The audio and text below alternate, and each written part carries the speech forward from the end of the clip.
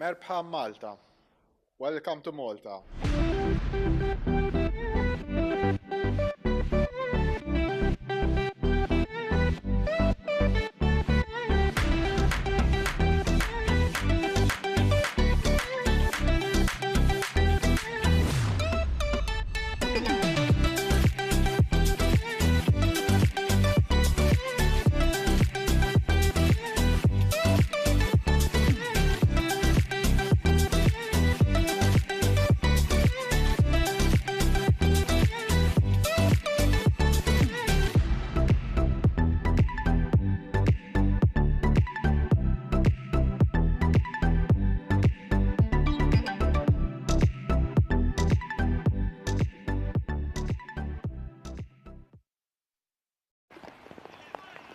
Wherever you're watching from around the world, it's Mr. Maximo here. Vinny Sandhu for the European Cricket Network.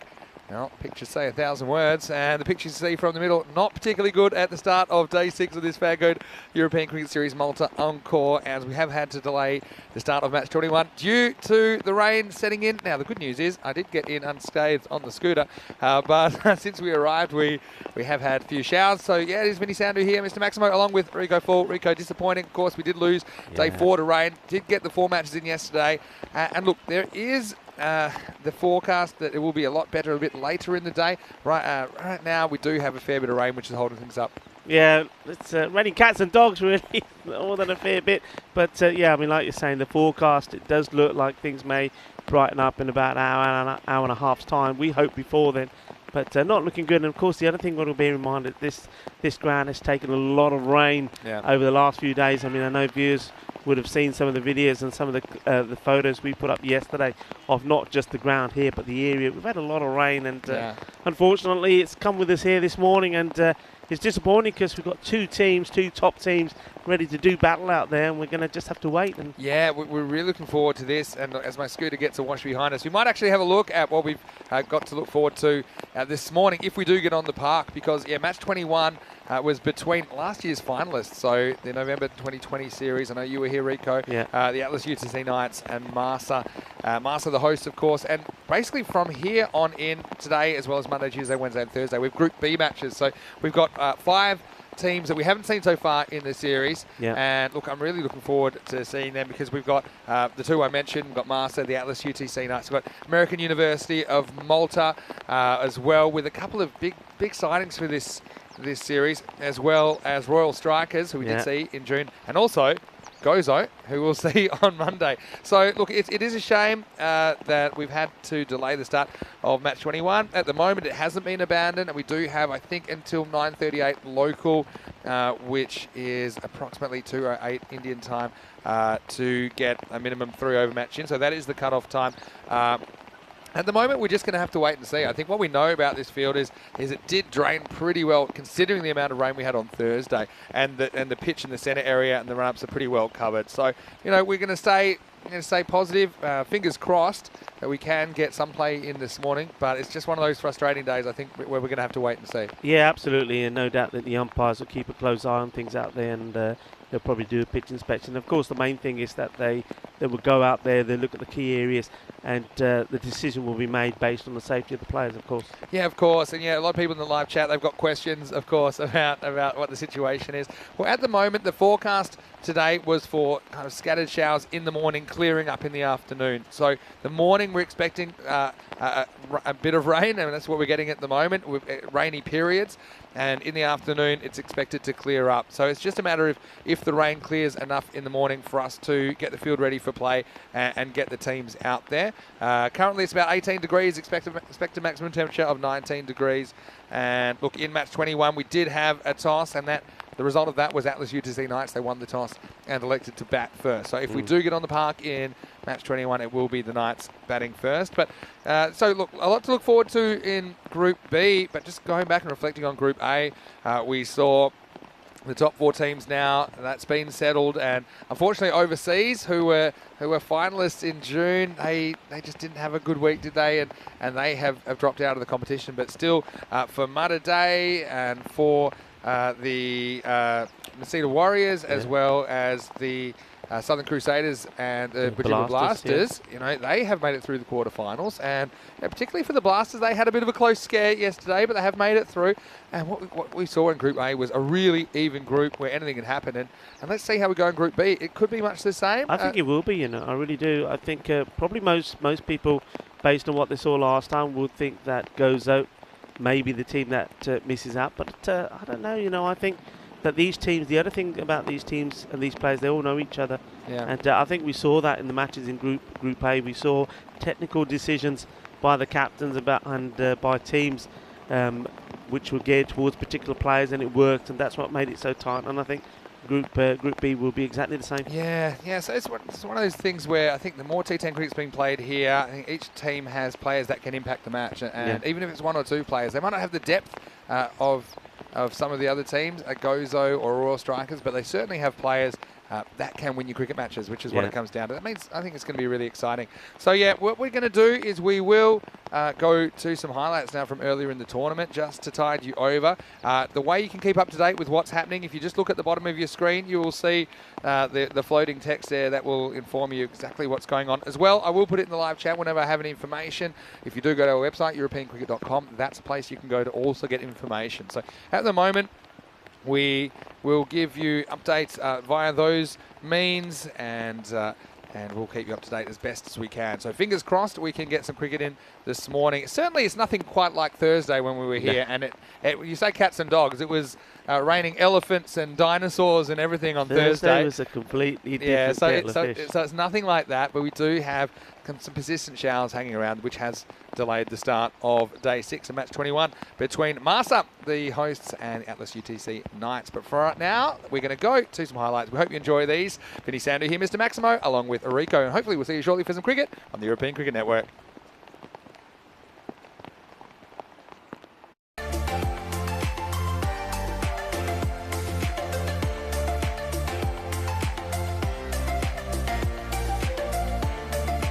We go with the first ball of the series, and he goes after it, no time to waste, and gets off the mark with one, and goes after this. Now this is touch and go. The fielder goes back, he goes back, and he can't get it. Maximo! He went all the way back, and he tried to contort himself over the rope, but he just got a little fingertip on it. It was always going for 6, and the first Maximo of the series. It's the start of the second over, and a big swing. And this will test the pace of the field. Well, that's gone past the fielder pretty nicely. He's knocked him over. Yeah, so Avishka is bowled for 1. It's the first wicket of the series. I'm sure the Warriors, who missed the series in June, and they'll be happy to be back. Yeah, it's a good piece of bowling. Good Yorker to clean up Avishka. Goes with it. This is in the air. Could be trouble, and it spills out of the hands of Renal Paul. It does make the ball slippery, so Bilal gets alive. And unfortunately for Paul, that one goes down. As we see Seven Joseph getting a bowl, and he has immediate success. Now Bilal can't. I think he's probably early through his shot here. Just have a look, and he just drags it off the bottom of the bat. Thomas, the new batter, and he goes over the top, and he goes all the way over the top. This is a big hit. And Jojo, it's time to go, he says. And he goes big with 6 carreras. Gets this one, but it might be trouble. It's a straight pull, and it's taken. That's a really good catch under the circumstances. Ratish Nair, but didn't have what it took to take it out of the ground. The result is a 3rd wicket down. The Southern Crusaders are 27 for 3. So he started, was he a master man originally? It's a nice looking shot. Oh, and well, there's the misfield. Swing and a miss. Oh, has he got something on it? Oh no, he hasn't missed it. He's got a snick. Well, he's got to go. Yeah, it's unfortunate, but yeah, it's just a little edge, and that's a pretty good catch low down. Just carrying to the keeper. Full toss. This is into the gap, and this is going to be 4. And he's got another. And celebrations again. Takes the catch. Just another feather off it. Yeah, he's got to go. Yeah, he's got to go. And yeah, Jojo Thomas unfortunately can't go any further. I'm sure we'll see him with the ball in the second half, but with his... It was tidy so far. Yeah, tries to chip this one up. Could be out of your hits, but this is pretty close. And wait, they're going to have a look at it.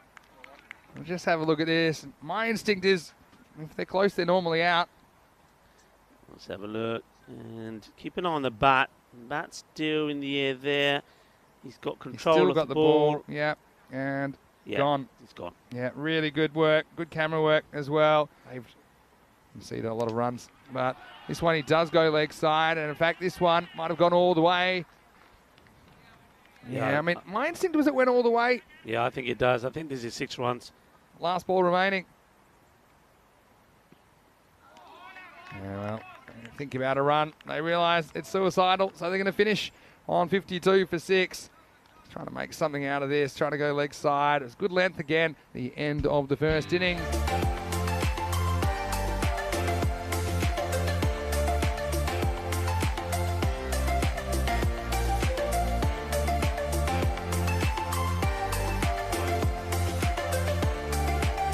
For the Crusaders, 55 to win, and he starts with a bang. It's a perfect start for Bilal Khan. And talk about being right on the money from the first ball. Oh, you got to feel for Sukumaran.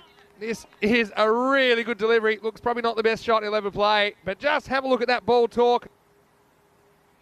This ball really curves into him. And just a little cheeky smile from Bilal. Watch this one go. Oh, that is just a perfect delivery from the left armour. Full toss. And he's got enough of it. It goes all the way over. Manos arriba, arbitro. Eso es 6 carreras. Yeah, nice shot. It drives this nicely through the offside, and this will be 4. It's a nice shot. He doesn't. The difference here is he doesn't try and hit across it. He gives it more or less a traditional cover drive. Maybe gives himself a little bit of room. 4th over begin, and it begins with a wicket. And he's not the first one to do it this morning. He gets it full, a bit of in-swing. And batter was swinging all across that. And unfortunately, it's another wicket. This one's outside off, just opens the face and leans on it. And this one will make it all the way to the boundary. It does, it's in the air, it's hanging a long time, it's a catching opportunity, and it gets dropped. And, well, they want to in the end. Oh, no, this is silly. Yeah, he's going to get run out. Why did he run? He's got to stay at that end. Especially when it became clear that they're not going to get this credit for this run anyway. And you'd have to say, you know, he's 8 off 9 before this ball. So he survives and then goes, and he tries to put it at the stop sign, and then he runs. I mean, I would have stuck to my guns if I was Rocky there. Kumar can be a hero now, though, as he goes, and this time it's completely lost in the outfield. That is Shanmuganathan. So, well, sometimes you can get the right result despite making a few brain snaps along the way. This year, yes, all right. This year's 10 to 3. Well, this one could be out, and it should be out, and it will be out. And of course, they'll have to cross back. And this is the new rule. And last time in Malta, we didn't have the rule in effect. Didn't have it there, no. It was only started in the ECC, but yeah, despite them crossing here. Here we go. They need a boundary. Well, he gets it. Now, where's this one going? It's going, it's going, it's gone. Maximo and the win from Kumar. Well, I tell you what, he made more mistakes than I've ever seen in a 7-over innings, but who cares? Because he hits the last one out of the ground and he wins the game for the Warriors off the very last ball. What a match. And maybe he's a genius, Rico, because he's somehow pulled it off for the Warriors.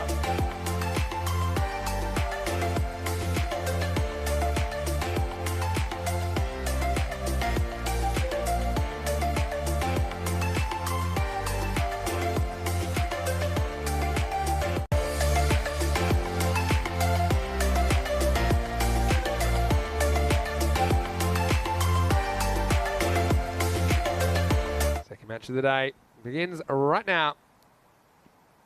And it begins with a wide.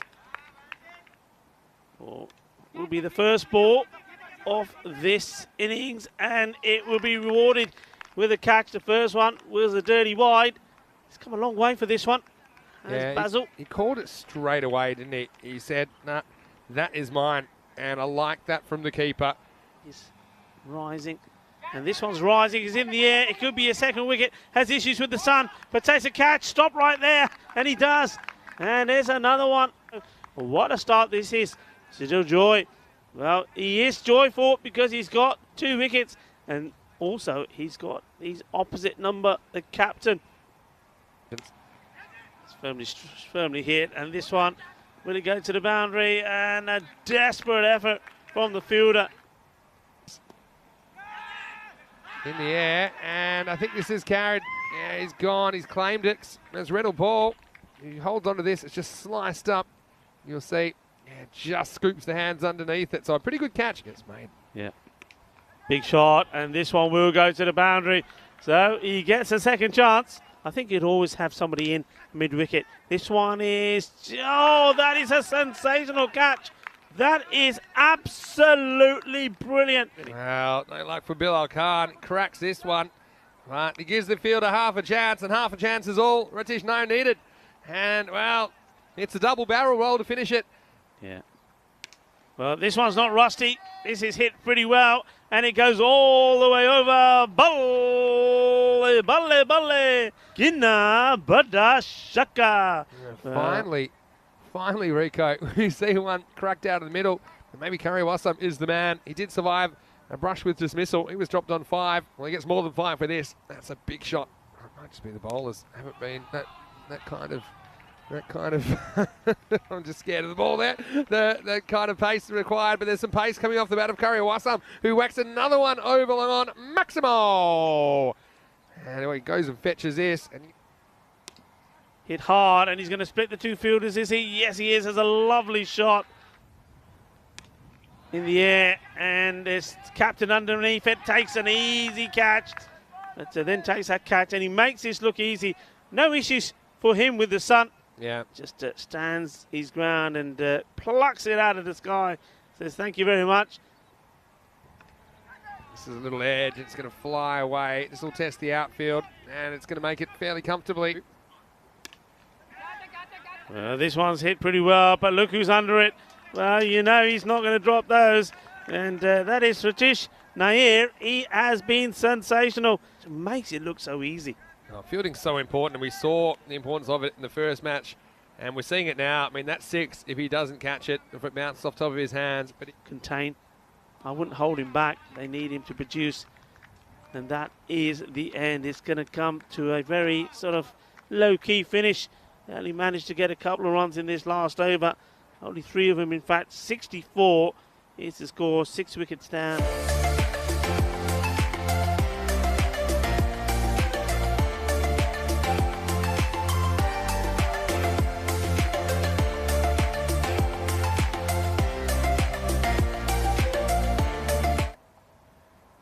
And he gets this one just inside, I think, that line there that the umpires use as a guide.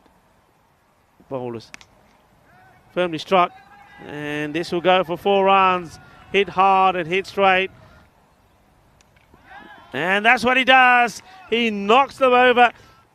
The seam is bowled 2 straight off, and this is why, look at that. That is a sensational delivery. And look, I'm not surprised a lot of people comparing him to Mohammed Cameron, because the movement of this ball, that is ridiculous. Rocky, what can he do? And well, they're going up, and the finger goes up for the umpire. Is this going to go on a hit or miss? Oh, I think that's plumb. Yeah, that's going to hit. I don't think there's bat in it. Yeah, it's going to hit. This is exactly the same sort of delivery. Hat-trick ball, here he comes. And he straps the pads, and there's a half-hearted appeal here. 2 weeks of cricket ahead. Oh, he's got to be close here. This has to be plumb. Adios. Plays down the wrong line, doesn't he? In the end, maybe a bit of turn. No. Yeah, well, the only thing is, I mean, it looks pretty adjacent there, doesn't it? I'd be interested to see it from side on, where it hits him. Bada, Yeah. that is out. Still 2/3 of the innings left. Thomas. He's after him straight away, and he got 6 this time, last time, and this time he also goes large. Maximo! Just in different matches. This time, first ball, he goes and fetches it and shows his intent, and that is a real boost to this Warriors innings. Yeah, he's boosted this over the boundary and gets the boosters going. He does. He's got up in the air. He hasn't got this all the way. Fielder's coming, getting ready. And oh, it's gone for 4.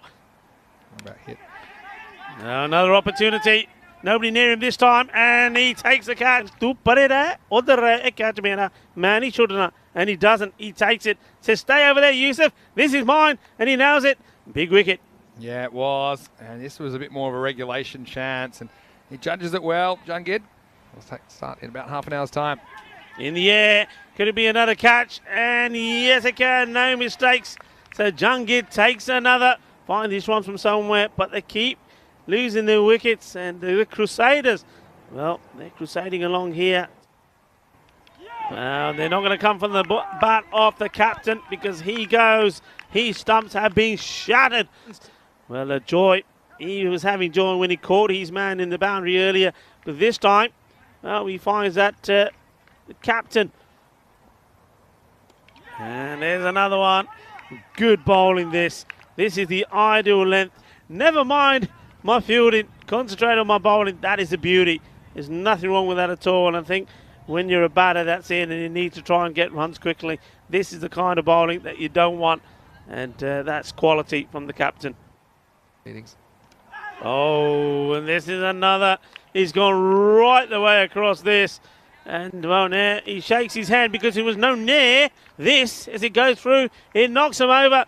The hat-trick here. Well, it'll be tough. It's not going to happen, is that, at the end of the over?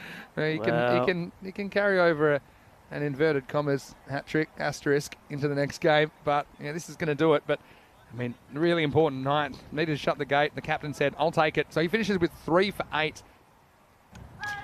As we see another wicket go, another one swinging. So, yeah, you see a lot of low scores, you see a lot of wickets, but you also see a lot of big scores because the biggest score scored in the European Cricket Series, the record was scored right here. Yeah, well, we've seen records fall in Malta. Now the wickets are falling, and so, unfortunately, they're going to have to finish on 45.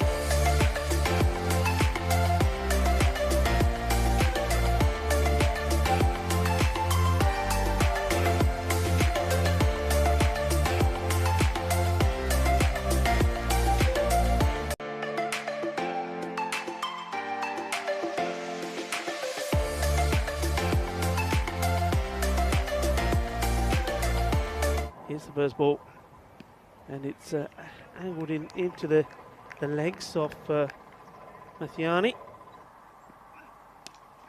Sliced up in the air. He shouldn't be playing at this. He's going to get a wicket here, and he's just thrown his wicket away. He just slices it straight up in the air.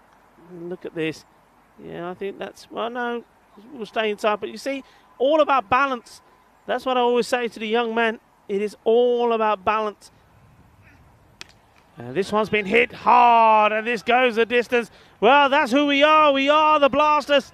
It's courtesy of a blast. Bang! Shakalagya!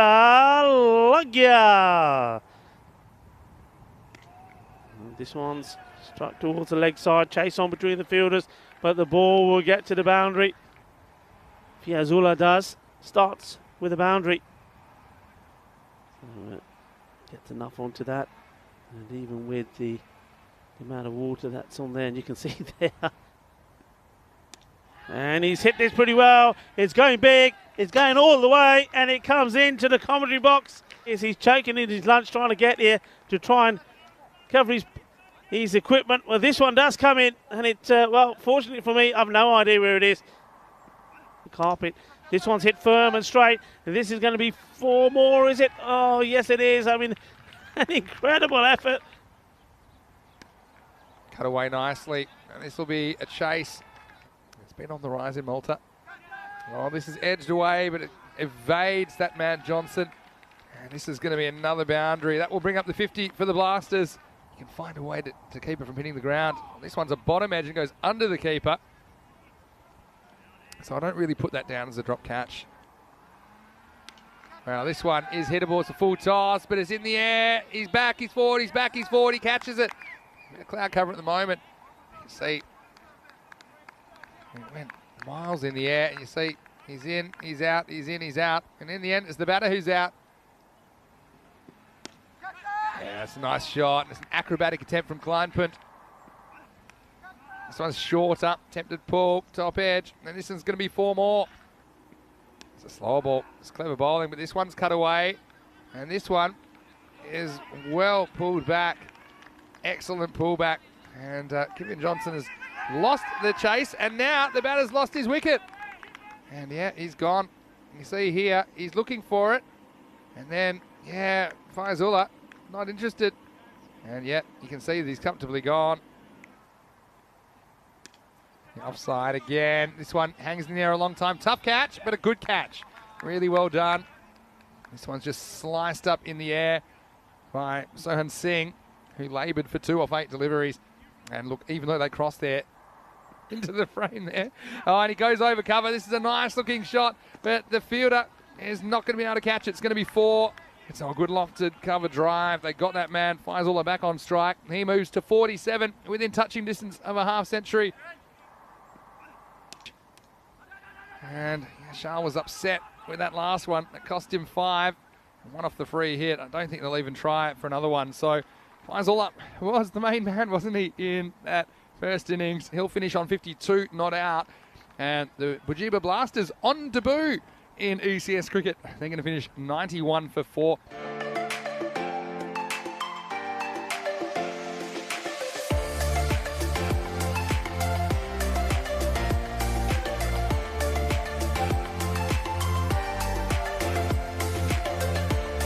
European Cricket Championship, doing some damage with the bat, scoring loads of runs. And now he's not doing the damage, he's repairing the damage. He's sorting out the hole. There's that movement again. This time hit hard, and that's 4 runs. Short. And this one will go to the boundary. It's not a good delivery. Gandhi ball, Ziggy. Ja lekya lag gaya choka. Nicely played. Khan, it's short again. And Punt once more going for the big shot. And they may be eyeing up the second here. Well, Punt was, and now he's sent back, and he would have been in a lot of trouble. Look, they go here first. I mean, an optimistic LBW appeal. I like what the bowler does here, though. He goes behind the stump straight away. That's good to see. He's still hovering, you see. Here comes the throw. And I think if this is a better throw, he is gone. It was a bad throw. And maybe leapfrog them by making it 2 wins out of 2. This is well struck. 1 bounce, 4 runs. Full of delivery, but it's on the legs. And this one is gone as well. 4 more. This is a really nice shot. Well hit. It's got to stop it. Doesn't. And this could be a boundary. His first time at the crease. Yeah, this goes straight through. How does this miss? And was pretty lucky when they were batting all up. Well, there's been a bit of luck here for. Look at this. That's a little inside edge. And the keeper, should he be low down there? Does he need to be lower? Look, Does he? I think it's not a low, it's a sideways thing. I think that's the kind of deflection nobody realised. And this one's in the air, and it's going to go all the way. Maximo! And you know that if he gets hold of them, he's pretty strong. And his boundary's no match for that kind of power. 6 runs. Thus, this one's been crunched hard, and he will get this one through the gap where he knows he should do better. And this one, it's all about getting this in the right area, and he does. He gets the boundary. The 0 wickets down, but it's always been batting first. And this one is an absolute blast. And this one is gone. We haven't lost many balls, but that's one of them. Punt goes Maximo, and 6 important runs to start the over. Oh, this has gone big. Pitches up a bit, but this one's going the same direction. Back-to-back Maximo.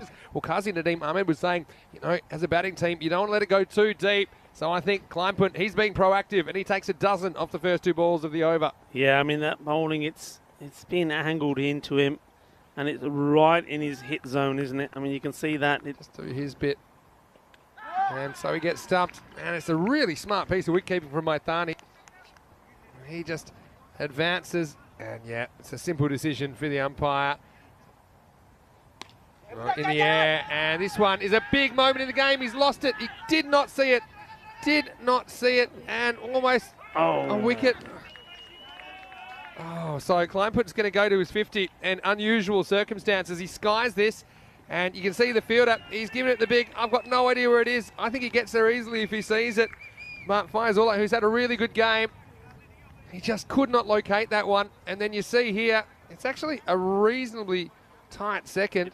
It will make it so much easier there. He comes down, goes for it. Has he got enough of it? Yes, he has. Balle, balle, balle, shaka, Yeah, this was an excellent shot. And, well, it's in the same zone where the ball fell just short of the fielder earlier. Plays it this time, and where's this one ending up? It's going to go to the boundary. It's going to be 4 runs, is it? This time he says, you know what, I don't have to try and hit this too hard. Just get it there, and that's what he does. This is the man that was missing for me, if that's your tactic. Because if you're trying to bowl that channel, you needed a third man. Because you know, okay, missed it a couple of times, but when he hit it, he gets 4. That'll be it. That'll do it. Easily in the end, they take the single, and they do it with 2 balls to go. He had a fair bit of luck along the way, though, you have to say. But, well, you've got to say that Faizullah did. So 2 batters in both the teams are the ones that produce most of the runs. That man's there. Well, his 50 was enough to take his team to victory. 58 not out. Well batted indeed.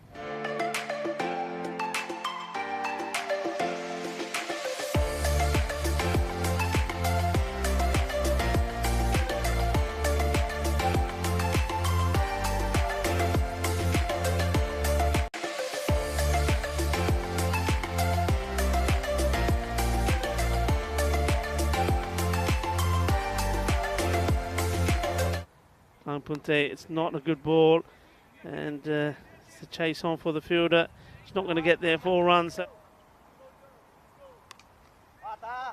He played, and this goes to the boundary as well. Way to get the breakthrough. This won't do it. This is a Gandhi ball, and it gets put away. Ginna Sona Shaka Lagya. Well, this one is pretty full, and it's gone straight. And that's out of here. That's 6 more. And he says, thank you very much. As that gets pelted out of here. Good delivery, hit hard, and a really good catch. So wicket goes. This was a firmly struck. And in the first match, and I did like the way he was fielding and stopping the balls. This one is a really good catch. He could be gone. He is. It's caught and bowled. This is brilliantly done. And this has been pretty nicely hit by Johnson, but he's not got the power into it, he's not got the elevation, and it's a good job. He's caught it and he's muffed up the actual celebration, because look at him here, he's slipping aside, he's all over the place. Marks with the mongoose, and it works just fine as the first one goes over long on for Maximo. Well, he's clobbered this, hit it hard, and that's what Marks does. He doesn't hang around. Good slices this, no third man. This will be more runs. Question is how many? And it's going to be, well, that's going to be 4. Surely he's touched the rope there. And, well, the mongoose goes. And, well, maybe he needs a bigger blade to be able to get to the bottom of this ball. It gets through him. He's happy. It's another wicket. And, yeah, this is going right through the gap. And there's the shot. And, oh, how far away was this from the fielder? It goes to the boundary.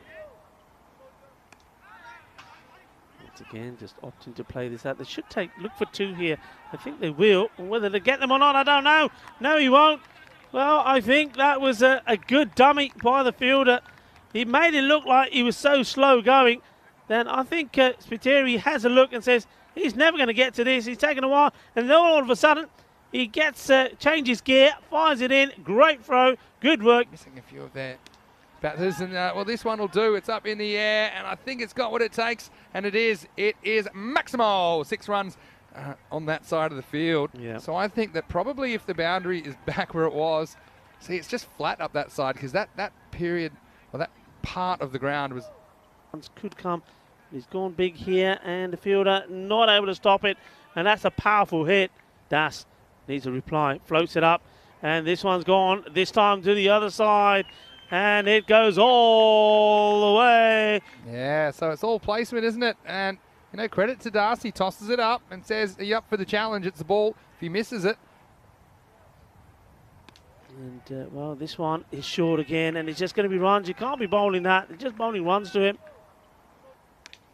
There he is. I mean, this is going to go over mid-wicket, but they're just making it easy. And that's a good, hard shot from Byrne. He's muscled this one over the boundary. Boom! Oh, this is big. Byrne, baby Byrne. Que guay, que grande, que genial. Boom! Shaka lagya. And this is another one that's out of here. Balle, balle, balle. Gina, bada, shaka. Yeah, this is a nice shot. He holds his shape and doesn't hit across this one. And Schwerab, the 12th man, puts it down. Full toss, no ball, but it won't matter. It goes all the way for a Maximo. That's 6 runs, and he's going to have a free hit coming up his way. So he's got a chance to go the full Malta year. Slower delivery and gets a wicket, and that's well done. In his first over in European cricket, does get a wicket, and he's prepared to do things. There will be some interest in the chase. And, what's happening here? This. On the He's out now. Well, this is interesting. There was a bit of the going to the races here. He says, right, let's go. Ready, steady, on your mark, get set, go, let's go. Come on, I'm right behind you. And I like what he did there. He took the bails off one side. Then he said, okay, I'll keep going the other way. So they're going to finish with a score of 116 for 6 in this match 4.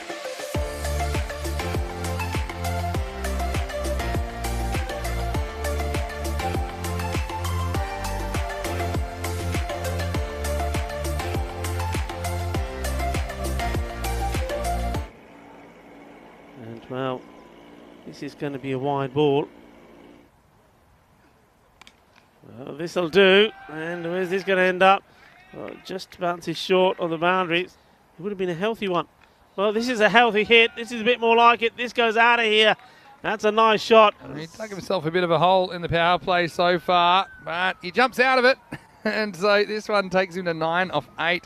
First Maximo of the innings. Plays all up. And this one is another one which goes over, so 6 more. Gear. And then that's more like it.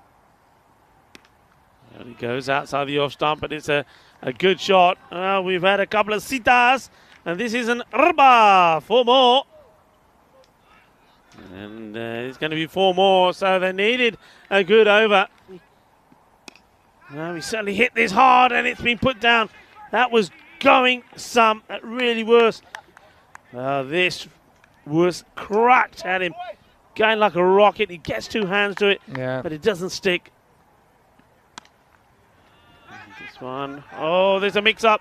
He's going to have to get back, and does he? I don't think he will. He's out. And, well, look, he's hit it pretty well. Yeah, he takes off, and look, they're not looking at each other. That's the key. Yeah. And, yeah, you see here, and he is just gone, isn't he? Yeah, no doubt about it. It's firmly struck, but the fielder is there, but he's not able to stop it. Hit hard, but fielder is there, and, oh, just wide of him. I'm not sure if he's managed to get any contact on this at all. It goes over for 4 runs. He's hit it hard, and, well, it's just as well he does hit it. This one's played away. That's his nicely timed shot. And this one will not be stopped. Oh, done him. Absolutely done him with a beauty. But this one, the batter played this in slow motion. And David Marks says, yeah, thank you very much. Not sure what he was doing.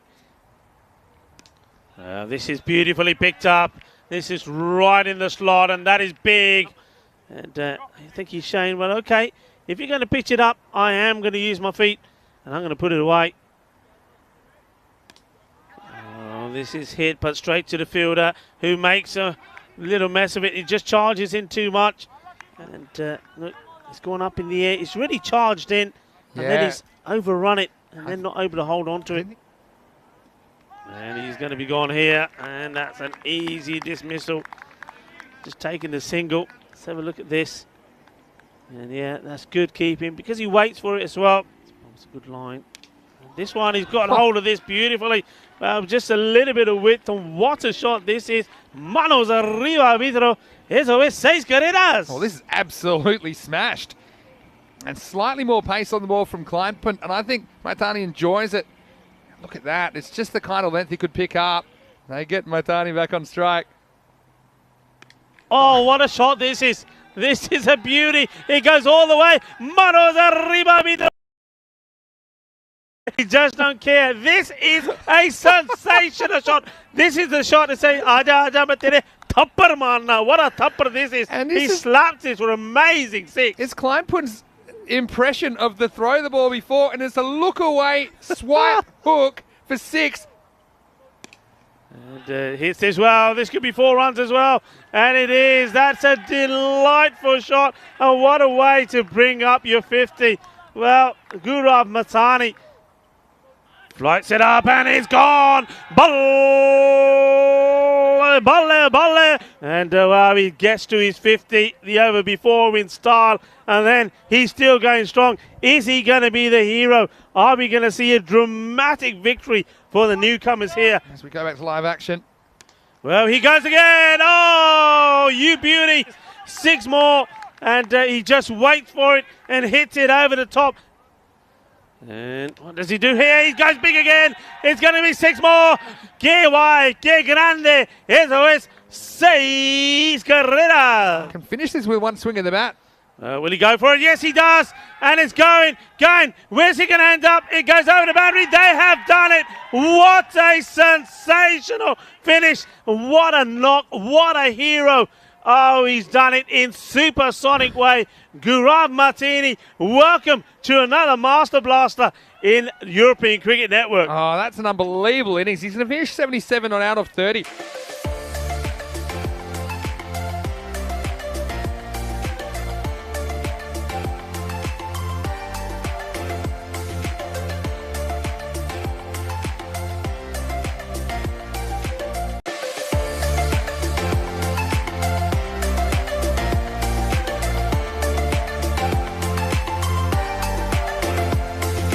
Ready for action as we start match number 5.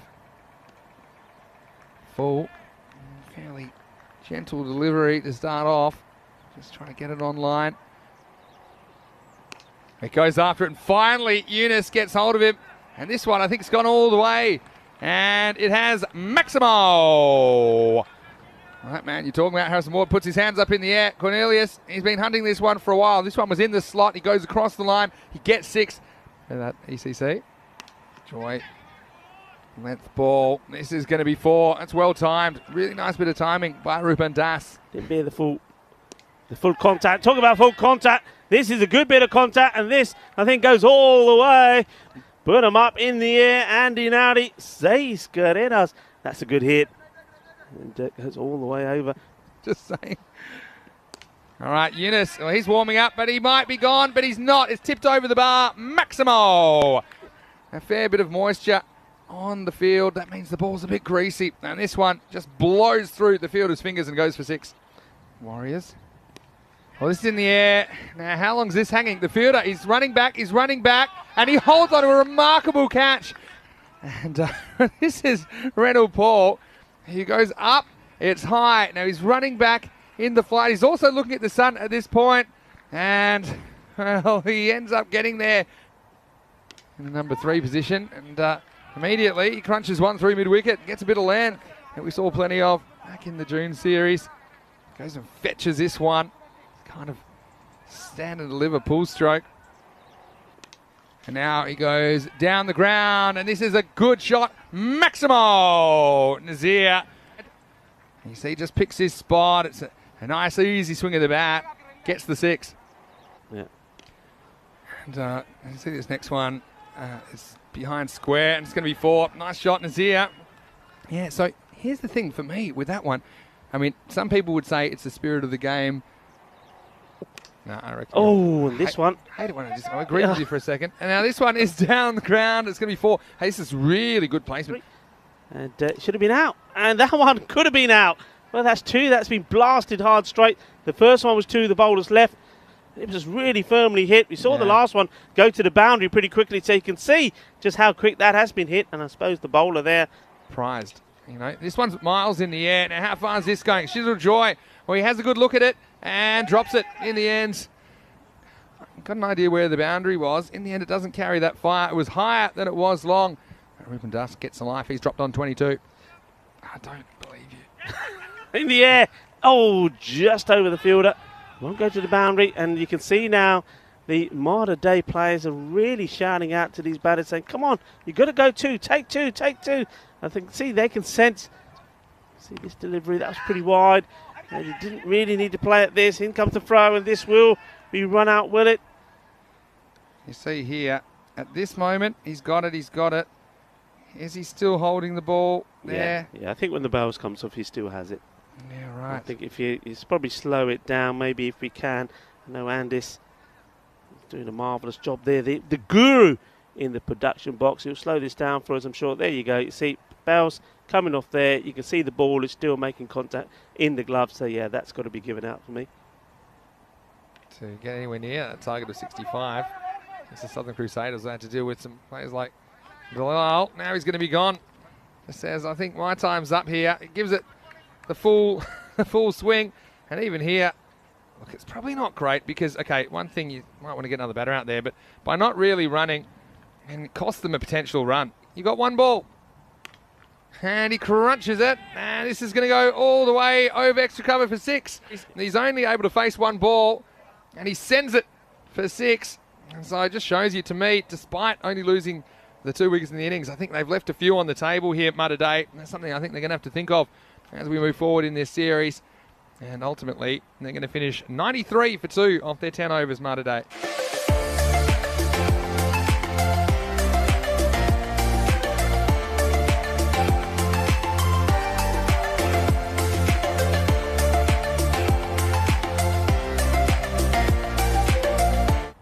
Warriors 94 for victory. Jacob starts with a wide. Vinny Sandu here, Mr. Maximo for the European Cricket Network. Once again, I'm joined by none other than Rico Full. Welcome back, Rico. All right, this is leg side again. This one gets past the field. He's got the chase on his hands. And this will be a tough one. And in the end, he's not going to get there. Who's that? Cheers, I'm your wife. Yeah. So we see this one is pulled away, and this is going to be 4. Yeah. He decides to go leg side anyway. Does pick a gap. And look who's after it. As Mutu this time. Oh! What's he got? No. Oh, no. That's a hat-trick. What? He needs a service. This is Nazir with the ball. And it's lofted away. It's going to land safely. And, oh, that's Jacob, who can't bend down to there. So they're leaking runs. And these are crucial misses. As the Warriors start to pick up a bit of momentum. And a lot of it has been handed to them by Malta Day. They move up to 35. Nice looking shot, this. I'm still trying to find it because I've back when I was trouble, big trouble, big. And he knows he's gone. Joe Marley, this is it's not a good call from Dinesh, to be honest. But Dinesh isn't really going no better. Great good guns either. Let's have a look at this. It's Dinesh. Rocky pushes and just runs. Again, this is like trusting your partner. So Joe Marley actually does the right thing. He looks at Rocky and sees he's coming, so he's okay. But then he has a little peek at the ball and says, "Well, that's not good for me." But so is he out? No. If he's trying to run. And, the dancing papa. And puts this one down. He comes running in. And he's going to appeal for run out despite the ball not hitting the stumps. Just get away from our little tiff for a second.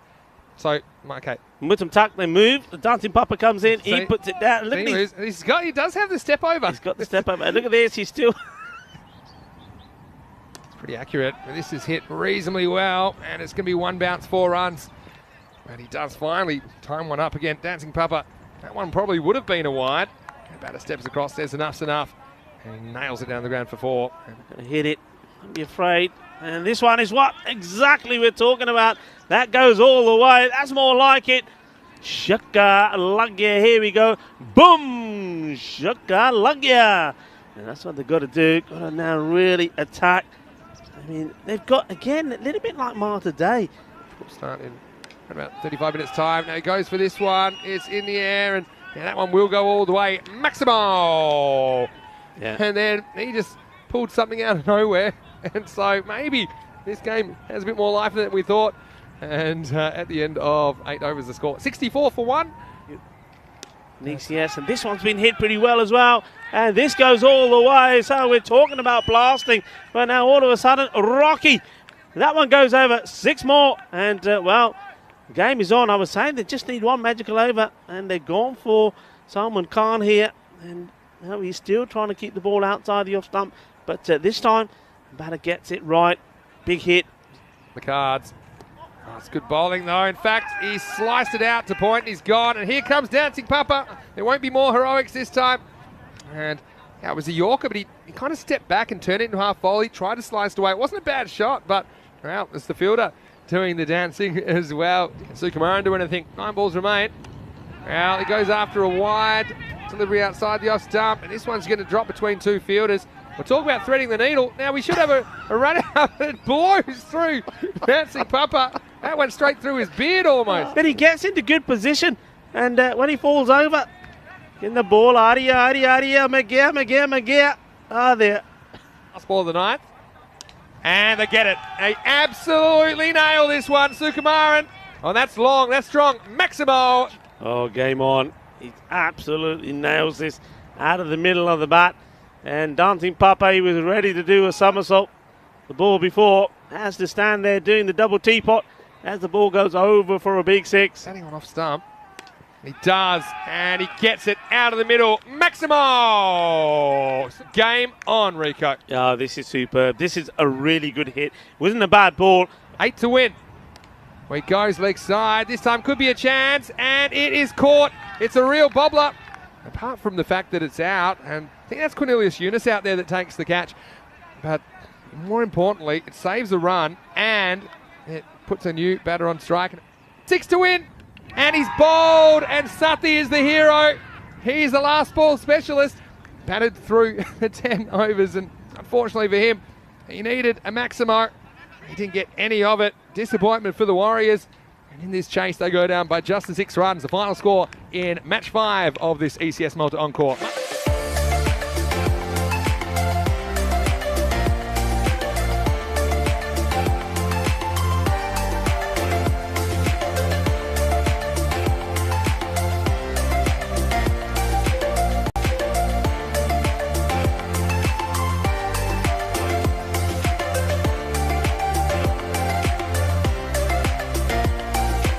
Here's the first ball of match 6.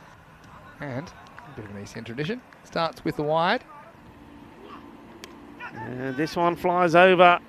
And that's going to be 4 runs. Again, going back to the field.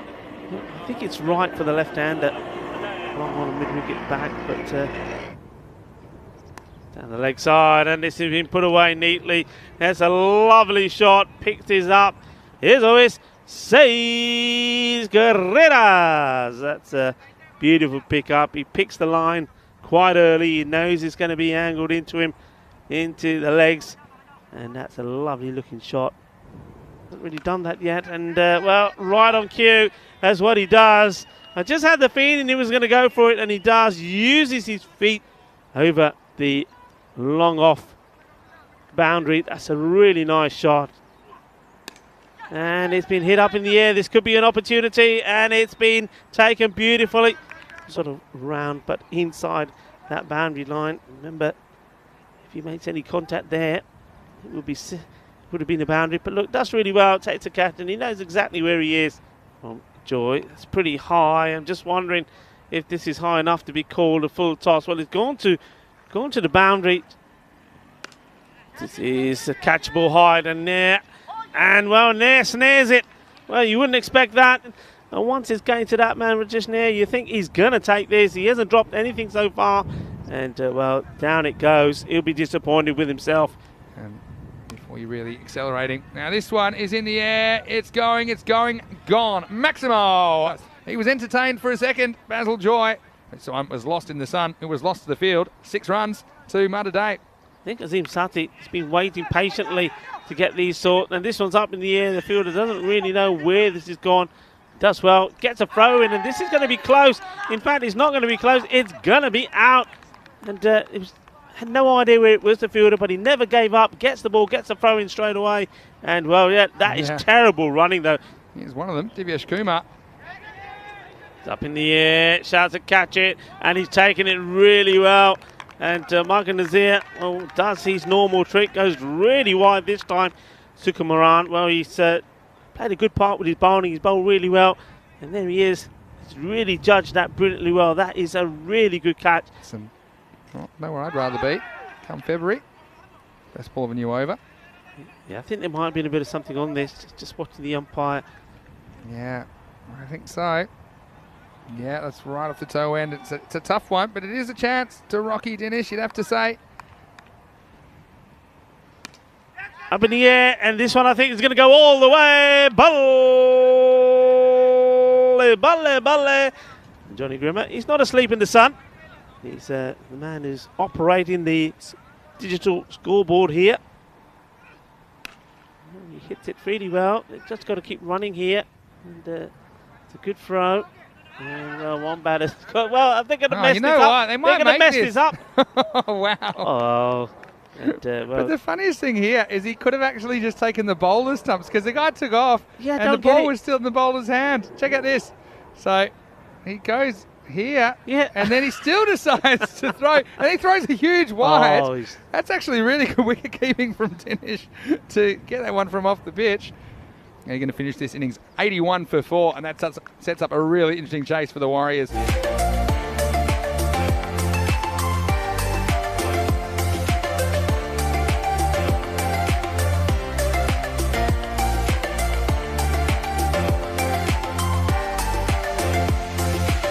They posted 93 and only just defended it as we start here. And it's Jacob, the first delivery to Rocky Danish. Nice shot, but that's gone through the diving field. I think he may have got something on it, but not enough to stop the boundary. He's 9 at less than run a ball.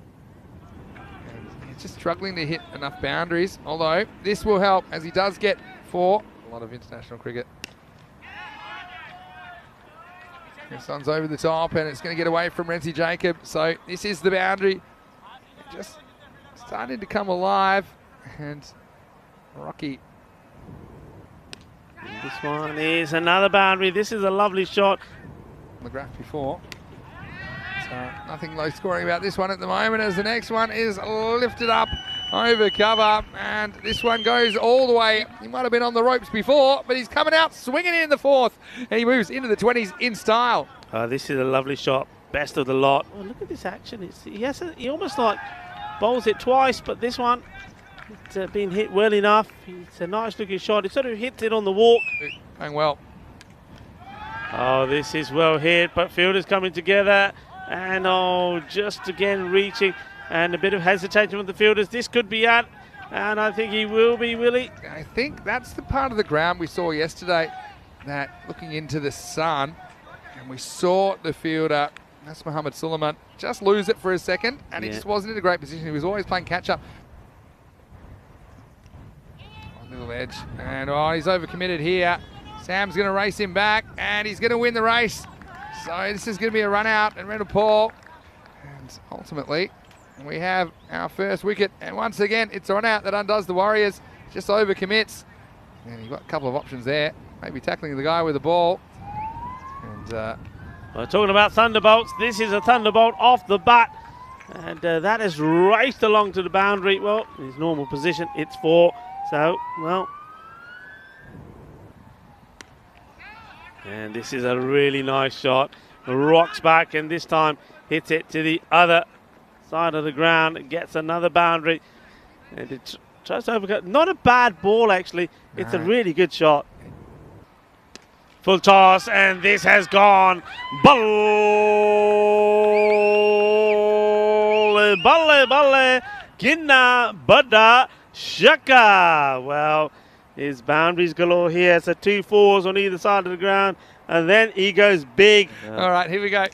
And, well, this could be it, and it will be. And they're going to finish with a bang. Maximo and Rocky. Well, he climbs the steps and takes his team to victory. Takes them from bottom to top. Well, it is a Rocky-type story. And the Warriors, they're going to win this match, match number 6. And they're going to do it with 8 balls to spare. Congratulations to them, Cedar Warriors.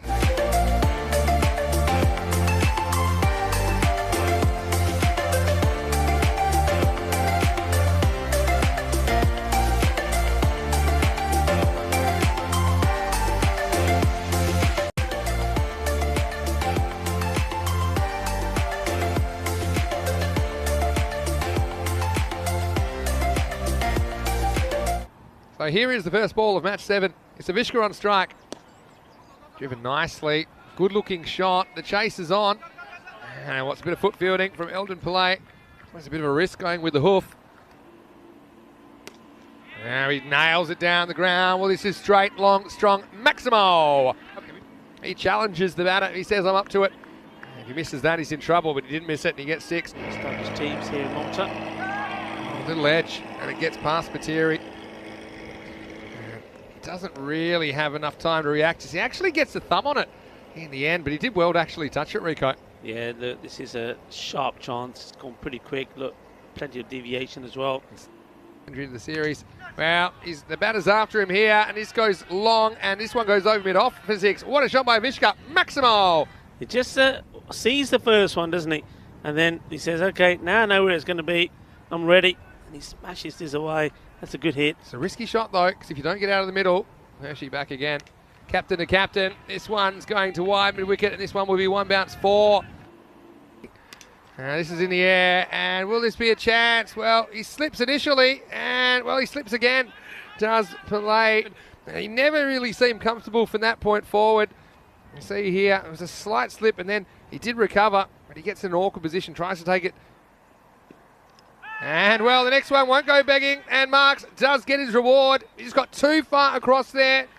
He doesn't miss, and you see there, he shows stumps, and gets a little bottom edge on the way, so perhaps a bit unlucky for Vishka, but Marks, he earned a bit of luck after that last one went down. The Crusaders lose their first wicket after 5 overs. The score is 33 for 1. Nice little edge, it's going to get away, and this one will be 4. You're not really in the groove of things yet. I'll tell you what, this is one batter that is in the groove, but how about this for a catch? Oh, that's Kivian Johnson. Oh, he was flying through the air. This is one of the catches of the series. It's a full toss from Kleinpunt, and Zishan Yusuf got plenty of it. And this is a goalkeeper-style grab, but he holds on. What a catch. Well, he wants him. Now, this is flying, but is it going far? It is. And what? Out. He's done it. I thought this one was flying out of the ground because it seemed to get up in the slipstream. Let's just see if we can get a better look at this. And, yeah, he's fine there. And now, Byrne, I think he's done it. I don't see the rope moving. And he has a good look. How's that shoelace? I think it's fine. That it is 6, and there's no way you could say that in that occasion. Well, this is going to be a 1 bounce 4 down the ground. It's a nice shot. Oh, it tries it, leg side, and this is a good boundary to target. It's 4. And well, that'll do. That's another one. That goes a long way. Volley, volley, volley, and the rock star. Well, if Johnson's pulling this one back from the beyond, and he is superhuman, because this one ends up carrying by 4 or 5 metres. Can it continue? He just gets a little something on this. Now, how far is this travelling? Well, it's going to be 4. So that was Barrett who tries to hunt this one down, which sees Khan move to 19. That's the old draw shot. And it's the end of 8 overs. The score 71 for 3. That they can defend. They've got a very strong sort of fielding and batting side themselves. This will help. That's racing away. And you can see already how this outfield has quickened up.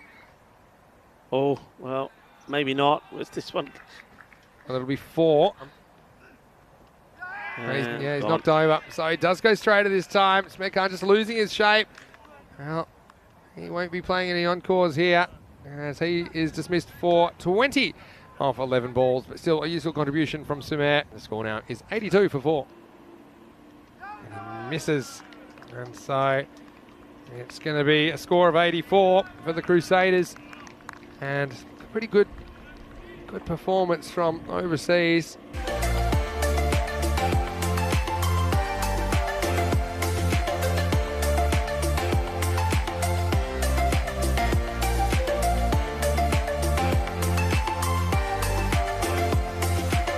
The first time round.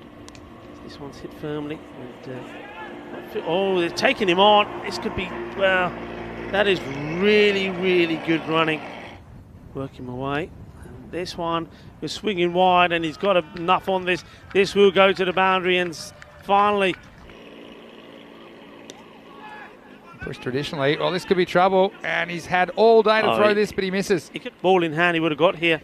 He goes pushes and runs, and it's just kind of an interception. I think he thought it was going all the way to mid-off. You have mid on back still. He just plays a nice looking square drive. It's catchable height, but it's in the gap, and this is going to reach the boundary. So well, this is out. And Clydepunt finally loses patience. He tries to take Thomas square, and Jojo does the trick. He used up 13 deliveries. He saw off Bilal Khan, but he couldn't see off Thomas. That's the top of the leg stump, tilted back, and Overseas lose their first wicket. It's 28 for 1. Yeah, and you see, once again, I was saying his strong point is not playing the ball to the leg side of about 3 cars. And Malta, those people, oh, this is going to go to the boundary, I think. It does. It's 4 runs. It goes underneath him, and it goes to the boundary. Just well-timed shot. He's played a few there. Sort of hit the ground with a bang as well. Yep. Already in that space. And one of them we saw yesterday. This is a nice-looking shot. And, oh, he's made a mess of this. Slightly ahead in this contest. Oh, no, not for long, although this one straight down the throat of the mid-wicket, and he holds it. So it's the end of Spiteri, who tries to lift the rate, and he lifts this one over. So, Frankie, I mentioned he had to get moving and get out. Well, he tries to do the first, but he does the second, and he goes for 21 of 23 boundaries in there. That's gone up in the air a long way, and it's going, and gone the distance. Says Guerrera. Oh, watch out for the scooter. Ball hit the scooter. Where does this end up? I'm nervous now. And this one, I thought it was well to our right, but have a look at this. Don't panic. Oh, You're good. That is too close for comfort. There's nowhere to park because they've obviously got the big van, and we're talking about nowhere to park. Well, I know that batter there, and well, what a bit of bowling this is from Jojo Thomas. Gets this right on the money, and timber. The stumps have been raided. The castle goes down. Jagadehote, another one. I was just thinking mongoose. Well, this has gone long. It's out of here. Maximo for Johnson. An effective antidote for the climbing run rate. And well, this is the double dose of Johnson & Johnson. He goes whack down the ground. This will take some stopping, and it won't be stopped. Well, that's why Hershey's there. He said, no need for the mongoose just yet. Here you go again. You see Bilal Khan running in here. Bilal Khan is going to stop that. I mean, that's not good. Have to be where majority of these balls are going to be hit. And that one's another one that gets through. And it's going to be the fielding. At that time, it was Sunil Jangit who really needs to stop it. He overruns it in the end. But again, on this surface, you can get down and get a bit dirty, I think. You just got to get something behind that. Gets a fair piece of this. This is in the gap, and this is 4. So Jurg does the job. Well, nice shot, Babes. And he was the man that came into the pressure situation. Once again, takes a bit of a risk by getting the body outside the leg stump, but this one he does hit, and he gets 4. Well, he goes straight, and will this one go all the way? Well, it has to, and it does. Maximo! Well, Kivian Johnson, take your hat off. What a performance from him. As he got a low full toss. It wasn't that low, in fact. And the fielder, that was Shaheen Hussain, who went back, and he wanted to try and pull it back into play, but he couldn't. And then, well, his captain, Jurg Hershey, on his comeback to the team, well, he was ecstatic as well.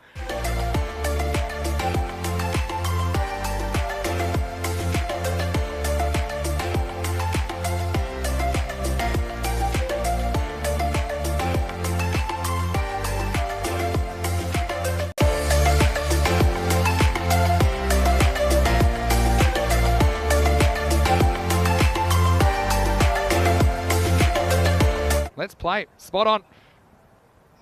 And I know, our tournament referee, Rob Cumming, he loves it when they perfectly bowl the first ball. Well, it almost edges this straight into the hands.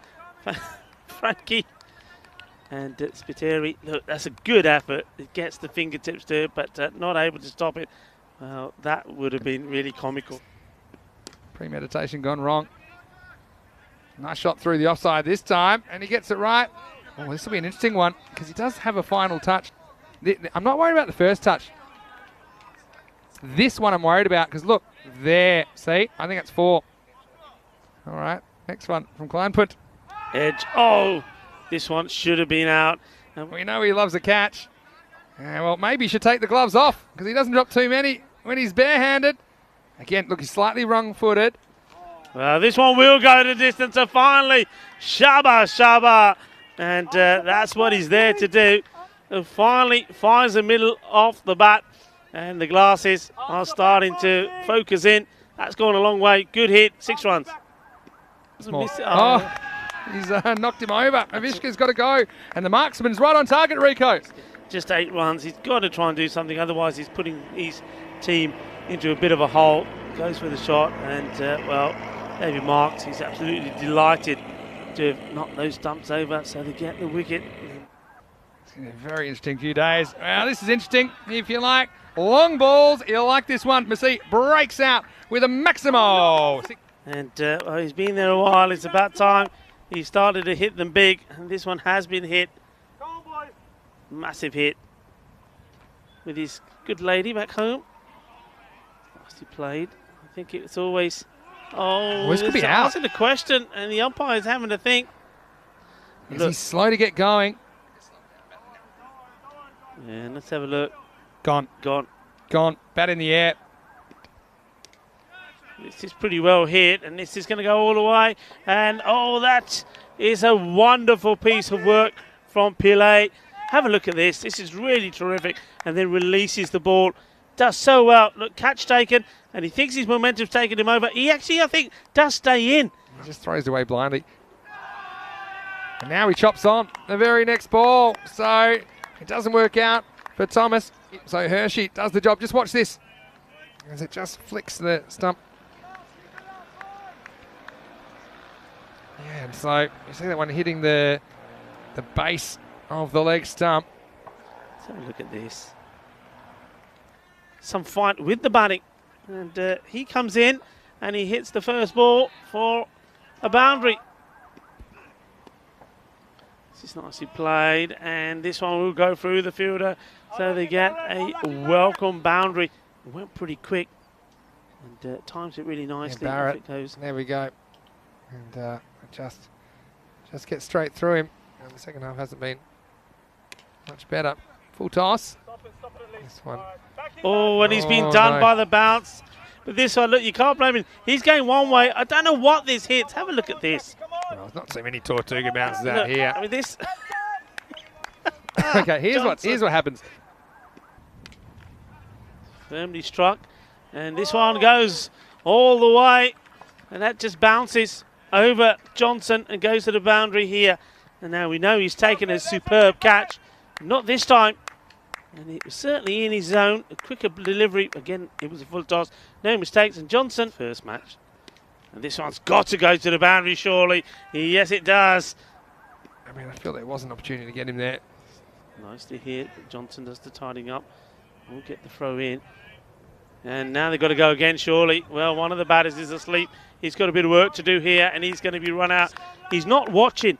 You see this here. First of all, no backing up. That's the start. So already it's poor. He gets there, takes a single. Now just keep an eye on him. He's standing inside his crease. He's not even looking. And there the ball goes past, and then he starts from deep inside. He's a goner. Boom, and there you go. And thank you very much, Bilal Card, for underlining what I've been saying. Sitting on the fence and just going in there for the one ball. Well, he's lucky to get the one ball. It was only because he avoided being targeted, but lovely shot. Goes over for 6 runs. But they have managed to put a score on the board, 89 this time. So they've gone. Yeah.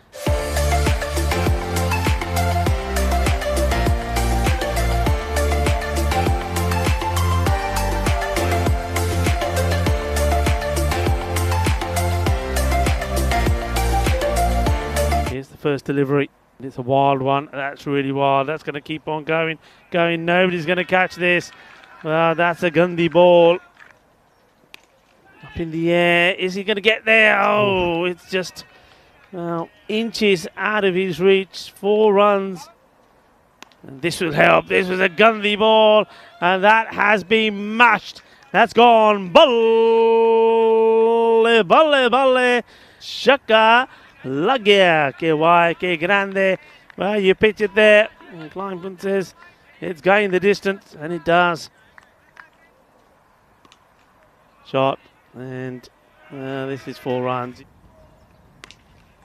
Could be an opportunity. And oh my word, what is that all about? I've never seen anything like that. Sunil Gangid, well, and lets the ball hit him. This is remarkable. What is this about? This hits him about knee high on the calf.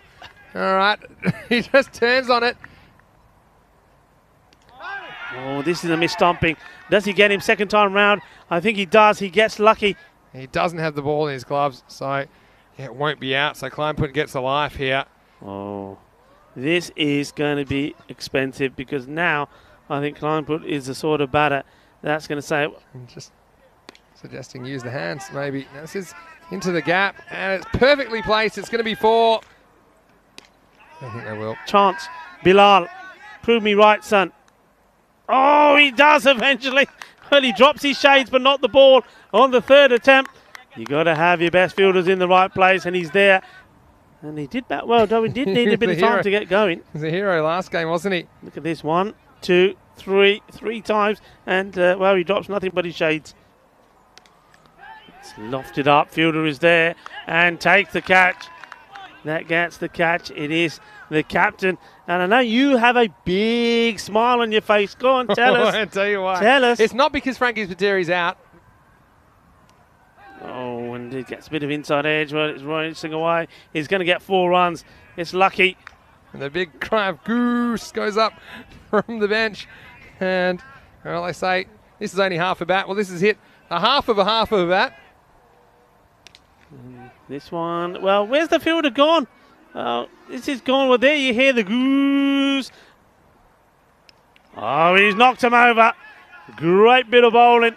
And, well, this is called mongoose. You see, if he had a bigger bat, he'd get contact with that. That's the thing, but with the full balls, if you miss him, it's not the mongoose's fault. You see, because it's low down. He just plays the wrong line, and he's on the walk.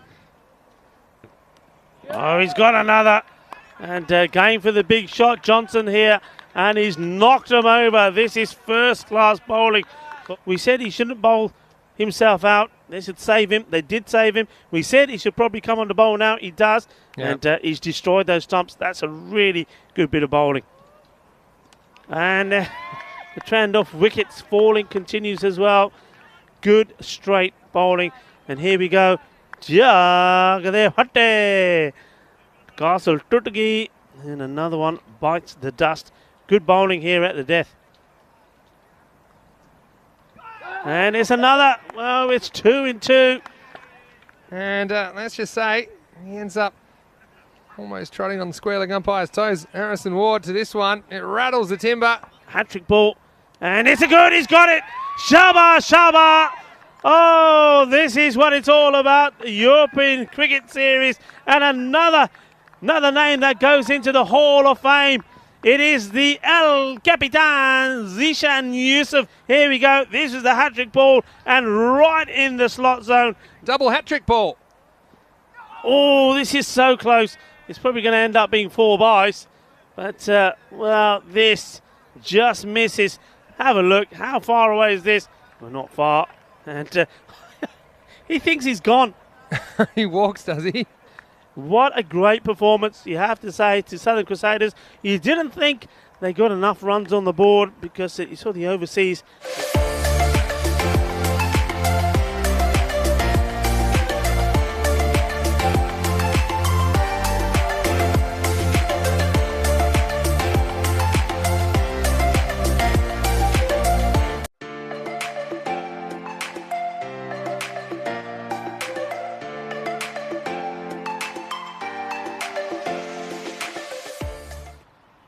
Going to be up in the air. It could be a wicket first up, but no, he's just got enough on it.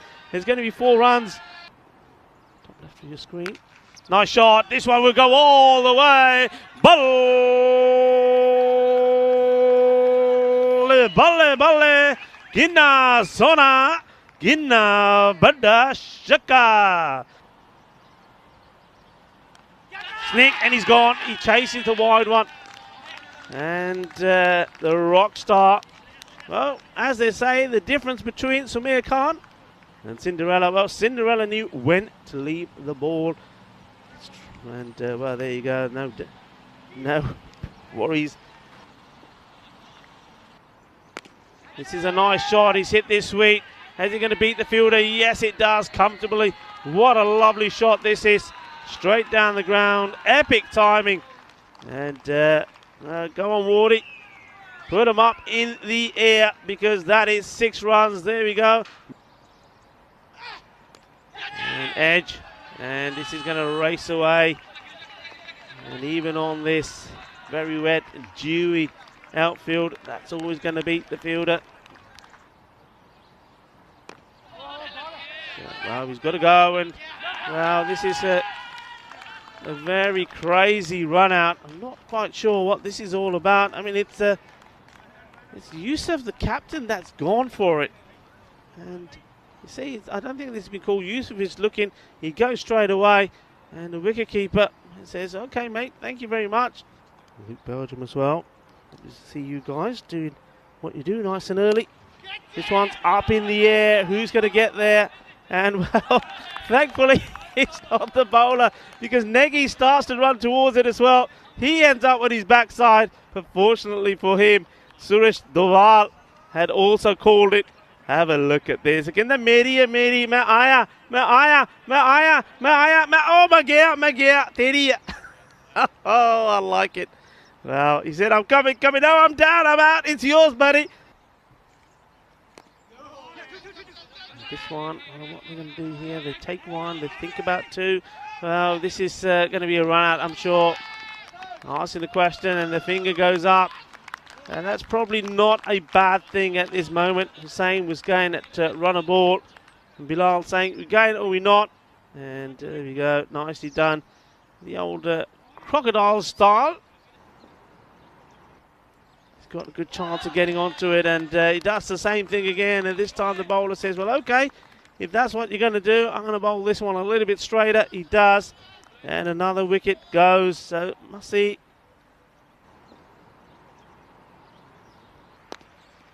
Once again, big swing from Bilal to get 1. They are taking 2, and he will be run out. And it's going to be an easy decision, but I suppose at this stage, this last over, you can understand that Bilal is running to the safe end. And not that he's done anything special himself, but at least he's capable perhaps of doing it. He's had 7 scored, just the 13 deliveries that he's had. And well, the Crusaders, they did keep the Masida Warriors to 45. Bowled them all out. Here's the throw, and this is going to be another one. And there you go, a very easy decision. So Kanak Bhai, he runs himself out. In the air, this is an opportunity if the bowler can get to it, and he can't. They take 1. They could get back for 2. In comes the throw, and it's a direct hit. And it's another one, so it's also the end now of Bilal Khan. And what did I say? How many run-outs? 4? Well, just add 1 more to it. This is 5 run-outs. Here's the throw. And, yeah, look. Well, it always makes me giggle. Here's going to be another. Oh, it is. Well, this has got to be a record.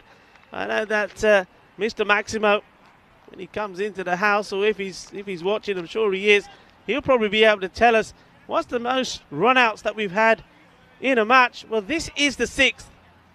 And there we go. Yep, never in the picture. Another easy decision. And this time, that also concludes the end of the innings.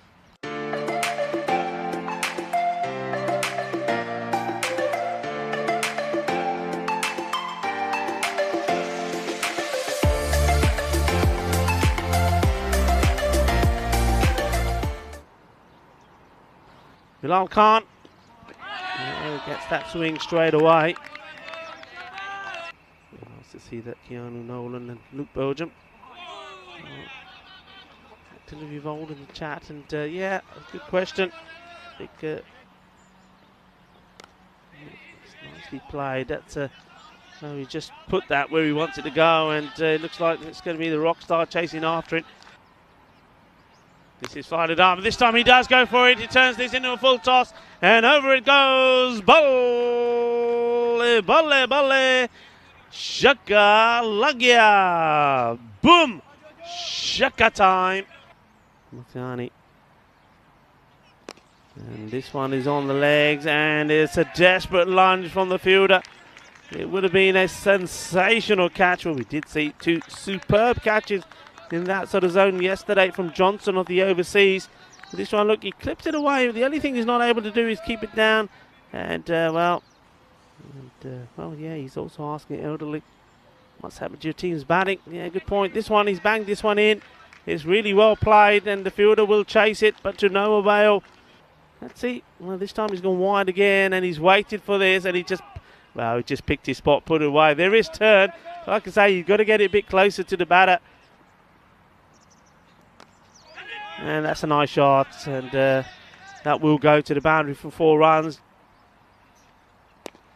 He's up in the air, and I think he's got the gap beautifully. Yeah, 1 bounce, 4 runs. It's a really nice shot. And this one is big, and that's out of here. And that's the way to finish. You finish it in style. Well, they are the Blasters, and this one has been blasted out of here. Shaka, and that is victory, and a comprehensive one as well. They've done it in style, and done it by 10 wickets. And there was the big shot, and the bowler Roy, he had a very good first over, you have to say. But this time round, I think Guramathian knew exactly what this delivery was going to be, and he's absolutely pinned it middle of the bat. So there you go, an opening partnership that could not be broken.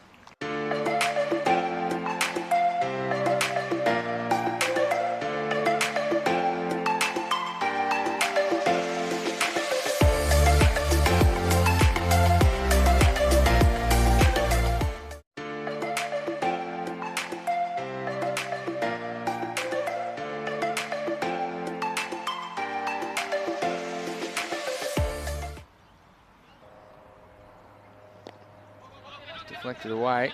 And they get 1, and the Crusaders are away. Yeah, I mean, this is, Samir Khan, I think he batted really well. There's no need to do it at that point. This is a nice looking shot, but he's found the fielder, doesn't get the power in it, and he gets a nasty little glare from his captain, and he's got to go. So the wicket early. Contest pretty close. Now this is in the air. The fielder's coming around. Will he get there? And he does. What an excellent catch that is. A wonderful catch.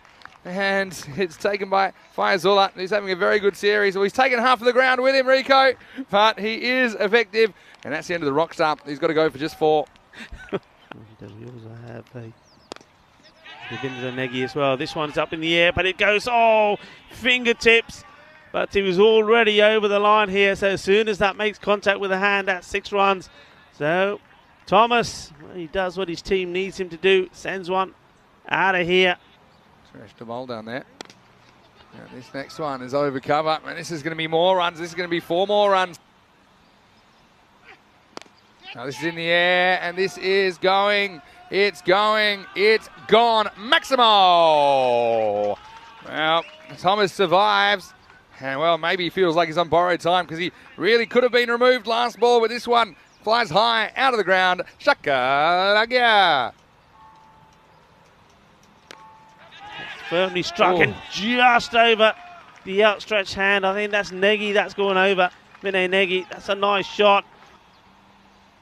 All right, something's happening. I heard a sound. What's happening, this Rico? has been hit like a bullet.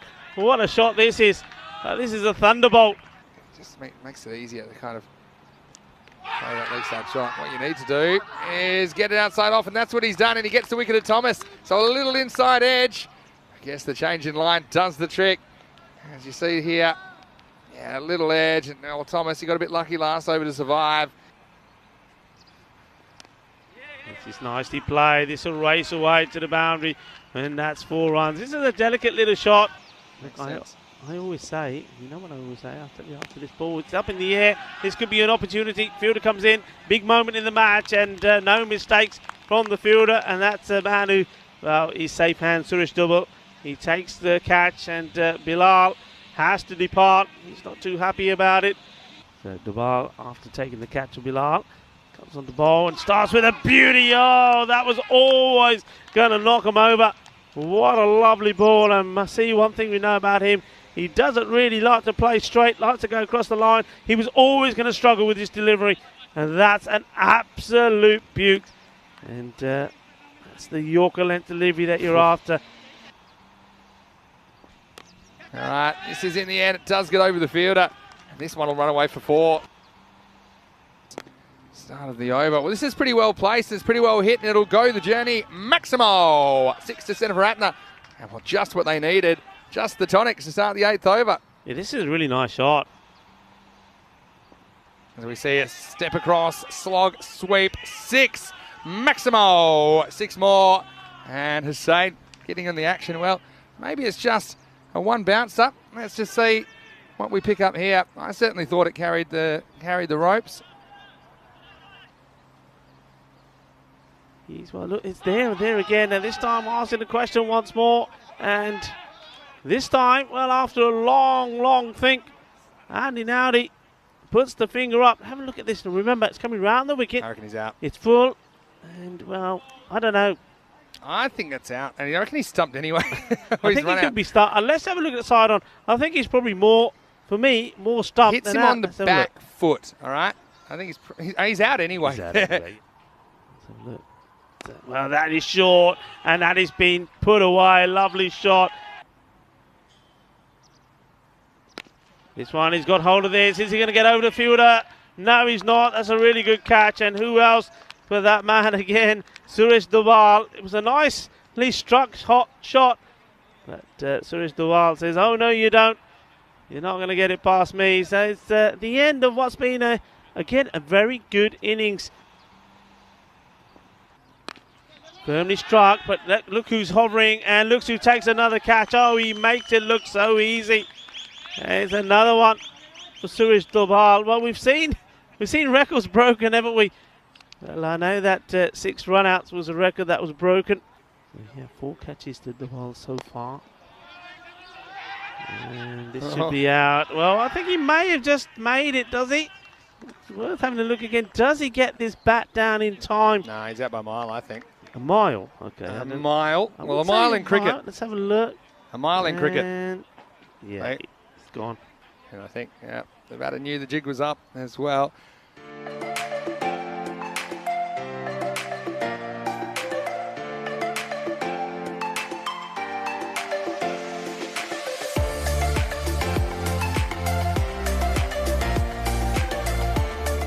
Face the first ball. They've made a slight change here in their batting lineup. Oh, that's an absolute beauty. What a lovely ball. And, well, Matiani. With the new batter. She does here, but it's a pretty good shot. He goes with the swing, and this one's going to go to the boundary. 4 runs and a good start. Oh, this one's in the air. Now, has he seen it? He has, and he's caught it. So he gets it right. He's back over the wicket. And Bilal Khan, he shoots down the first batter of the blisters. I say the blisters, and I mean the blasters, but he might have blisters after that big swing. The first wicket goes down as 8 for 1. And here he is, bowling to Faizullah. He goes after him, and he says, oh, you're going to attack? I'll attack back. And that's another boundary. Oh, and he's knocked him over. What a ball. And he's tried too much, Faizullah, and he's lost his stumps.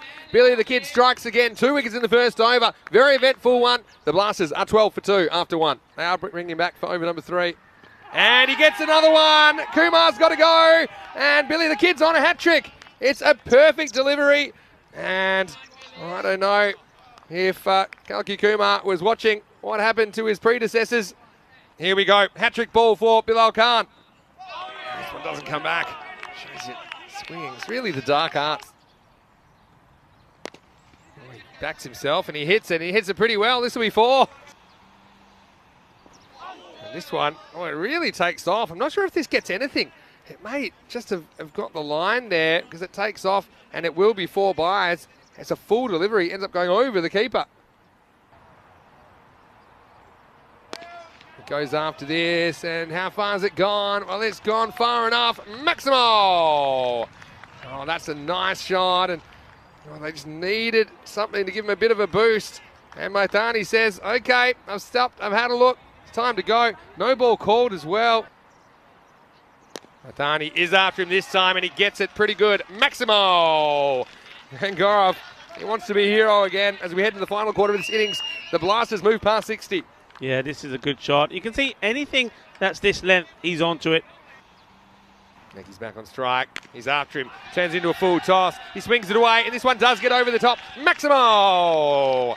And 6 to Vinay Nagy, who moves past the runner ball in his strike rate. This takes us to the end of the 8th over, and it's game on. It's 69 for 3 off 8. It's back on strike now. And runs at this one as well, but this one could go all the way.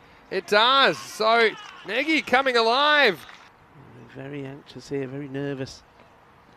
Goes after it, but it's higher than it is long, and it should be caught by Billy the Kid, and he does catch it, and that's a big wicket for Kanak Bai, and the Crusaders strike a crucial blow because even though they cross there, they'll have to cross back. The new batter will be on strike. It'll be 10 off 2. A boundary will be required, and the Southern Crusaders are now in the box seat. All they need to do is keep one of the next 2 balls in the ballpark, and they'll be the winners of match 10.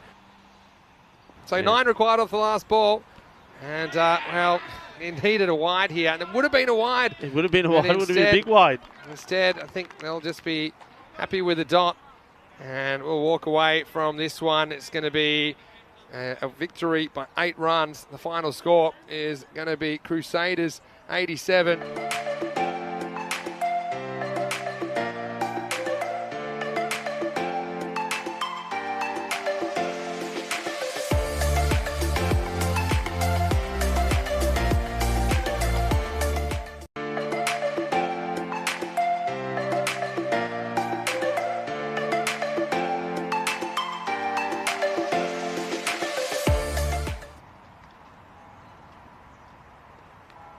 Oh, an edge straight away and diving effort from the keeper, Cornelius Eunice. And that's nicely played away, 4 runs. Oh, this is a cracking shot. What a beauty this is. Really plays this so well. Just rock backs and crashes it. The umpire's just checking whether it goes all the way. I think maybe just dropping short of the boundary, does it? No, it goes all the way. That's a lovely hit. But this one's on the legs as well, and this has been put away. He's not going to miss out on 2. And that's a nice shot. It's very similar. And he knocks him over, and Santhi gets it all wrong. Marks is on target, hits the top of the off stump, but Santhi is backing away. It didn't really bounce as high as he thought, I think, in the end. You see, it's a bit of fancy footwork, but Mark's saying, you can do all the fancy footwork you like. I'm going to keep it really simple. And he hits the top of off. Nazir, 3rd time lucky. Well, maybe. Yeah, and he whips this one away nicely, and he gets 4. This is pure timing from Nazir. And this is Eunice that steps across and whips this one away. And this is going to be 4. It's only if the scooter's moving. Cut away. This will be 4. Nice shot. Really nice shot by Nazir. This one's in the air. It could be caught. Oh, it's just out of the grasp of the fielder, Aaron Alton, down there. And the result's going to be a boundary. Oh, it's in the air, and this one should be caught by Johnson. He's in, and he spills it. Oh, this is a man that took 2 of the best catches you've ever seen in your life. And this time, it just bounces off his barrel of a chest. And this time he does go after, and it goes all the way, despite the efforts there of Kleinpunt. 6 more. Balle, balle, balle, Kinnasona. Shaka Lagya. Sliced up, should be a straightforward catch, and it is. They get the breakthrough, and Nazir has to depart. An easy catch taken there for Pillay.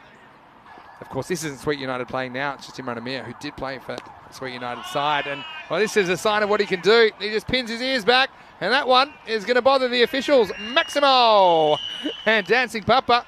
Well, he was almost dancing for a catch. I know that he's a potential substitute fielder in this game, but even Dancing Bubba couldn't get near this. Big strike, 6 runs. Guess what? Well, it doesn't start with a good one. This was a Gundy ball. Can Amir keep his head? And he lost this one okay. And, well, I think this one may just drop short of the boundary. It does. So 4 more. This one is on the legs and he gets hold of it. Where's this going to end up? Well, he gets it through the gap. This is well hit. Should be fielded. Will it be? No, it's just too much pace on it. And he gets enough of this. He goes all the way. Bolle, bolle, bolle. Manos arriba, arbitro. Eso es 6 carreras. Okay, this is in the air, and this one should be caught. It's Alton, and he spills it, and it's going to be 4. This one he struck. And it's, well, what do you think of this? I get a feeling, well, was he inside or outside when he's got a touch on this? Short answer is couldn't tell, and I watched it live. So let's see. I know he's. It's just where does he take off from is one thing. That's 4 runs. He with 8 off just 3. This has gone up a long way in the air. It would have been a wide ball, and the fielder, well, he's totally misjudges this, and there's going to be a run out in the end. So what's happened? Do they get 1? Did he complete? I think he gets the 1. And I think the idea was to get the 2. I think that Imran Amir says he wants to strike, so they've just gone for 1. That's a snick. Yeah, he's got to go. And good work there on that man. Well, Byrne has got a big smile on his face. And so is Huber as he gets his first wicket. And there you go. Just trying to lash this outside the off. Yeah, Byrne's happy. Gets plenty of bat on it, so they'll go 1. And well, look at Aquilina. He's already, well. Yeah, I mean, it's worth a try. You know it was, well, he was going, but I don't think that Das knew what the plan was. So they do get the 1, to add 1 more to it, 107. Yeah, Das is on the back foot, and he says, are we seriously doing this? And in the end, he has to run around his captain. And he finds himself run out by around about 9 metres. So Byrne does the rest still. Had nothing to lose going for that. They will get the 1, like you say. They're going to finish this innings 107 for 5.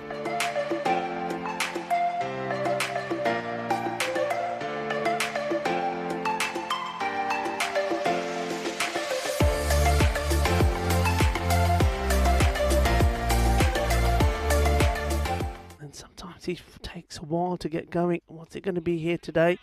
He looks to get off the mark straight away, but it's a good field set here. I'm liking this field. Jacobs once more. This time missed down the leg side, and that's a dirty ball, and it's got to be put away, and it does. 4 runs. Plays it well. Oh, well, this was absolutely hit like a bullet. I saw the fielder diving. I didn't know whether he got this or not until I saw the ball crash into the boundary. The 8th and the last. I just wonder if that's going to be the plan here as well. That's a lovely shot, and this is what I was talking about with Klein Punt. That is his areas. Here we go. Gosh, once more. Short, and this is 4 more, and that is a terrible reply. Up in the air, this is a chance, and it's been taken, and there's the celebration. He's absolutely delighted, and look at him there. He's saying, hey, don't ignore me. Give me some love. Azim Sathi takes the catch, and they get the big wicket. Marks looking to go big. Has a go, hits this hard, and it just hits the deck and slows up. Is the fielder going to get to it? Oh, he does, and then, well, it ricochets back off him. Short, and well, this is a nice shot. This is nicely done. That's going to race away for 4. Oh, he gets even more funky. I tell you what, he's pulling out all the tricks here. And he's gone, and he this time goes right across his stumps. And well, it was an entertaining innings. You have to say that. He certainly entertained us, and he played some sexy cricket, but this one was not sexy. This one was, well, It was out. Let's just leave it at that. Bit short. Gets a fair bit of bat on this, but it's up in the air, and well, this is a really, really good catch. It's really well done. I tell you what, this is one of those. I don't think we can catch this on the camera altogether, which is unfortunate. But the ball goes up in the air. It's a tremendous catch, and as soon as the catch is taken, the batsman goes down on the floor. They're already probably on top, but now they're really on top in this game today. Up in the air. Who's going to get there? I think this is one of those going to fall nowhere. And Sam surely is going. Oh, well, the fielder's saying, "Oi, oh, glove tu paya tu tera catch." I know exactly what's happened here. Aquilina is under the lid. He doesn't see it. Look, he's looking for it. He doesn't have any idea where it's gone. So you can't catch what you can't see. But look where it lands. Watch. Yeah. And you might say, well, how's that possible? But remember. Oh, this could be trouble. No. And, well, this is going to be really close. Well, Shub Navjot Singh, though he's backing away, he's got his eyes fixed on this line. And he puts the finger out. He says, "You're out." Look, he's gone for it. And then he realises he's going to be stranded here, Byrne. And let's have a look. I think, yeah, look, just what a close call. Really good call by Shub. Yeah, that's excellent. a really good run-out call because he's just out. But Byrne backed himself to get down there, and he got 2/3 away there. Well, this will be a 4 runs. Do they keep him where he is? Now, well, this is something they need more of. They need sixes, and Jurg goes bang, Maximo to start the 8th. Well, this rate up at 3 a ball. They need something to bring it back, and that'll help. See, he comes down the pitch. He's going to be gone. Adios. Adios, amigo. Tú es afuera. Bara, as they say here in Malta. He's got to go. Well, he showed his trumps early. Down the track he comes. And Sam, look, waits for it. That's good. He didn't try and snatch at it. And says, "Yep, we got another." That's a big swing. And they're appealing here. And, yeah, it's gone. Let's have a look. Yeah, so was there a little edge on this? That's the first question. I think maybe there's a little edge. I think stumping. I think he's stumped. He's stumped anyway. Let's have a look on the replay. Yeah, no doubt. He's gone. Yeah, but, okay, I don't know. Maybe he's got no rights on it. I don't know, but here comes the throw. There we go. With that. Oh, it's a direct hit. He's going to be Jurg. gone. Oh, there you go. And this it does. I like it. Shaba. Nacho, Paji, Nacho. Okay, great. He's going to be gone. Yeah, he's just going to play across this one. Hearts. Unfortunately, he goes for just 2 runs and overseas.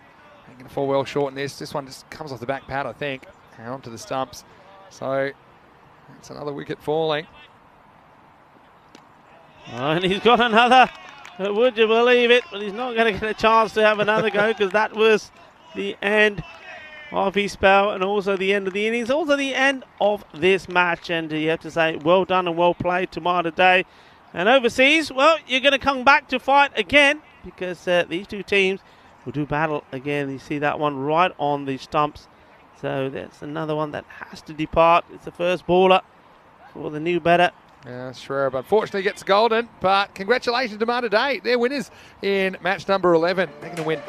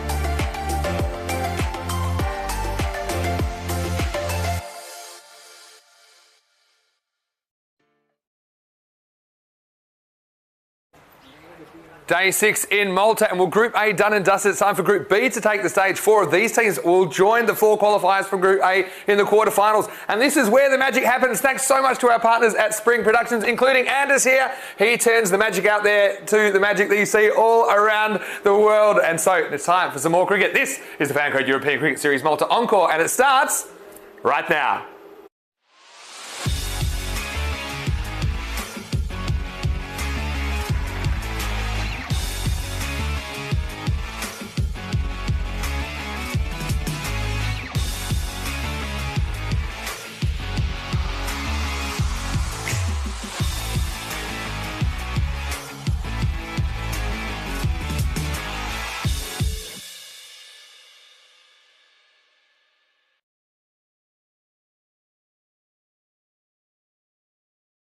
Merhaba Malta. Welcome to Malta.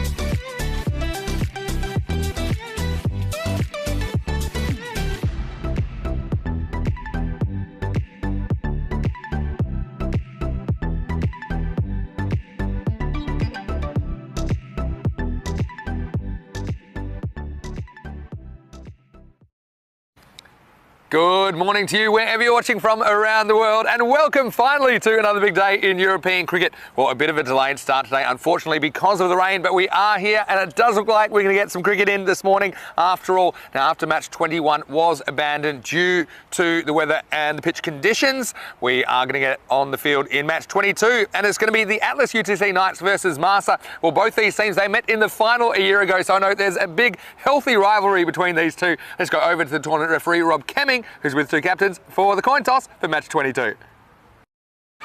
Your call. 10. Tails called. Oh, it's hits. I'm gonna like this. So Sujesh Apu has won the toss in the second match of the day, although it'll be the first that will be played, and he has elected to bat first. And look, they've got a pretty strong top order. I saw Samuel Stanislaus, he's listed to open the batting. Basil George at number 3. We'll probably see Manoj Panika also opening the batting with Stanislaus. So look, watch out for them. They're a powerful unit. We know that they won every match in the series a year ago before losing the final to Malta. And then in the June series this year, we saw them go to the semi-final stage where they were knocked out by a very strong Super Kings side. So look, watch out for the Knights. I think they're a team to watch, and they'll have their eyes on their first ever ECS trophy as they move through the group stages this week. But Malta, the hosts, we know that they were the champions a year ago when they did cause a bit of an upset in that final to knock over the Knights, but they had a bit of a disappointing time in June.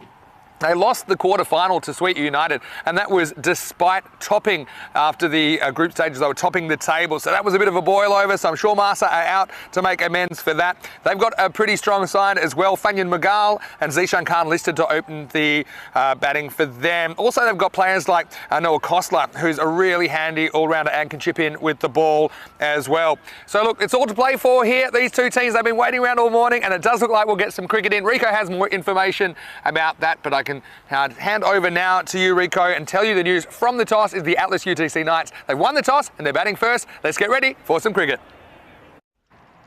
Namaste, Salam Alaikum, Sassari Akal, everyone. Good morning to you, our global cricket audience, and well, wherever you're tuning in from. Once again, apologies for the delay. Unfortunately, the first match number 21 between these two teams, had to be abandoned again because of the rain and then obviously pitch conditions. But the good news is that we are going to see match number 22 between the two teams, and it's going to be a, well, straightforward 10 over a side match, weather permitting. So far the rain has stayed away, and you know, hats off to all the ground staff and the umpires and all the players as well that have done a remarkable job in helping to get the ground fit to play. These two teams, look, I mean, there's some exciting names there from the past. I mean, Fine Mughal, Zishan Khan, of course, Niraj Khanna there on the master side, along with the fast bowler Wazim Abbas. Atlas Knights, well, Stanislaus, what a good player he is. Basil George in there as well. And, of course, Justin Sharju. This is really going to be a very good match indeed. Remember, these two teams, they do have a history.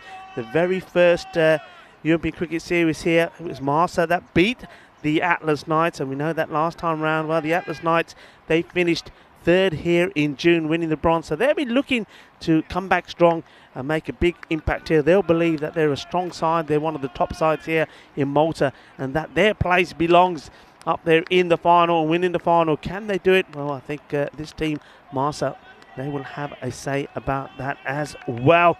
And, well, first of all, a very warm welcome to our umpires out there as well. Ready to start this match. And, well, it's going to be, I think it's certainly going to be a thriller. And that is Shub Navjot Singh there with Shubhas Roy. And starting off with the ball, it will be Fazil Rahman. And here we go, the first ball. And it's a short one. And that certainly has shot up. And Dilip, don't know too much about that.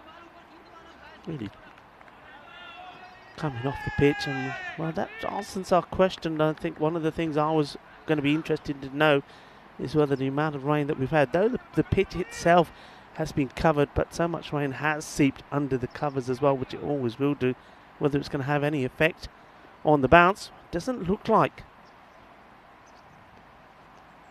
Well, this is short, and this is called as a no ball, because I think that's two short balls in the over, both over the shoulder height.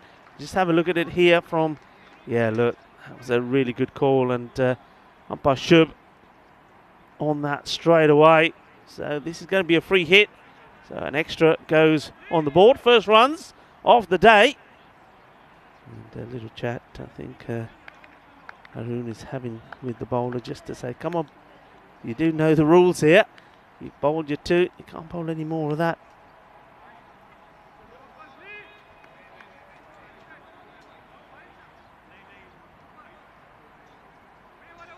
So remember, same batter on strike to the field cannot be changed. Well, look, now they can't change this field, surely. They're making a change in the field. I don't think they can do that.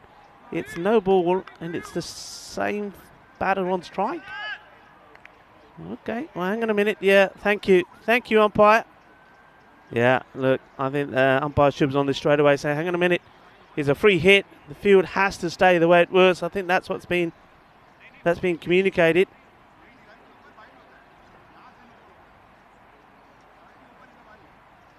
Just having a look. I think what they may be checking here is if the batters did actually on that last one did cross. Yeah, I think they did, because Stanislaus is of course now on strike, so it can be changed. Yep, I think that's what the discussion is here. So yeah, the batters did cross on that, though that was a high delivery. So yeah, we can continue. So field has been changed. Arun Mughal having more chats with his bowler. So no ball plus one bye. And this one's going to be, I think, a wide delivery, and it has been signalled. So that's the free hit still stays in place. That's signalled there by Shubhas Roy.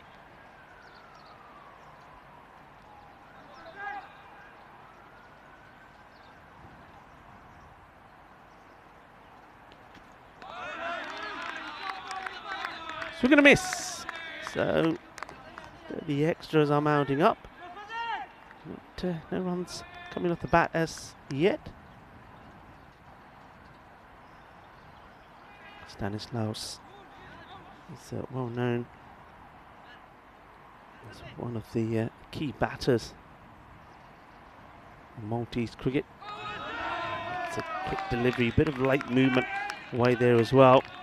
And they're certainly liking the pace of Roman.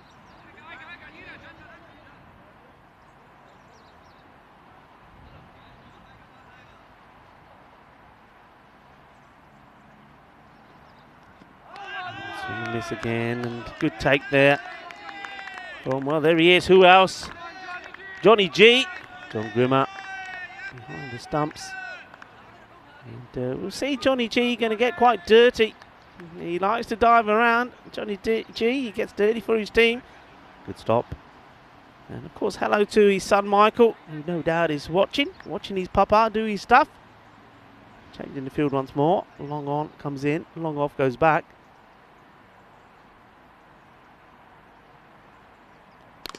Hit hard, but the fielder just comes into the field of play. Makes a good stop. It's nicely done. And that was Wazin Abbas, and I'm pretty sure he's keen to get hold of the ball as well. What a season Abbas has had. Plays for the national team here in Malta as well. And he's picked up a hatful of wickets.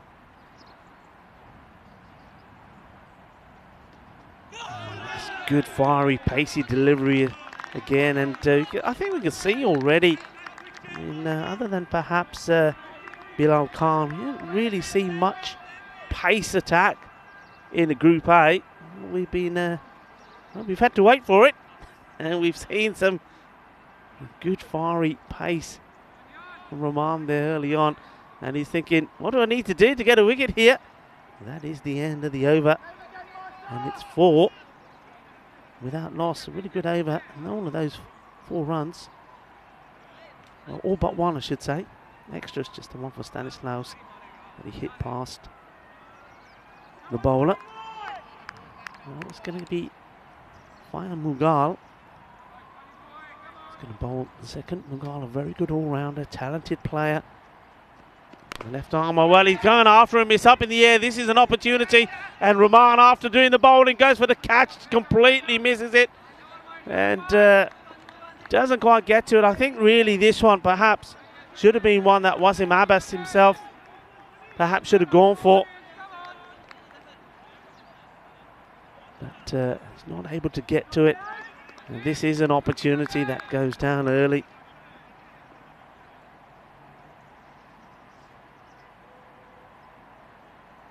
Stanislaus gets lucky with 1. And you know how important Stanislaus is. Look, the first time we saw him last November, he was the top run scorer, 329 runs he scored. And he's always been thereabout in the runs. Didn't see too much of him last time round, so he's really looking to make a name for himself once more here. They missed him in June. This one's been played out to a man at third.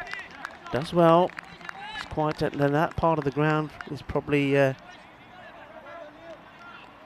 wettest and the one with the most concern. You could probably see that from the amount of sawdust that is in that part of the ground. So you've got to be careful when you're sprinting along there. And, the fielder though does well. Very interesting headgear that Mughal is wearing, I have to say. Not really seen anything like this before. It's really interesting. It's almost like there should be a plant or something coming out at the top end. Oh, there you go. You like it or not? Let us know. Well, this one has gone through. Here comes the throw to the bowler's end, but the fielder a little bit late reacting to that. I think it gets past everybody, and even gets past John Grimmer there. And you can see Mughal saying, my end, my end. I think that be no Kozler out there struggling in the sticky patch. On the legs, just flicks away to square. Good running, good backing up. I think that's one of the things that certainly the batsmen will be concerned about, is where they run. Of course, the umpires have probably already advised them that they need to be careful when they're running, especially when they're running to on the edges of the pitch. That will be the wettest. You can see that just in your picture there. Just how much sawdust is down there. And not sure what Stanislaus is just saying there to Johnny G. But Ryan Mugala has to go back to his mark.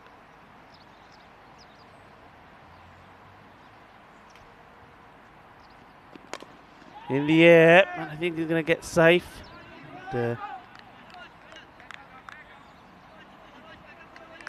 couple of drops. And Niraj Khanna does the fielding.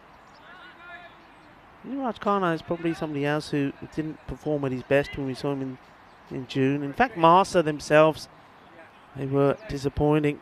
And let's have a quick look at the Group A, so we know that the overseas, unfortunately, at the bottom, the team that got eliminated.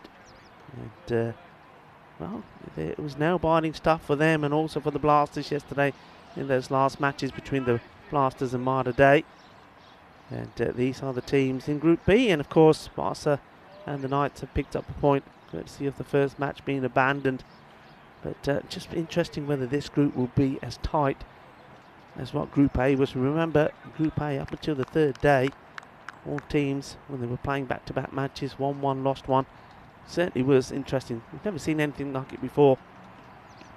Oh, this one's into the pads from Abbas.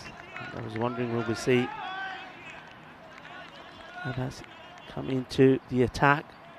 And just going down the legs up. But look, you see there, the head was nowhere there from Stanislaus.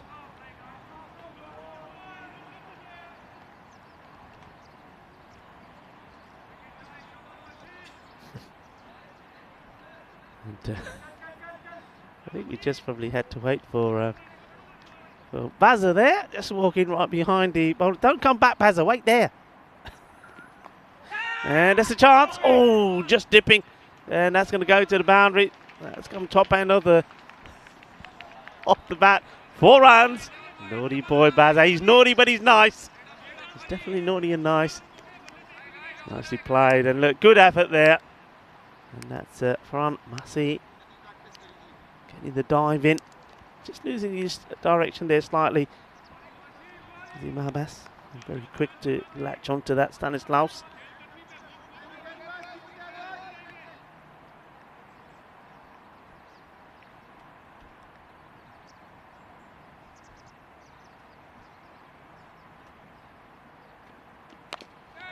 Again played the onside. Take the single.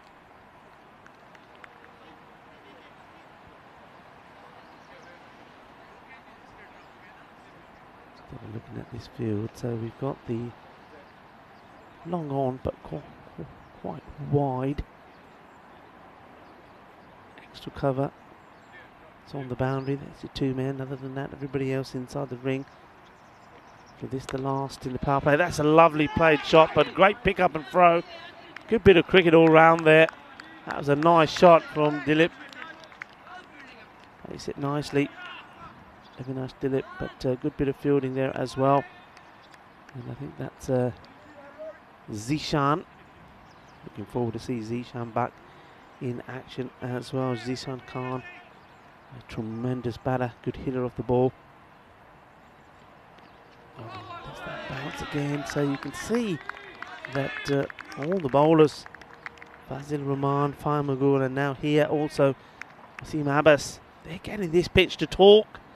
And we haven't really seen this up until now. I mean, Group A, I don't think there was any real bowlers that were extracting that type of bounce from it.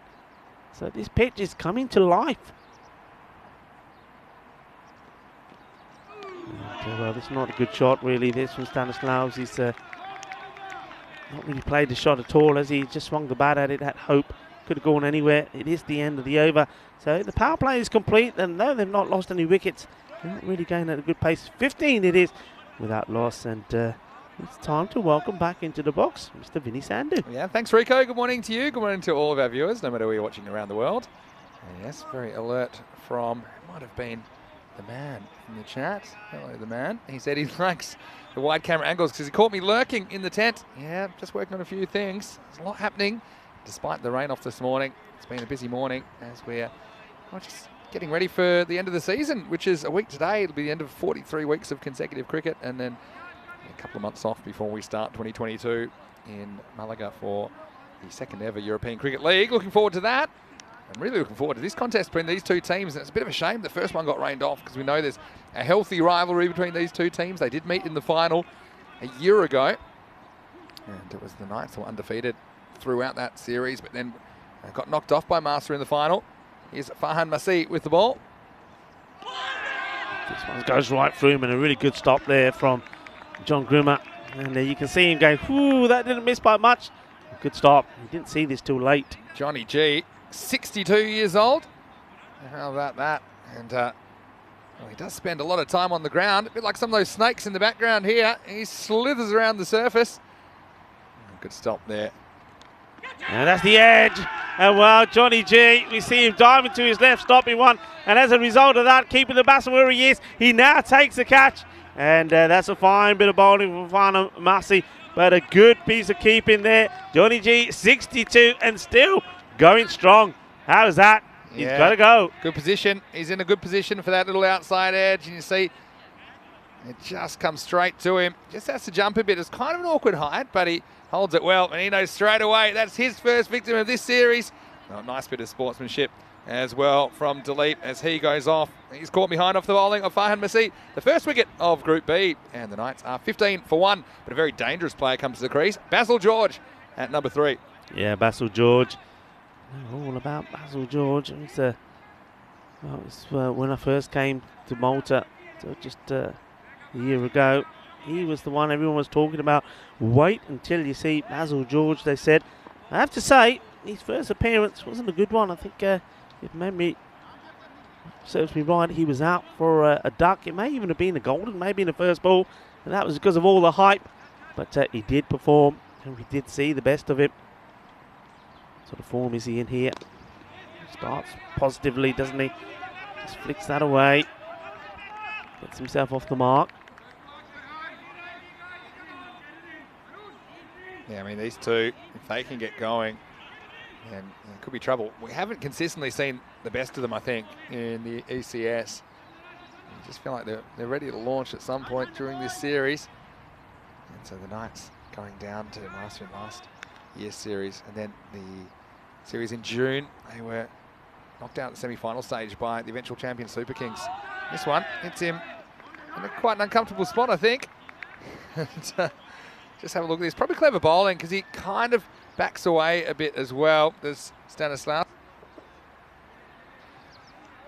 And, well, no obvious signs of discomfort, but let's just say I would have been tempted to react a little bit more to a blow in that region. Yeah, it's one of those that's going to stink, but it's okay. He's still standing. He's still ready to go. And go he will. And go he does. This is a good shot, but that's a good reply. He says, well, I'll take my paint out on the kookaburra. And this is a really good shot. He's onto it pretty quickly, pretty short. It is going into him once more. So I think Farhan Masih saying, okay, I'll go after you once more. Angles it into the body, but very quick. Stanislaus onto this one. Sends it to the boundary for 4 runs. Good shot. I think he kind of predicted that the next one would be in a similar zone, but he was just in a better position to play that. So he's been a pretty good over on the whole. Has picked up a wicket. Last ball of the 4th. To the onside. Gets the single. And well, it's a very wild throw. Move on to 21 at the end of 4 overs. Yeah, so just gives us an opportunity to say a very good morning to you wherever you're watching around the world. It's great to have your company and some cricket for you, which is wonderful. That's the hard work of a lot of people that have allowed us to get some cricket in this morning. I think the ground's held up pretty well. There's a few patches that are a bit more slippery than others, but I think on the whole, the players are just so excited to get out there. And these two teams, what a rivalry, and some characters we're going to see here as well. And we've already seen one of them, 62-year-old wicketkeeper Johnny Grimmer. He is a man who just still loves what he's doing behind the stumps. A good stop and then following up with a very good catch. So Yeah. we've already seen him in action, and I'm sure there's plenty more characters we'll see during this week. I think we definitely will. And what I'm liking here, and some of the question marks I had about bowling from this side, whether the pitch was well, a little bit more dormant, shall we say? Yeah. Well, I think we've been proved wrong because we've seen the pace extracted from it from some of the bowlers here, Marsa. Yeah, I've noticed that. And here's another one. This is Fazil Rahman. His first ball whistles past Stanislaus. He just seems a little bit off at the moment, and often this is what we see early in a series, and it is early for these two teams. The fact that their batting is just not quite clicking yet. And Stanislaus just struggling to get on top of the bowling here. Yeah, has a big swing. Misses out on it.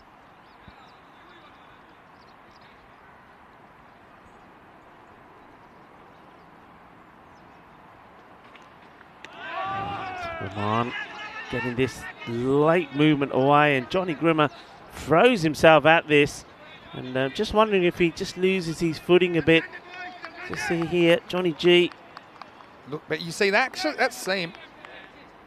Just look at that seam, the way that it actually is bolt upright and it swings after the stumps. Just have a look at this. If we slow this down as it passes the stumps, this is why it's difficult. And these are really awkward to deal with. And look at that just curve. It's a really good shot of it. And that's why he doesn't get the middle of the glove on it. And to be honest, as a keeper, there's some of those ones that are the most difficult, but no one realises except you, because you've seen it sometimes with there's actually no rotations on the ball, and it just kind of floats like a bit of like a knuckleball kind of thing after the stumps. And anyway, he did well to block it, and they just get the one. Another good stop. And well, you see the keeper going down, and also the fielder as it gets diverted off him to the third man. This one goes through. I thought maybe there was something on this, but it wasn't. I think the noise that we heard was Johnny G diving and making the stop. That was a crack of his bones. And I tell you, he loves a dive to his right, Johnny. And yeah, just losing the line. Left-hand, right-hand combination, I think, another weapon they've got as far as their top three is concerned here, the Knights. One's got to sort it out. Firmly hit, but straight to the fielder. He'll take the single. Good running, good backing up. Just looking at the bowling here from Rahman. He's bowling with a bit of pace. You mentioned that movement he's getting, and he's getting it quite late. I just think that maybe he's probably better off having his third man back, because if batters are going to have a swing at it, I don't think the man inside the ring is going to have a chance to stop it. Yeah, that's right. I think with this kind of pace, I probably would have a third man back and maybe bring up the mid-off. We haven't really seen that area tested yet. It's Basil George on strike. He lets this one go, and again, a fantastic stop there from Johnny G. I mean, this is going to be 5 wides, and he does really well. Well, I tell you what, I hope Mars are going to pick up his laundry bill, because he's going to be pretty dirty at the end of this. Look at that. Give me a pillow, he says. Well, I know how the ground feels underfoot, but Johnny Grimmer, he knows how it tastes. Now after that, he was eating the grass. It's a proper graze from Johnny Grimmer. 62 years Grass old. for And look at him. brunch. I tell you what, I want to know what he's on. Put that in your smoothie. Goes for the Yorker length delivery. Ends up being 2-4. It's a little bit on the legs as well. This one gets picked away by Stanislaus. And hasn't done anything big yet. They're still finding the boundaries hard to come by. But the bowling for Marsa has been good. They've challenged and tested these batters so far. And the pace is working at the moment this morning. Well bowled, good pace, just decides to come round the wicket to the left-hander, and gets the line better. And this one is right into him as he just drops the bat onto it, takes the single.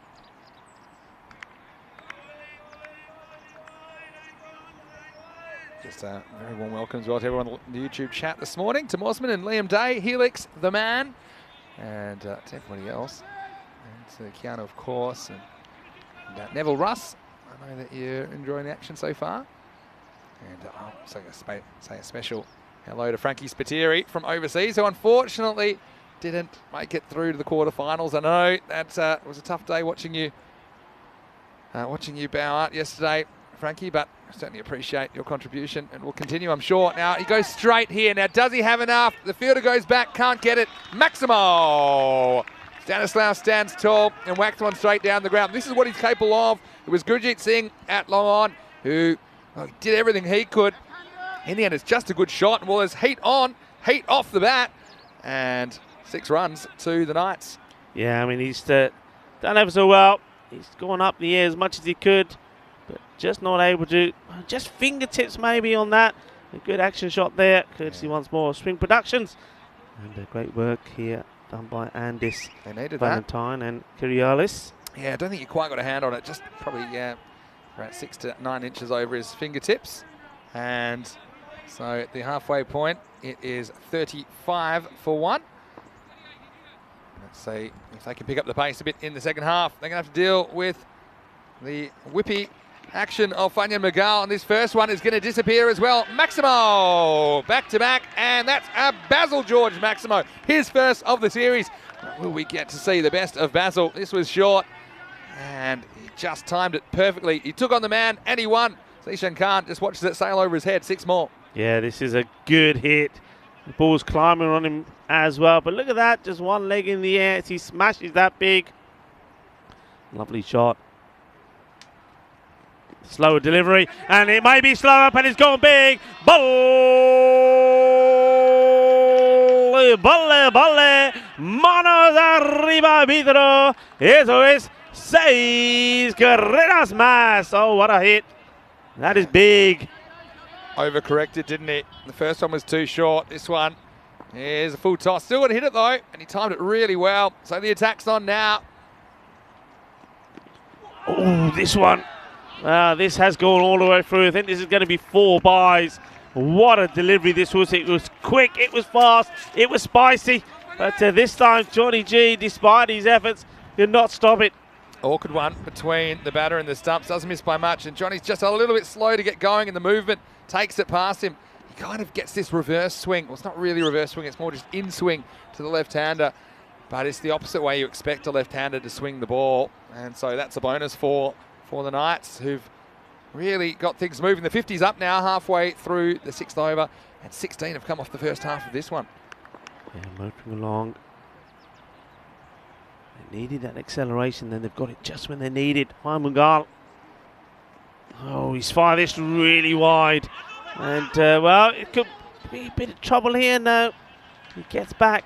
Just slightly, a little bit of a limp I spotted there from Basil George, and he gets to the other end. But yeah, this one is really wide. It comes out the hand wrong. Well, Johnny, he's got his work cut out for him, doesn't he? He's gone to the right, he's gone to the left. And at least he's got enough on that to keep it just to the 1 extra. Stanislaus now on strike. And he hits this really well, trying to split the 2 fielders. Good work there from Singh again.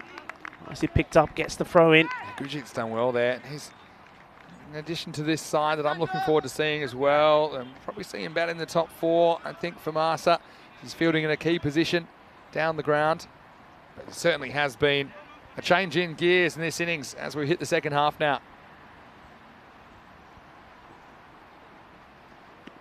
Slower delivery, gets this one through well. That's well bowled. And, good comeback really against George, who's hitting for 2 big 6s. But this one was away from his body, and that's why it was successful. You see, he wasn't able to get anything on it. Sorry, front foot goes the wrong way, doesn't it? It's a kind of premeditated foot movement, and it makes it difficult to reach. So it's been a good little comeback from Magal, but can he finish the over? Last ball of his spell. And big swing, a swing in hope from Basil. Wasn't the best of shots. And that is the end of the over, and it was a productive one. That's it.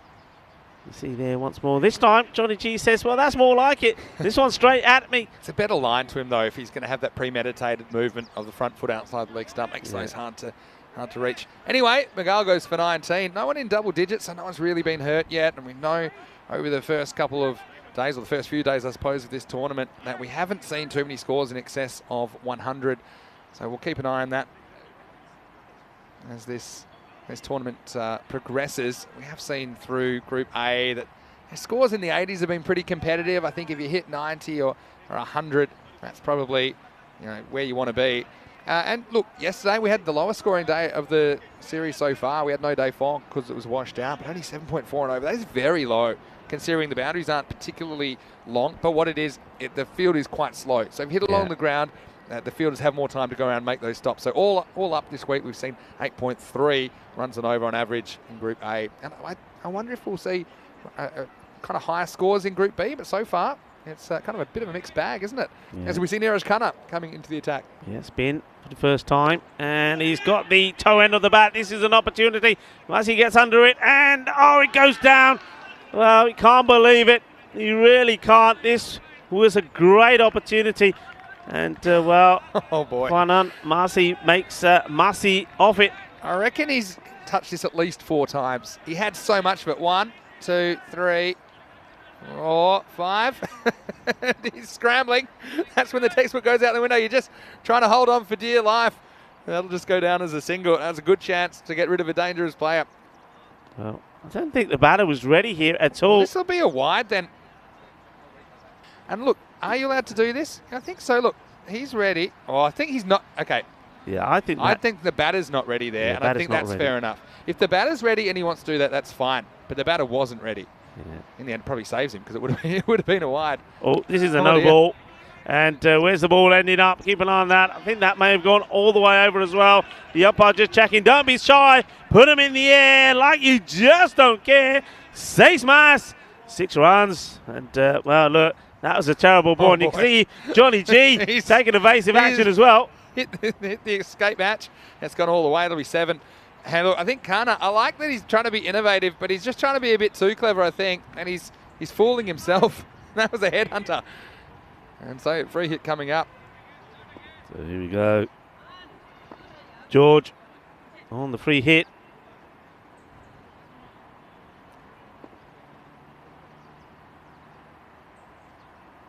And this is pretty high again. It's another no ball. He's going to be taken off here. The catch is taken. It won't matter.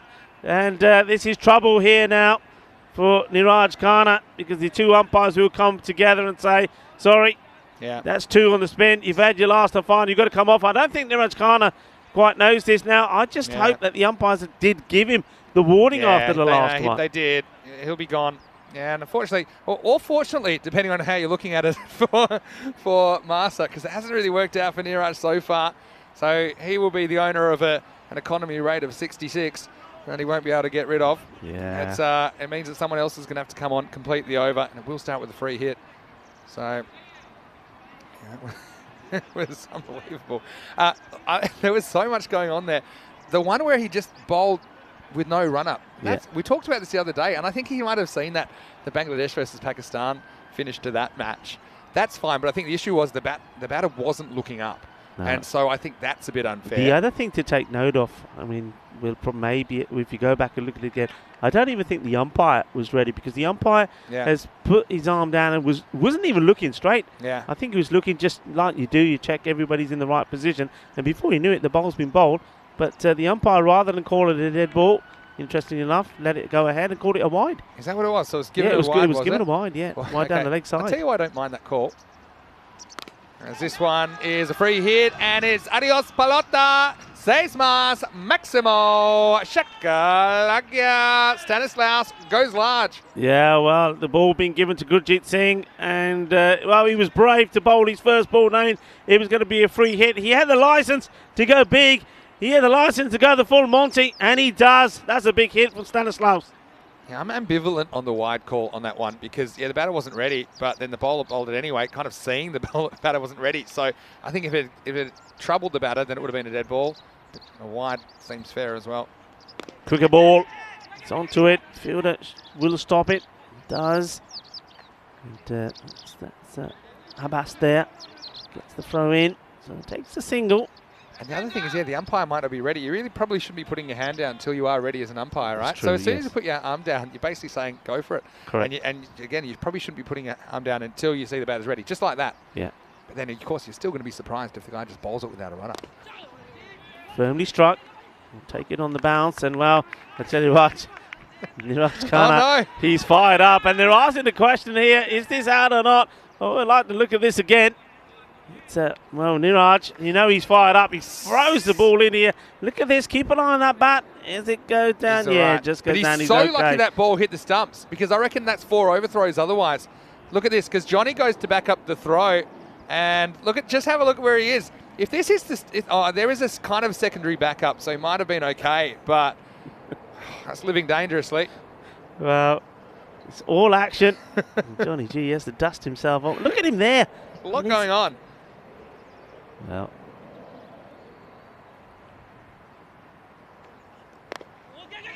played out onto the onside. You see that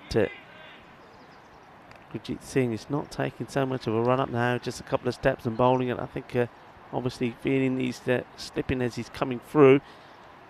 Hasn't this innings turned around after the first 4 overs and he went for 21? Then we've had overs of 14, 19, and this one's worth a lot. 20 at the moment with the ball to go. Yeah. And this one is going to be dangerous as well. It's going to be 5 wides, I'm sure of it. It's yeah, there you go. There's the signal. And this over's gone supersonic now.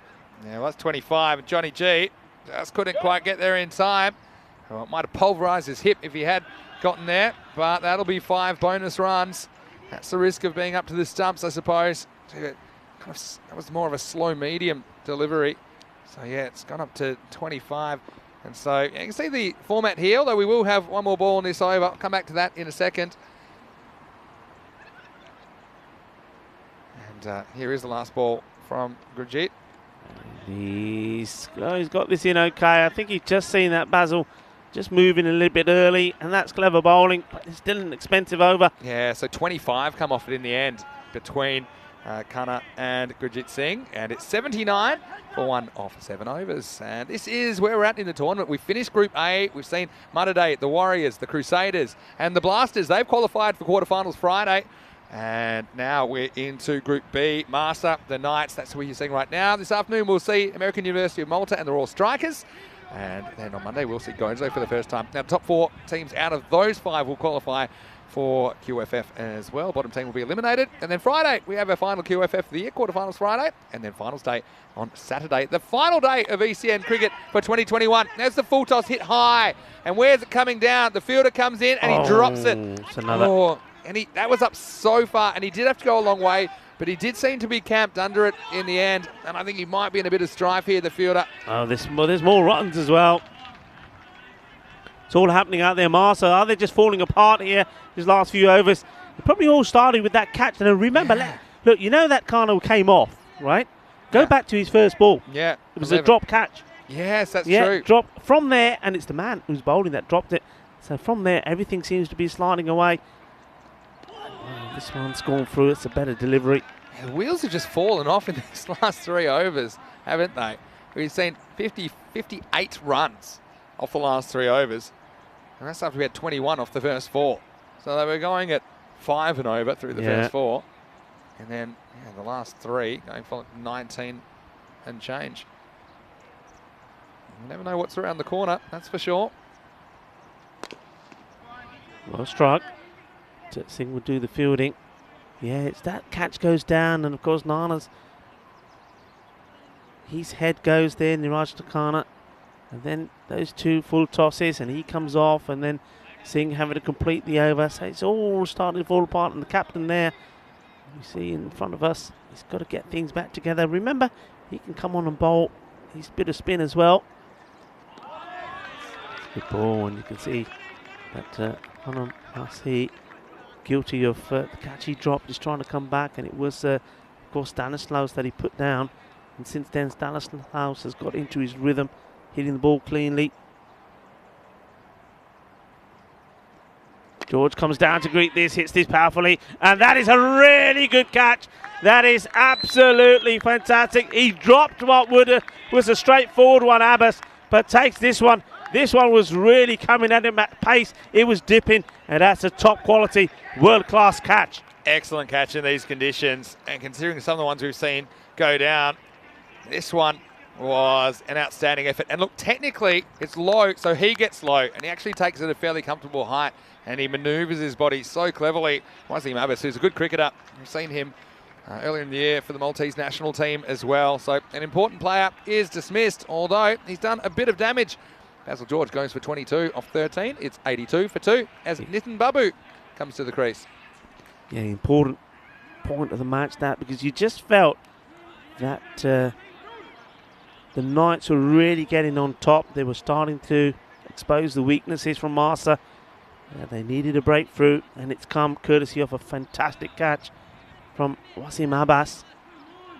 And after a couple of untidy overs, this one looks to be pretty good here from Masi.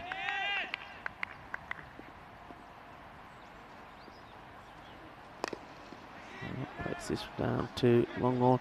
Very interesting field. I'll talk to you about this field. It's the first time really we've seen it. You've got the 3 men that go on the leg side, but on the offside you've got 2 men really straight. And we saw this really in the ECC. It's something that we saw Spain do actually. That they had sort of long on almost directly behind the stumps, and then the mid-wicket was practically right next to him. And you see 2 men very close to each other, and it worked for Spain actually. And it seems to be working to a degree here for Marsa. Yeah. Anything that's been hit in that area, it's been well stopped. I'm liking this field, I have to say. Here's the captain, Haroon Magal, 12 the 9th. It all happens in the 9th. In the air, this is an opportunity and should be taken, and no mistakes at all.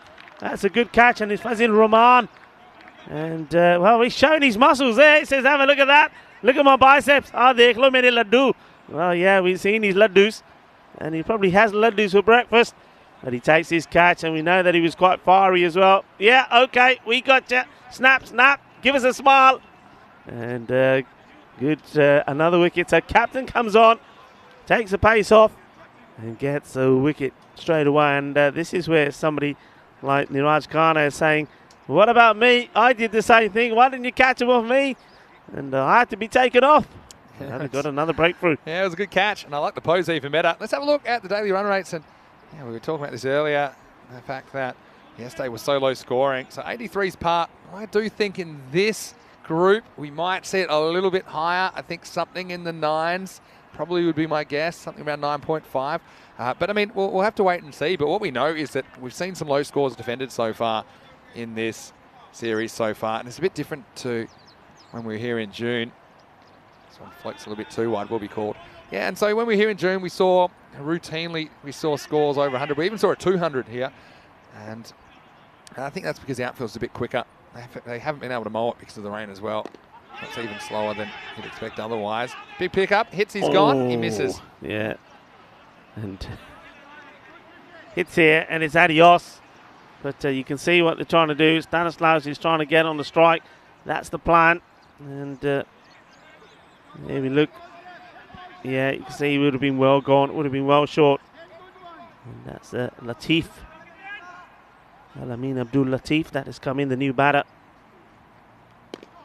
Into the ground. I don't think Stanislaus is interested in trying to take the singles. He wants the big hits.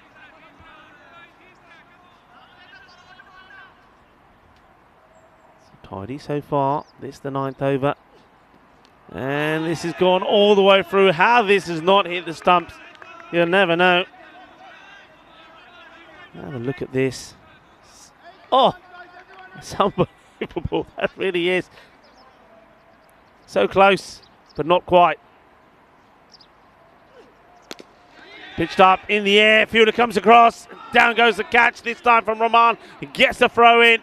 And, well, if the throw was direct, he would have got him run out. But he drops the catch. Oh, he's not posing for us this time. Don't look at the camera this time, Rahman. Don't look at the camera this time. And he says... The good and the bad of being on TV. He's just give us a little gesture there. Yeah, we know what you mean. We know what it's like. It's not easy. And this one will be called a wide. He's edit that out, I suppose, is what he's hoping. Yeah. He won't put that in his highlights reel. So, got the last ball of the night's over coming up. The man in the chat who has referenced Barcelona, he loved watching the mowing between games. and he thought his name was George. I think you're talking about Rob, the groundsman in Barcelona. Yes. Thought he had a bit of a Forrest Gump kind of look about him on the mower. Roberto. Roberto, oh, what a groundsman he is. And yeah, I don't know what the conference is about here. Something to do with the I think what bales. they're trying to say, did that bowl him? But my suspicion is that Johnny's just naturally knocked over the base. So I don't think there's a... Yeah, I think Johnny was trying to say, look, was it me? Because the bales are falling on this side. Yeah, if it was me, wouldn't it be the other side? Just asking. So last ball of this night. Stanislaus looking to go big on it.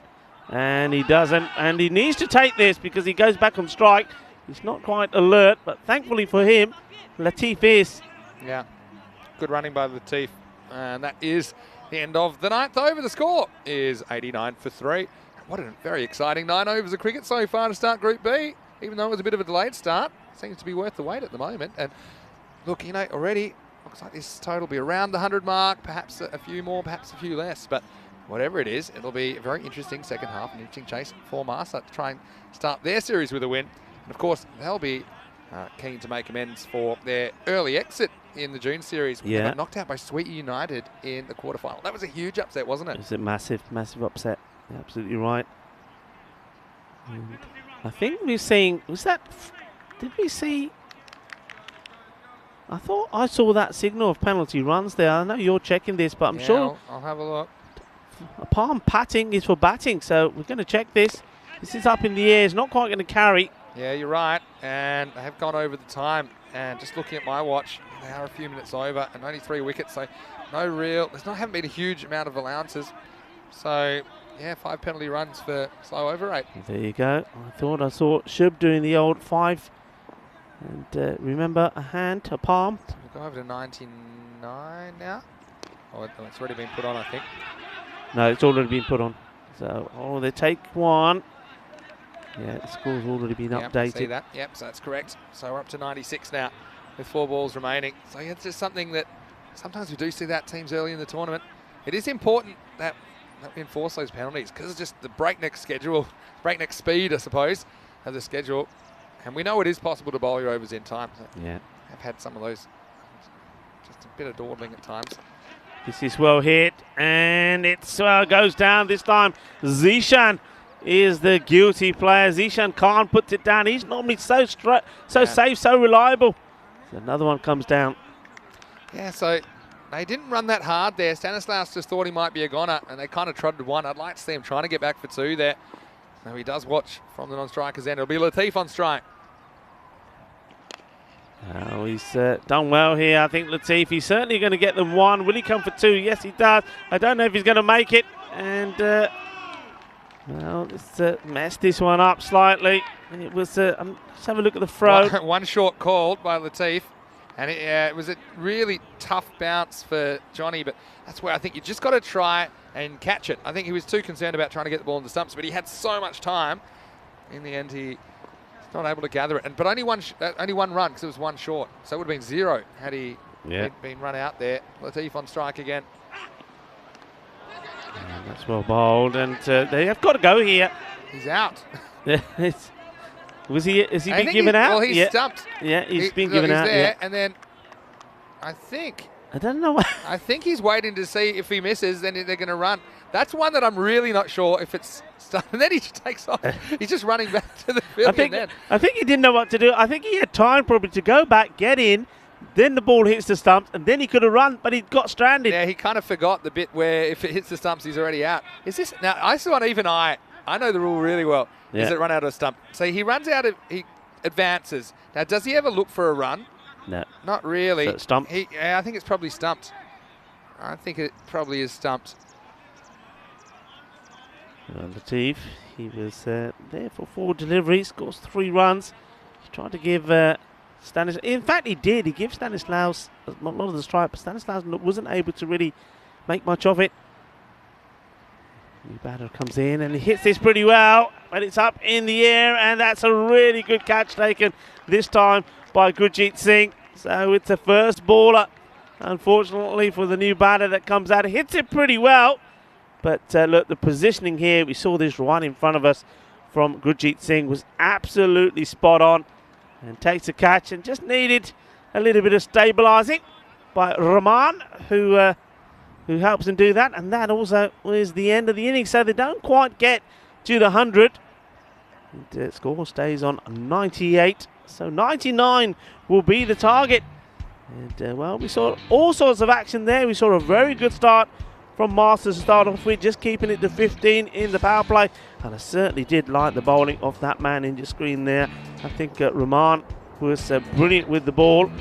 And but there were a few catches that went down. And look, under these circumstances, with the conditions as they are, I don't think it was going to be easy. But Johnny G, he said, I've got the gloves on, no problem for me, as he takes the first wicket. And that was Avinash Dilip who gets the edge. And well, Johnny G, I've got to say, I mean, look, that score 98 for 5. If it weren't for some of his stops, he was acrobatic behind the stumps, and he certainly, I think, kept that score to 98. It quite easily could have been 110, 115. He made some really good stops. This was one that did escape him. This one went up in the a long way, and well, good effort there from Singh, but he wasn't quite able to get to this one. It went all the way for a Maximo. Stanislaus at that point was looking good, but it was the batting of George. George was in top form, and all of a sudden he got the acceleration in, and that acceleration came, well, first it was Fire Mughal, and then unfortunately the unfortunate bowler to come on was well, Niraj Khanna. Spin could have been so different. His first ball was dropped, and well, there was a life there for Stanislaus, who batted all the way through the innings. And then there was this one. This one went all the way for 6, and it was called correctly, of course, a no ball because of the height, but he did it again. It had to be taken off. So Singh came to finish that over, and the balls kept flying all over the place, all over the boundary. And that over from Singh went for 25. Well, just a combination of Khanna and Singh. 25 runs came off that one, but they did claw it back. That one went down, and that, you think, was a simple catch, and I was surprised. But Abbas says, don't worry, I'll get him the second time round, and he does. Takes a really good catch. That one went to him like a rocket. And we do see 1 or 2 more go down, but we see some good catches in the end as well. And they were able to come back well, because at one point, there was Rahman. Showed us what he could do with his bowling.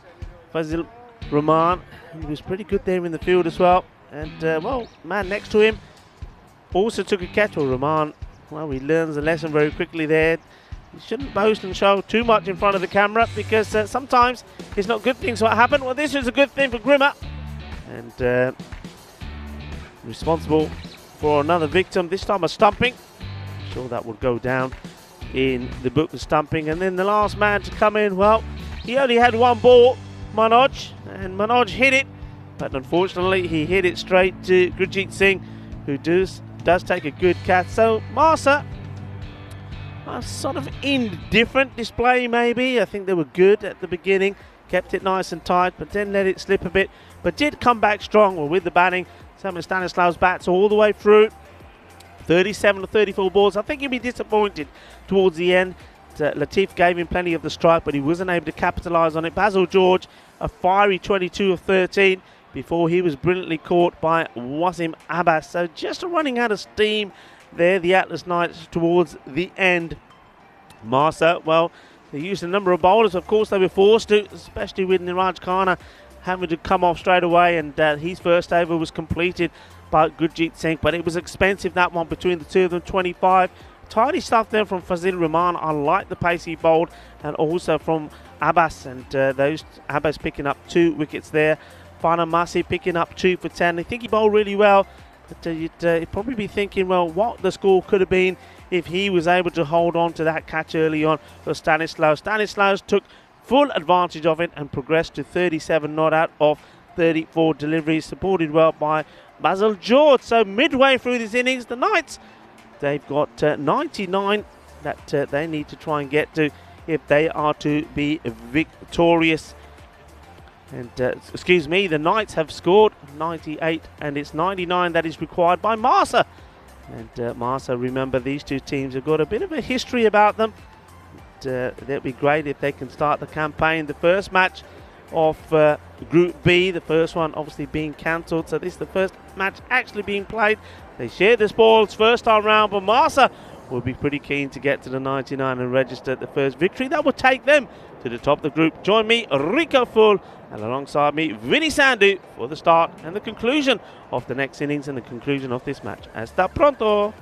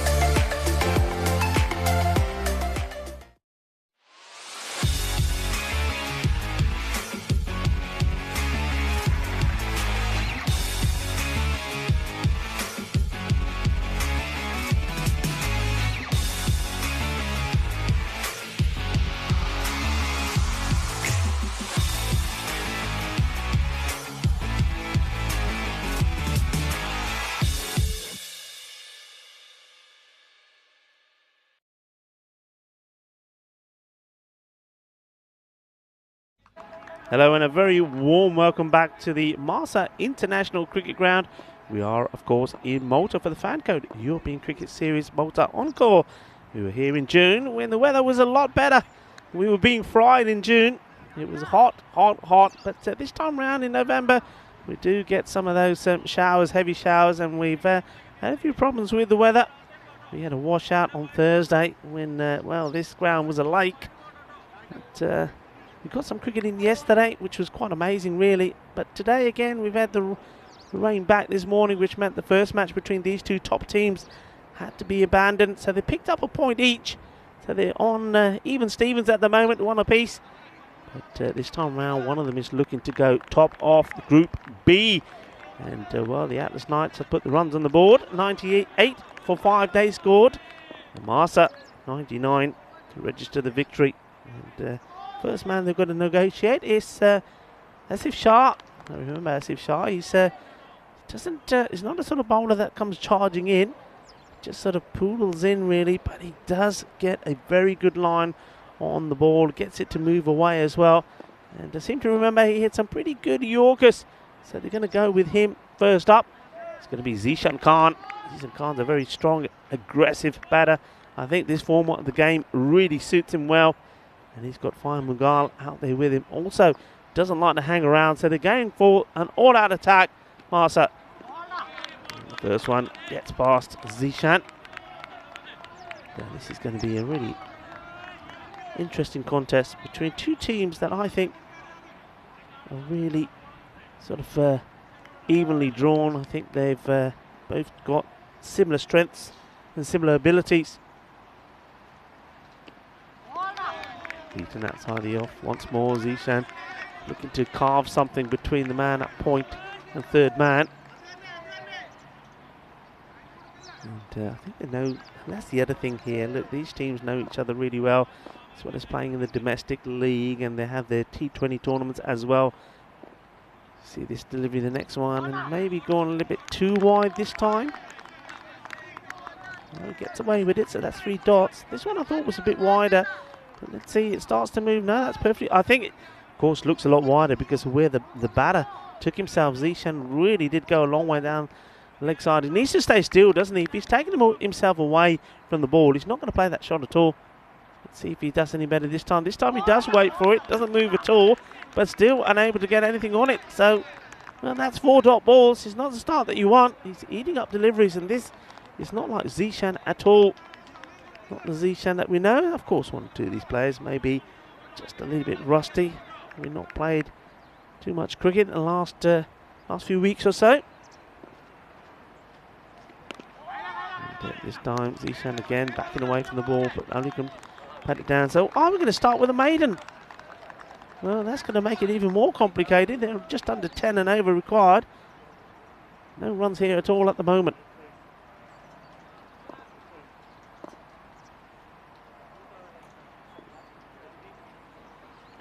See, and it will be. So, a maiden to start. We don't see too many maidens. And, well, that's exactly what we had here. And it's not for the first time, though, in Malta. And we know that Bilal Khan of the Crusaders started with a wicket maiden. So, no runs at all. So, excellent bit of bowling for Asif Shah to start off with. And Zishan not able to get that away. I think he would be disappointed, especially with the first 4 deliveries that he's tried to cut away outside the off stump. And, missed out on all of them.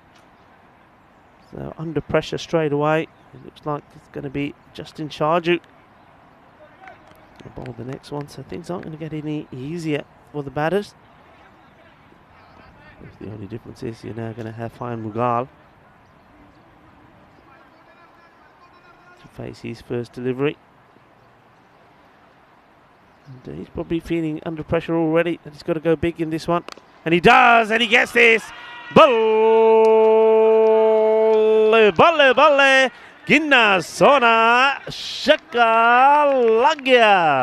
That's a lovely shot and a nice time to welcome back into the commentary booth Mini Sandhu, Mr. Maximo himself. Yeah, I'd love to come back on a Maximo. Well, that one had the people near the pavilion scrambling, didn't it? That was a big hit. And, well, this is quite an exciting move to send Funyan Magal to the top of the order. Yeah. We saw him batting a little bit low last time. We saw glimpses, but couldn't quite string enough of an innings together. Will it be different this time? This next one, he's going to hit hard. He has picked out the man down there. So it will just be a single. But yeah, he's certainly attacking the bowling from the get-go. Yeah, he certainly is. He's got unlucky there. I mean, that's because of the ground and how wet it is at the moment. I think on a drier day, that ball's going to just go speedily along to the boundary. Just holds up for the fielder. Zishan, can he get going? Not at the moment. That's his 7th delivery. Not off the mark. And he's going to have to start asking himself a question pretty soon whether he's doing his team any favours out there, whether it's time for him just to do something, try something and get out of the equation if he can't get runs on the board. He is capable for sure. Just hasn't quite had the run yet. Hasn't had the rub of the green, but here we go. Can he get something going? Makes room for himself. Hits it pretty hard. Does get off the mark. Well, if that's what if the way that Fahim Magala started, if that's what his role is going to be for the time being until he starts hitting it clean himself, that'll do. I'm liking what I'm seeing with the weather as well here, Vinny. Darker clouds are starting to move away and there seems to be some bright weather coming this way. That's a good sign.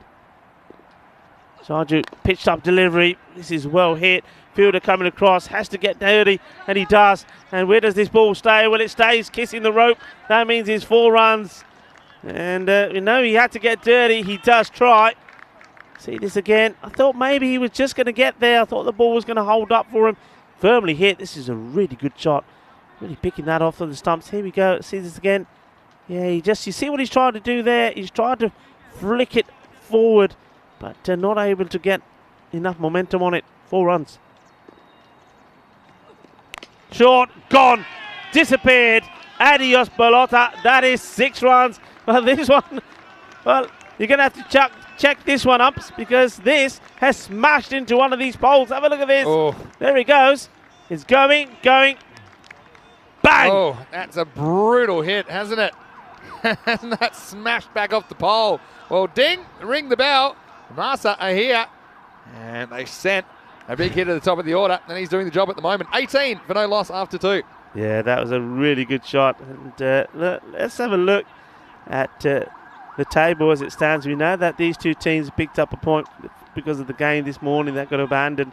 So this is everything to play for. Team who wins this one will go to the top of the table. And depending on what happens in the matches this afternoon, it could stay there. And, well, 2 overs down, 18. So after nothing from the first, we saw 18 come up the second. And they're asking the question. And the umpire very quick there. Shubhas Roy to say, yep, you're on your way. So Zishan has to depart. He won't mind that. I think he'd be really happy with this because, look, he hasn't quite got going, and I think he's just done the right thing. But again, you see there, he's moving towards the leg side. That's something that he needs to look at. He's just moving far too early, taking himself and his body away towards the leg, therefore not getting in line with the delivery. First one goes. Zishan is gone, but that could be a blessing in disguise. Yeah, he's just been a bit impetuous there. He wants to get after the bowling. He's almost been he's getting a bit too fancy, I think. I mean, look at the ones he missed out in the first over. He's trying to smash him. He's moving around the crease, like you say. He's premeditating. I think he's not playing the ball bowled to him. He's not even, I think, watching it that closely. I think he's just swinging for the fences. It hasn't worked out for him. Anyway, I'm sure he'll learn. I'm sure he'll get better. We know that he's a very, very good player, Zishan Khan. And he can have innings like that. It's just a shame he's burnt quite a few deliveries. Niraj Khanna comes in at number 3 to face Sharp. Khanna, well, he's trying to make this a better day for him, a better morning for him. Didn't have the best, did he? His first delivery of the match was dropped by Marcy. He could have had a wicket at the very first ball he bowled, and then it went all wrong. He bowled 2 full bungers, and one of them was smashed for 6. And the second one was hit away as well, and then he had to come off. So now, trying to make an impact, a positive impact on this match for him and for his team. Wants to last more than 1 ball with the bat. Does, but hasn't been convincing. Once again, we see someone just falling off the ball. Yeah. Look, with Magal there. I mean, the longer the Magal show goes on, Funyan Magal I'm talking about, and you think that Malta are going to win this game, but yeah, the other batters around him just haven't provided too much support at the moment, not even really able to give him the strike. He's only faced 4 balls in the first 15. This one will be called a wide, but this is better from Kana. He doesn't drop away, he stays inside the crease. Sunshine! Yeah, Let what's the that? sun shine. This is what we're talking about. Well, that is the first run. It's come off sharp, would you believe it? And it's a courtesy of a wide. 1 for 1 so far, 3 balls left in his spell. And there's another. Well, he's going for everything here. I think there's some appealing for the LB, others thinking catch it. Well, just have a look at it. That's a pretty good shout. I'd like to probably see that again. Maybe see it side on, see the height on it. Well, let's have a look at this first. I mean, he goes right across his stumps. I just think it's so high. He's jumping as well. Look, that's going over the top. Yeah. Very, very close call, though. This one goes through. No bat on this as well, so no. All the work being you're absolutely right. 4 balls that Fahim Mughal has faced. He's crashed 17 runs from it. Score is 19, courtesy of the extras. The 4 balls are 2 sixes, a 4, and a single. That's what he's got. And they just can't give him. And the other thing is, they've burnt this power play, and he's only faced 4 balls of it now. So another swing and a miss. So between the others, they've got 1 off 14, but he's got 17 off his bat, and a pretty good over in the end from Shah, who avoids the hurricane Farun Makal, and Fanya Magal, I should say, and at the end of the power play, it's 19 for 1. Yeah, 19 for 1. The Knights themselves at the end of the power play were 15, so I suppose they say they're ahead, though they have lost that 1 wicket, but you've still got Fahim Mughal there. And they've still got plenty of batting to come. You can see that Noel Kosler is walking around with his pads on. He normally tends to open up the batting, Noel, but I think they've decided they wanted a little bit of firepower out there. Yeah, I just think there's got to be a few nerves around. I mean, it's been a while since I've seen these guys in ECN. They're very experienced as far as ECS goes, but you want to do well in your first match of a new series after a bit of a layoff. Now this one is in the air, and this one, is it going to carry? Well, this is a sensational effort. Now ends up the other side of the boundary, and I think it's been called 6. I'll just check this one out. It's an acrobatic bit of work, and Basil George comes in. He gets whacked away. Now just have a look at this. Now where does he take off from in the first place? That's question number 1. So that's fine. Does he get rid of it? Yes, but where does it go? Okay, throws it outside the boundary, so that's why it's 6. But how about that for some action? We'll just put another 6 in the book to Vanyan Magal. He moves to 23 off 5. And this time he goes right away across his stumps. And, well, we're going to have a look at this. Obviously, we're in the wrong angle to see it first off, so we need the replay. Goes a long way across, doesn't it? Goes a long way across. Where does it hit him? And, yeah, I think that's just started to nip away. I think it's a good call. Yeah. It's a tight call for sure, but I think he's got that one right. It's a dangerous bit of footwork. You see that ball, when it pitches, it starts to move. If it goes straight, he's a goner.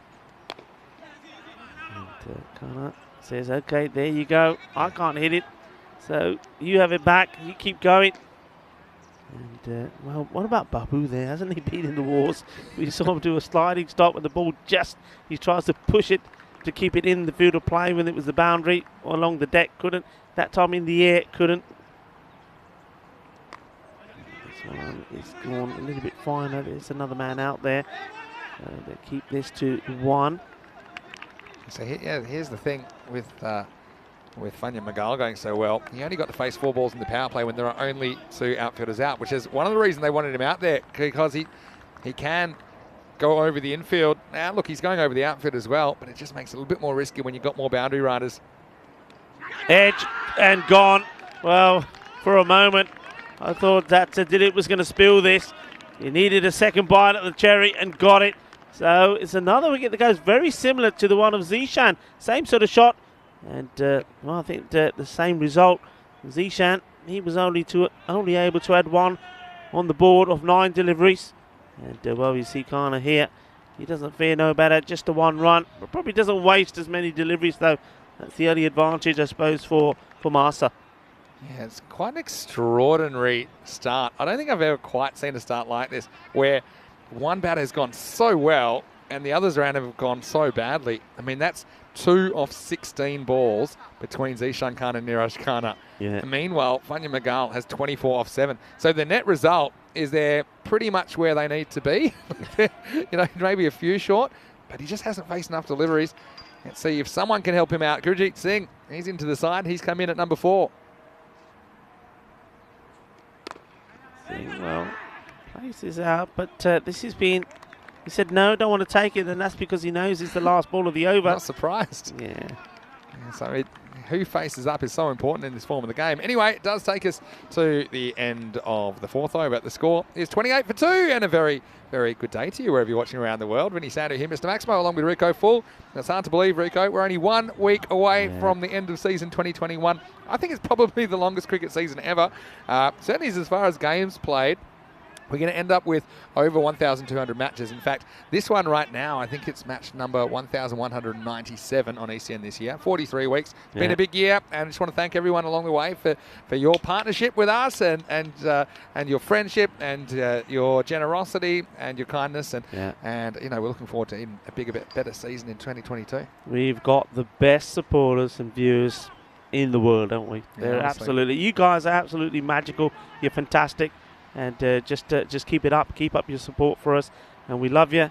And everyone on the chat as well. Good morning to you all on the chat. Everyone's so passionate about developing cricket a game that obviously we all love and so many people do around the world. But seeing it spread to new places and seeing the enthusiasm for which the game's being played with and taken up with and been taken to schools and the kind of participation we've seen improving as well across the continent, I think it's been something really special. So, well, we're looking forward to continuing this journey with you, and hopefully you remember us when we come back around in 2022. Anyway, right now, here's Magal show, and it's all over. And it's a big wicket for Sarath Babu, who gets him first ball. He didn't have a look at him. That's the way he's been playing. Oh, he hadn't had any help so far, so Marcel needs someone to stand up. Fanya Magal goes for 24 off 8. He is bowled by Sarath Babu, and the score is 28 for 3. Huge moment in the match. Well, I told you, Babu, who was in the wars in the field, he was diving around trying to stop the balls going to the boundary. I thought he was going to play a big part in this match. Well, he gets given the ball by the captain, and first up, he takes the big wicket of Fanya Magal, who goes for an entertaining 24 of just 8 deliveries. So now, who's going to take over that role? But didn't find Magal bat really well. But yeah, maybe just needed to have a look. But as you said, Vinny, that's not his style. So it is Noel Khosla who now comes out to join Gurjeet Singh. So interesting phase of the match here now. I mean, the rate is just over 12. They won't want to see it go any higher than that. And well, they'll take a single here. Good running from Gurjeet, good calling. And shy at the stumps from the keeper, Avinash Dilip. They do come through for the leg bye. But yeah, we haven't seen, certainly if you think about Group A, apart from that one match when the overseas played the Bujiba Blasters and the Blasters got to the 117 they needed to win. Apart from that, I don't think there were any matches where teams were able to go at this sort of rate. And this is up in the air. It's another opportunity. And, well, he's not got anywhere near it. And that is a begging opportunity that goes down. And it's Gurjeet Singh that gets lucky. And they could have gone for a duck. Totally misses it. And, well, it's not the first time. We saw that the master players having a few difficulties. So dropped on 0. Khosla played out onto the leg side. Will take a single. So yeah, going back to what I was saying, not too many teams have managed to go at a rate of what this rate is now, and they've got to do that for a good part of more than half the match. It's going to take some doing, and I think to do it, it's going to take one batter to really get in the groove they need, and somebody else that can take over from what Fanya Magal was doing. It's played out once more. It will just be a single, and with this field now spread, It's all about getting everybody in the right areas, in the right places.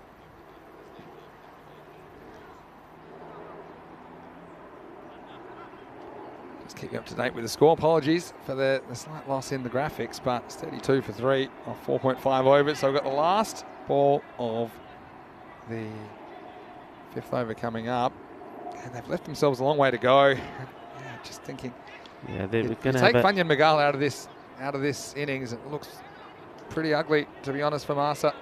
Yeah, sub coming on here for the Knights. I mean, after dropping that catch, I think Remy-san needs to come off and just receive a bit of attention to his finger. So we've got, I think, Nathan Sunny has come onto the field, the 12th man. Yeah, we'll probably see some of him during the series as well with the bat. Left-hander. So just waiting for confirmation we can keep going. Yeah, hopefully it's nothing too serious for the fielder there, Ramasan. I think we're okay. It's nice to see that the umpire is making sure that the fielder that's hurt gets back, gets a nice comfortable chair and gets a nice cup of hot chocolate. Yeah, he does. Gets a cookie as well. So we can continue. Let's go. Kozla on the strike. And then Sarath Babu. Continue. And this is a good shot. This is what they need. A little firepower. And this one goes all the way over. Seis Carreras. A nice shot from Kozla. Very quick to latch onto the length of this. Just plants that foot down the wicket and hits it. And I think that's the difference, isn't it? Kozla prepared to go forward at the ball rather than move away from it. You see there, he goes to it, hits it on the full. Good shot. Yeah, what a good shot that is. And Kozla, and he's batting a bit low for me. He's batting at 5. But look, they do have a long batting lineup. Some of their top order batters weren't quite able to go at the rate required today. But with Kozla there, they're very, very capable of chasing this down. But they've left themselves a lot of work halfway through this innings. It's 38 for 3. 38 for 3, and this is going to be interesting now because we've got somebody who's been a top performer for the Knights, and it's their captain Sujis Apu to come on to bowl. Always been in the wickets. So Apu, the captain, he picked up 13 wickets in June. Yeah, he's a real gamer. Sujay Shampoo loves to play, loves to compete. He's got a fight on his hands here. They'll need 61 off this second half. This is out onto the offside. The man at cover comes in and it will be just 1 run. Apu just a little bit short on that one. I think he's loosener.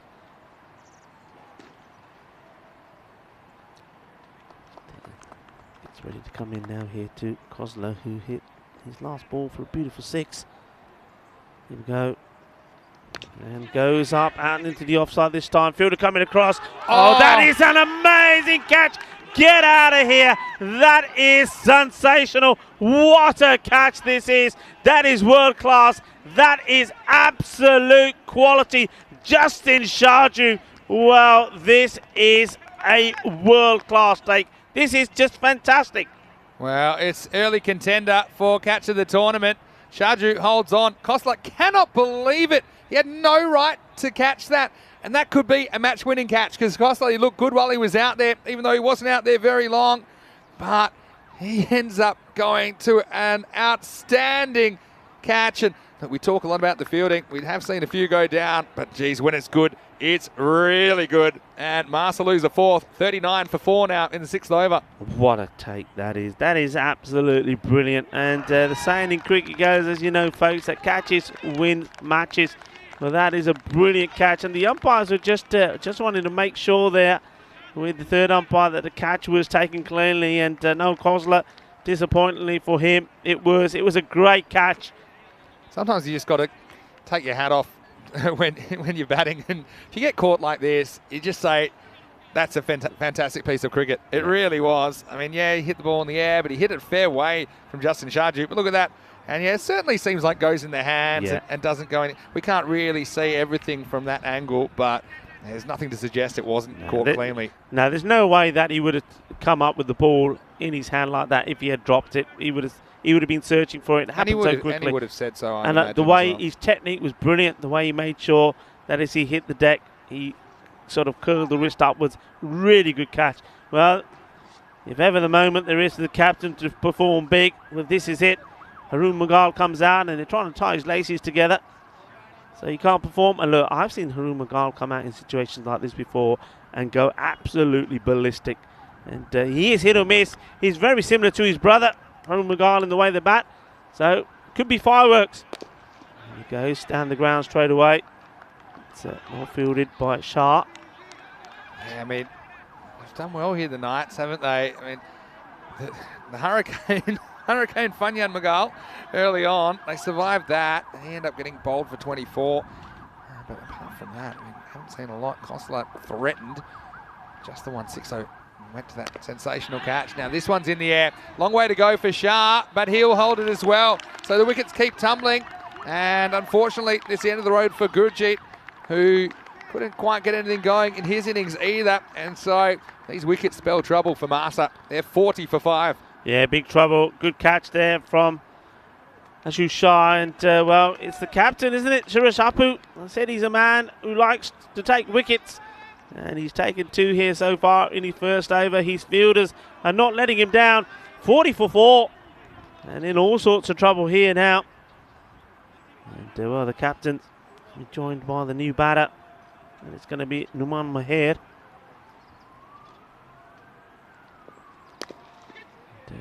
Leans back and forcefully hits this out onto the offside. Long off does the fielding, but it will only just be the 1 run. Yeah, it's been taking the chances that has made the difference. Hey, look, we have seen 1 or 2 go down for sure, but when it's counted, they've caught them, and also the ones they've missed haven't really come back to haunt them. And another single. Tiki-taka is not going to help the cause.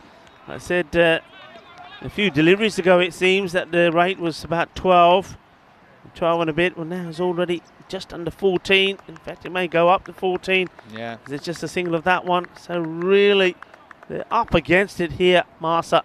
Yeah, 14 and a quarter for the last 4 overs.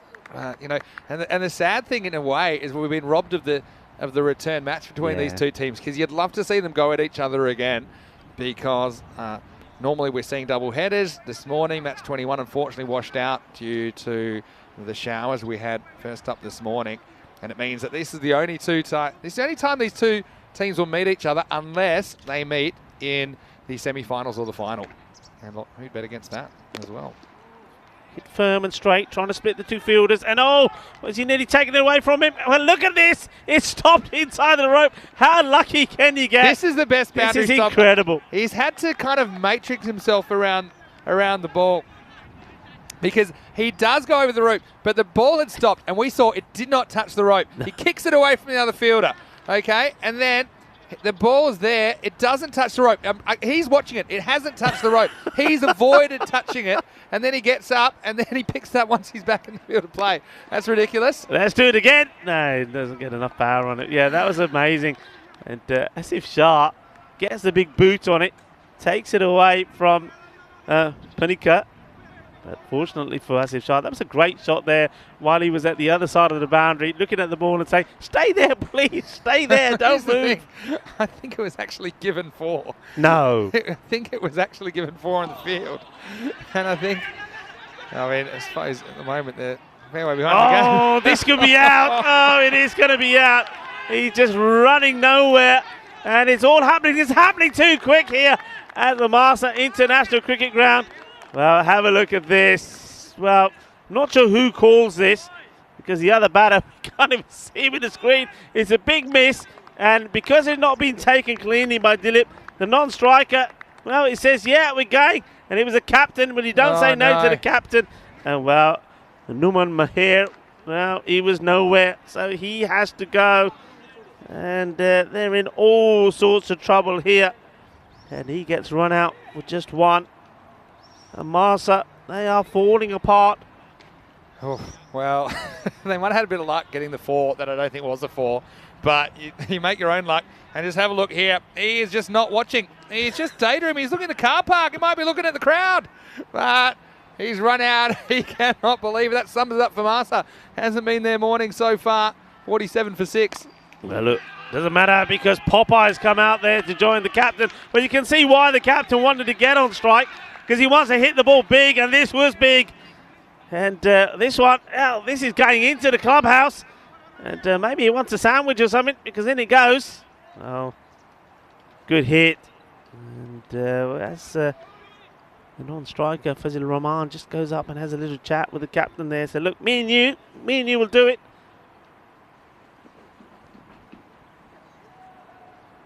Babu, good delivery, pitched up, and I think this is a chance, quarter ball chance, and they don't throw this away. And you can see Babu's disappointed he's not able to take this one. You see it again here, has to dig it out, and well, he gets both hands to it, Yeah. but couldn't hold on to it. Steve McVeigh's got a good point about that last run out. I don't think the batter realised which side of the field the ball was even on. He was looking to his left, thinking the ball was maybe going to whistle past him, and then he just heard the ball hitting the stumps. Crazy stuff. But this is why once you're running, you should just, it's a basic, as we get to into 7th over, 54 for 6. You should just run and slide your bat anyway. Don't worry about where the ball is. As we look at match 23, and look, I'm looking forward to seeing American University of Malta. They're going to be a very interesting team, especially with the addition of Bikram Arora and Varun Prasad. And they will be batting first. They won the toss, and they've elected to bat in match 23. Raw Strikers, we saw them in June, and that was an occasion. Unfortunately, they didn't quite make the quarterfinals, but yeah, they will be on set on strike at 12:30 local, which is about half an hour's time. It's a nice shot down the ground. And, keeps it to 1. You can just see how up for this the Knights are. They know a victory here against their strong rivals. Massa will put them in good stead for the rest of this series and this group. Remember, top 4 go through to the quarterfinals. Team that finishes bottom eliminated, and we've seen that in Group A. C's, unfortunately, team that we won't see in the quarterfinals. Apu, it's a little bit wide, but just comes off the toe end of the bat from Rahman. Gets a single though, so gets himself off the mark, and Harun Mughal, the captain of Massa, just trying to keep their hopes alive. 15 of 7 he's got. Here comes Apu. Not able to get a good amount of bat on this, but they do take the single as the sun once again starts to shine, and at the moment it's shining on the Atlas UTC Knights. And, concern in the camp for Massa.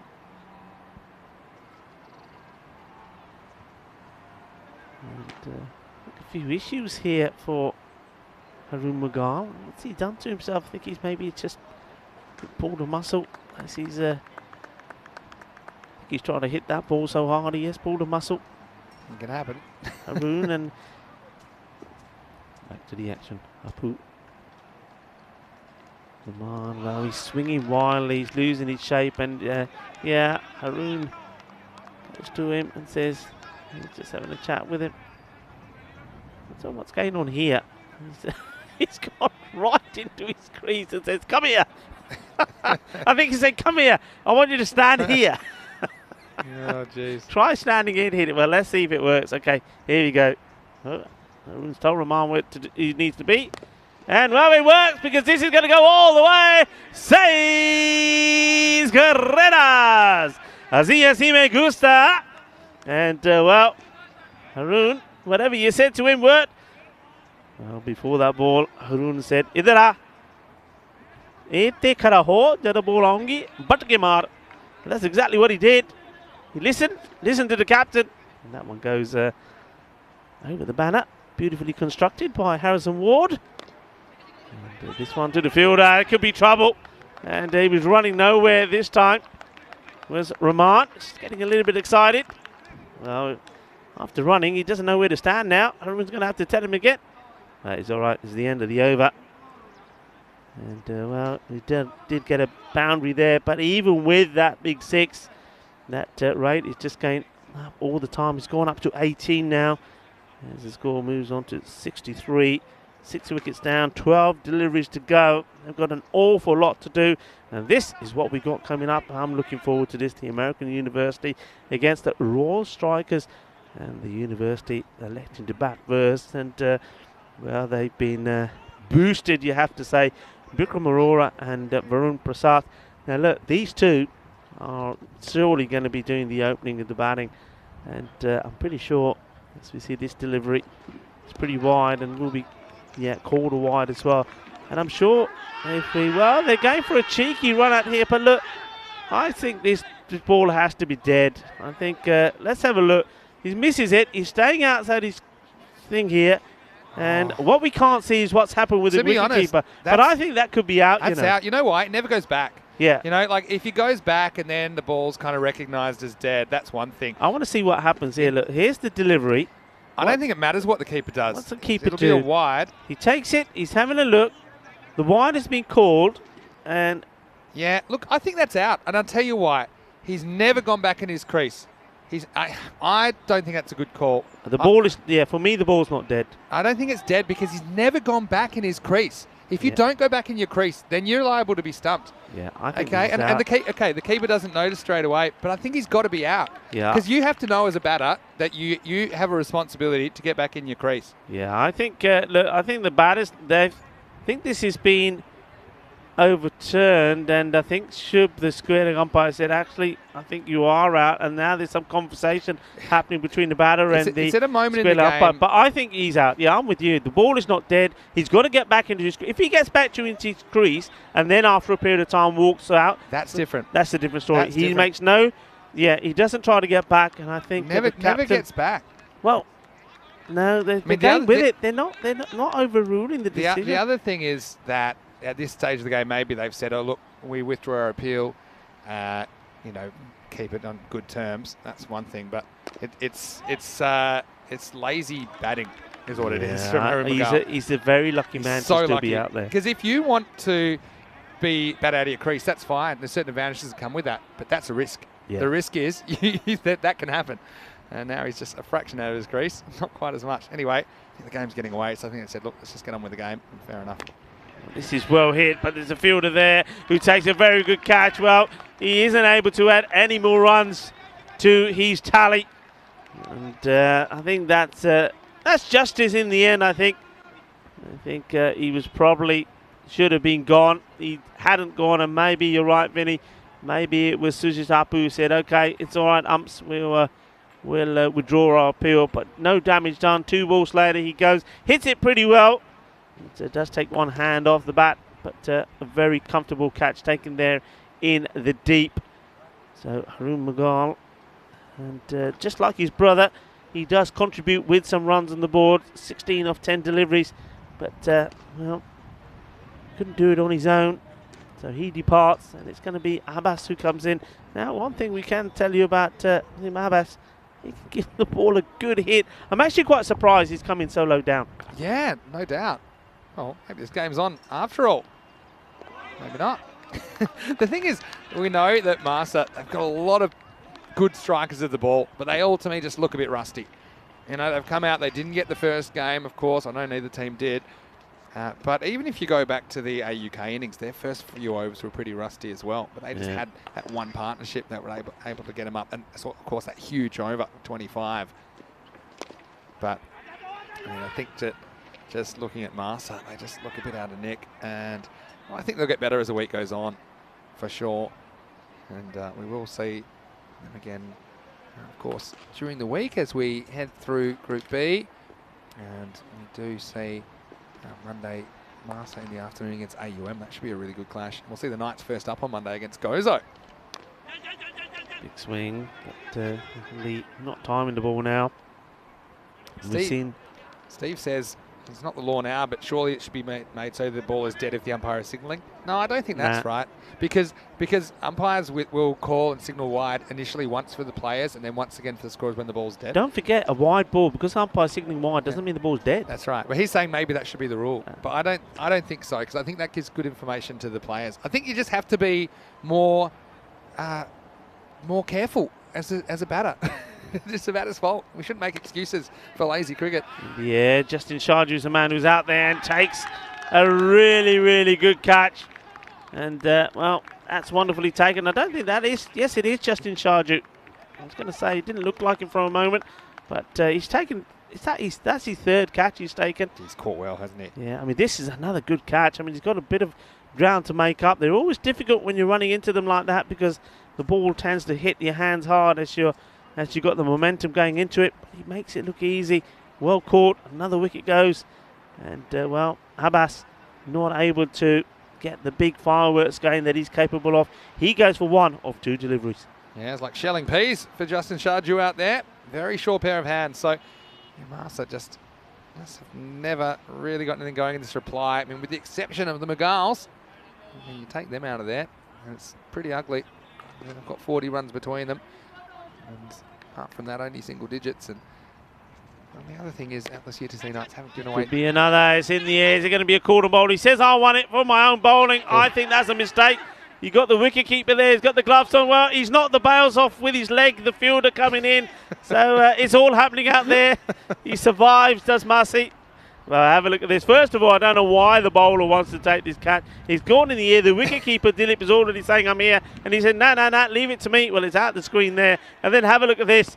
Here comes the throw. And he kneecaps the stumps. He's kneed him over. It's probably not going to hurt him too much in the end. Basil George getting the last over.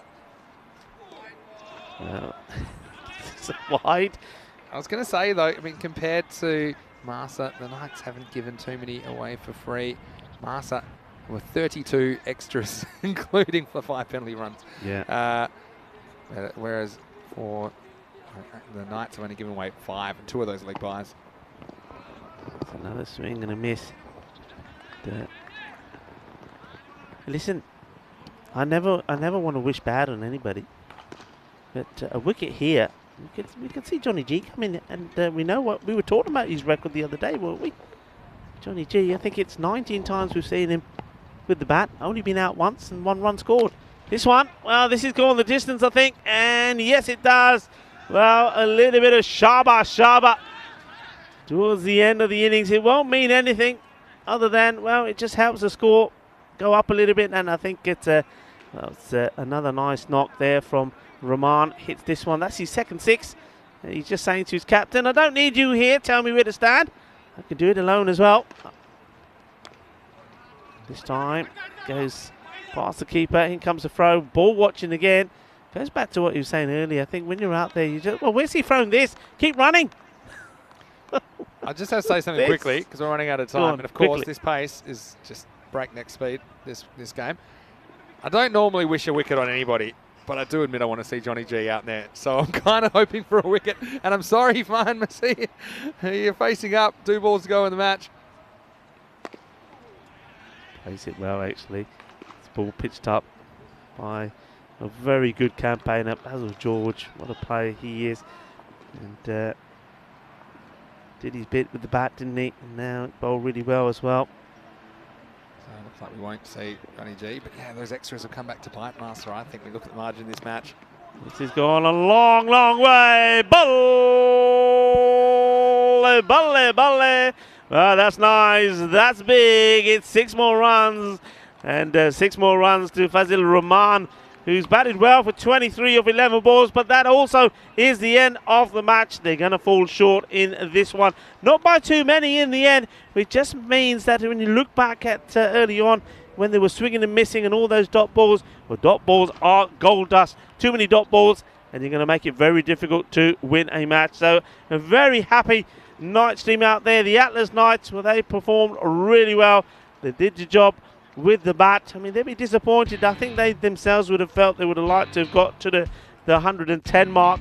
even with the 5 penalty runs awarded to them. They weren't able to get there, but I think they did bowl very well. They fielded well. They took some really good catches as well. Yeah, no, they really did, and that was a big difference, I think, in this game. But, well, speaking of difference makers, how good was Fanyan Magal early? But he just didn't have a lot of the strike, and he didn't get a lot of help, to be honest, from the rest of the top order. That one was ringing the bell at the top of the pole. And then the wicket started to tumble. That was Zishan, who just couldn't get moving in this innings. In the end, he had to go for just the one. And look, similarly with Niraj Khanna, who didn't really have his best game. But that's the thing about all these guys. They will have the opportunity to make amends with 6 more matches for each of these teams. It was a really good effort out in the square leg boundary.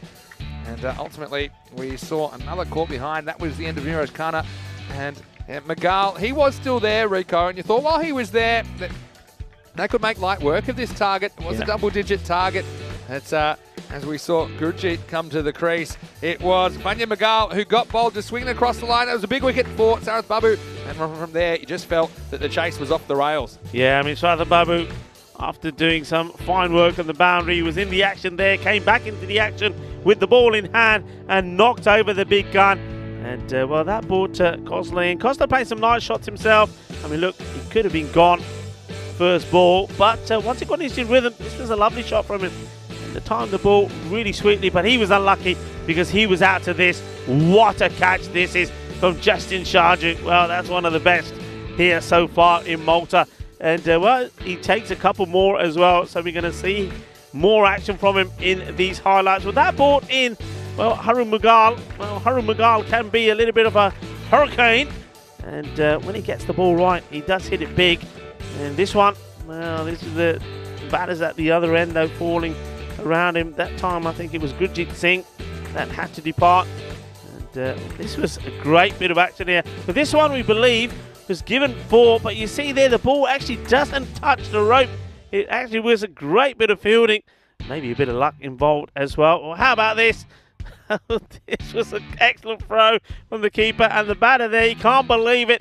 And as we say, when you're running, run hard. And until you get safe, don't stop running. And this is a nice shot.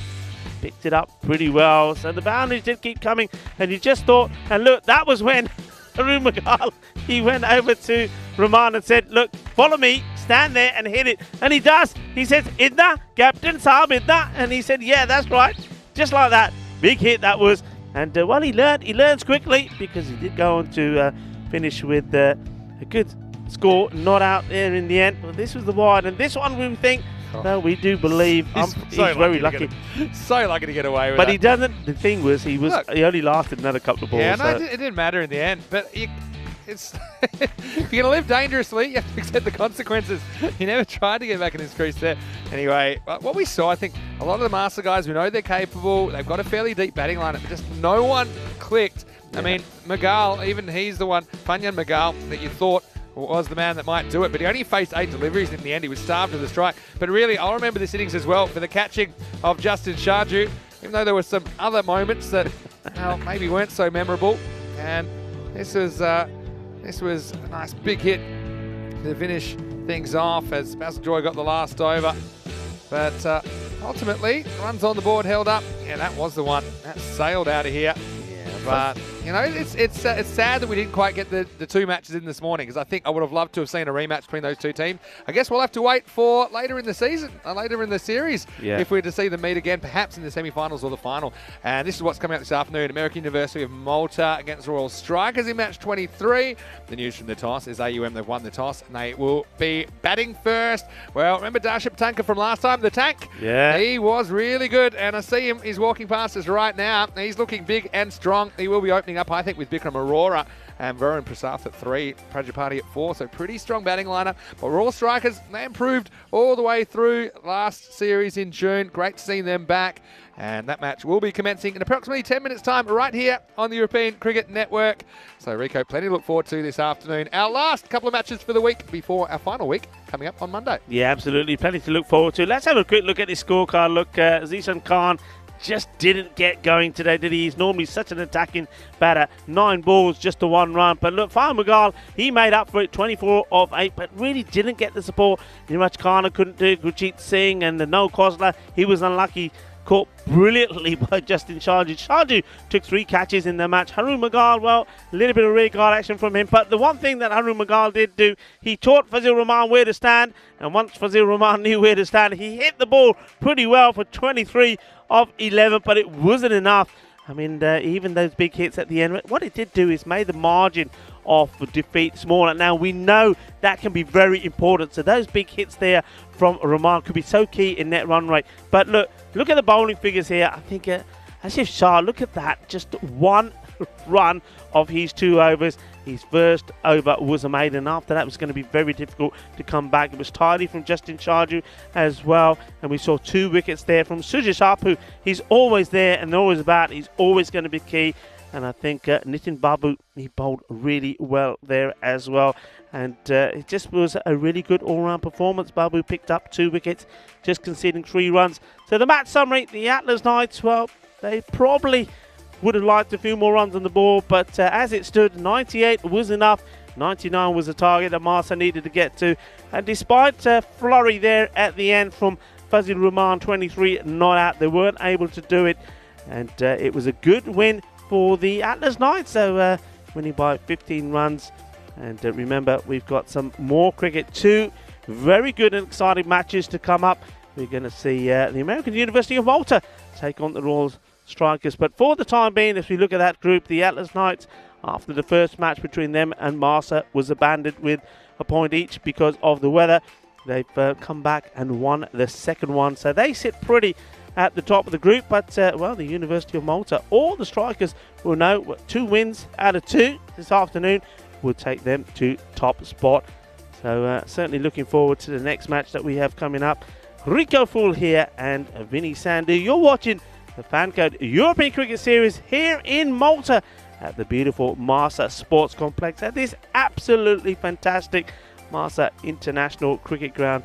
So join us back in, well, just under 10 minutes time as we come back for the match against the American University of Malta versus the Royal Strikers. So get yourself a cup of tea and be right back because, well, there's a frenzy of action, entertainment and a bit of drama on the way.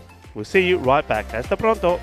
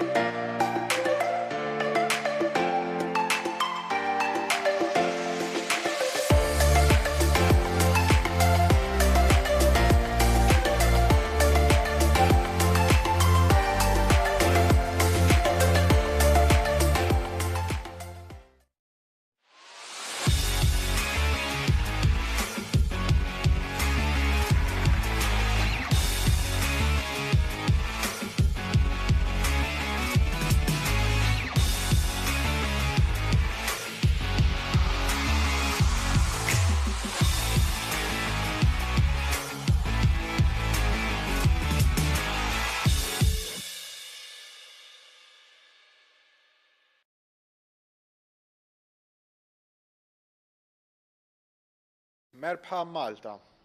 Welcome to Malta.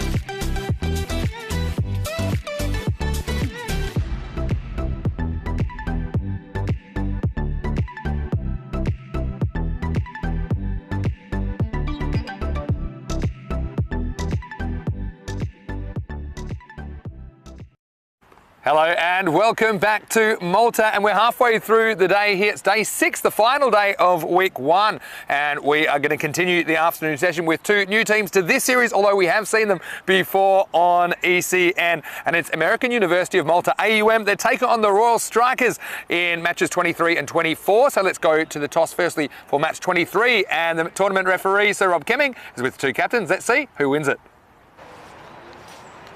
Heads. Tails? Heads. Heads. Heads is the call. It's tails. We're gonna bet. So it's AUM that win the toss in match 23, and they've elected to bat. That's a good, strong move from them. And look, they do have a couple of big ins. They've got Bikram Arora and Varun Prasath from the all-conquering Super Kings from earlier in the season. We'll also see the Malta Super Kings at ECL 22, but they're into the AUM squad, and they provide a lot with the bat and the ball. We'd probably like to see them in the top 3, along with the best batter, I think, from AUM last time, Darship Tanka. And let's see how the tank goes as well. He's got some help this time, that's for sure. Also, Zohar Malik is a player to watch for AUM. Royal Strikers, though, their captain, Savio Thomas, he'll get the chance to chase. And look, they've got a couple of players in particular that I'm looking forward to seeing. Ruben James, Jason Jerome with the ball. Probably see them first up. And Livin Varghese, he is also a man that we might see later on opening the batting. So the news from the toss in match 23, AUM, they won the toss. They're batting first. Let's go over to Rico as we get ready for the start of match 23. Thank you very much to Mr. Maximo. Vinny Sandhu celebrated 1,000 matches this season.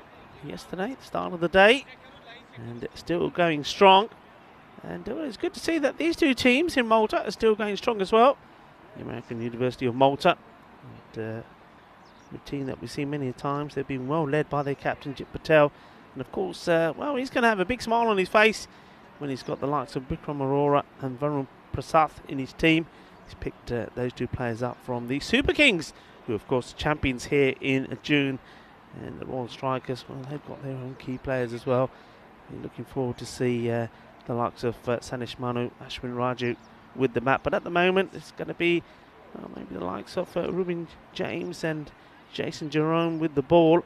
Also Clinton Paul, watch out for him as well. And as the sun shines, I think this is going to be a very, very good, even contest.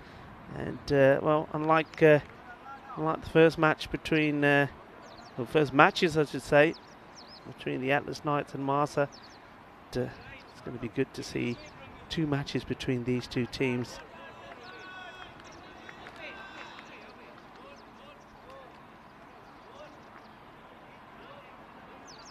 Look around the field to see where the Strikers are setting their field. Got long on back to start off with, and looks like 3rd man. Liking the kit, I do love this this red and black combination. And it's going to be the tank. He's going to be opening the batting, and he's going to be with Bikram Arora. And Bikram, like he does for the Super Kings, is opening up. And start on the big man.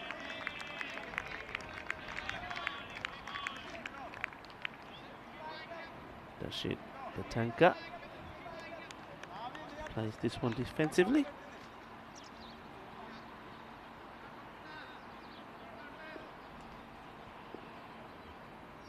Ahmed in once more. This one's go down leg side. And, well, quick throw could be in trouble.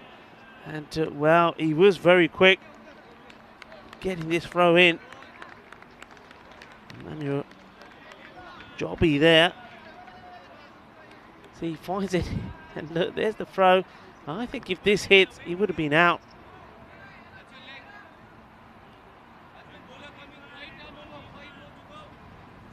So, did a bit of a let off on Bikram Aurora. Wouldn't have been the introduction he would have wanted. Still to face his first ball. This is it. And, this is wide outside the off stump, and signalled so by the umpire.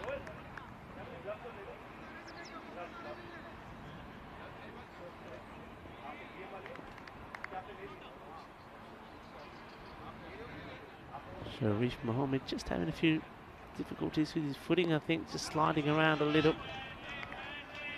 First one's off the bat for Aurora.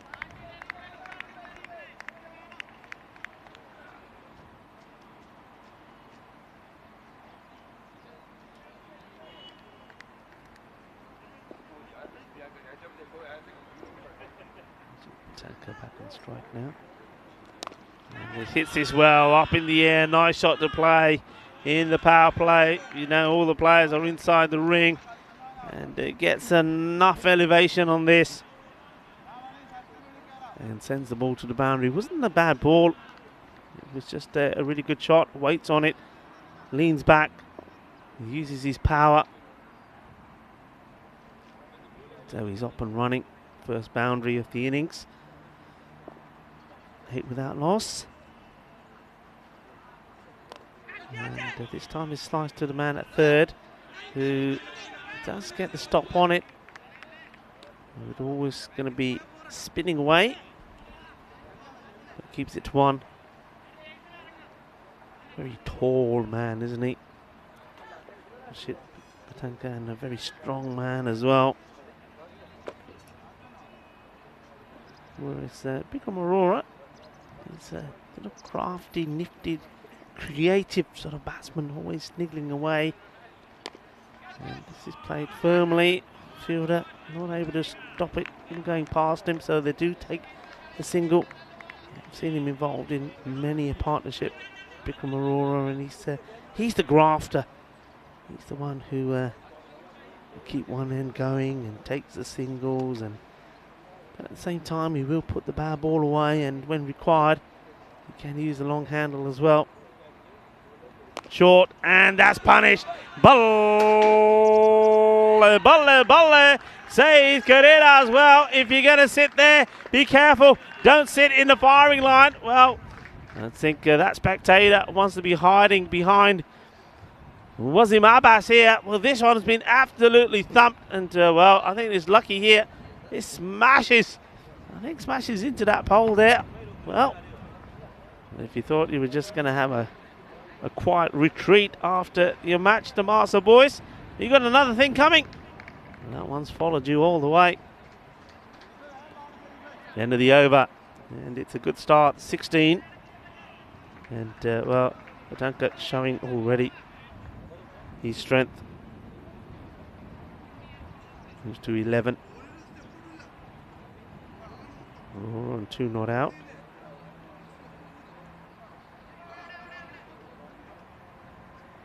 No change in the field.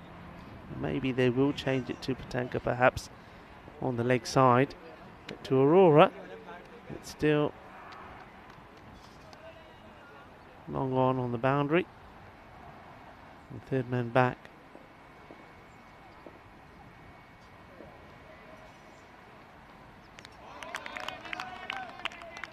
Nice start from Jason Jerome.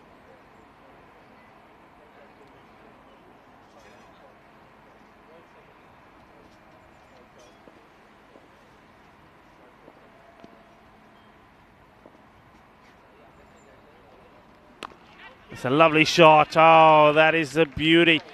Beautiful timing, beautifully executed. It's all about positioning.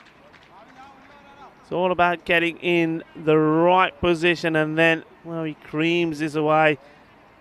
That's a lovely shot. And both these batters already looking dangerous.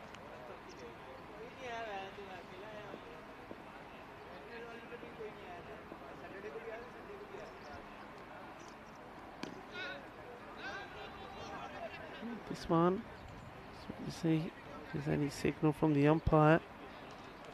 Yeah, wide ball.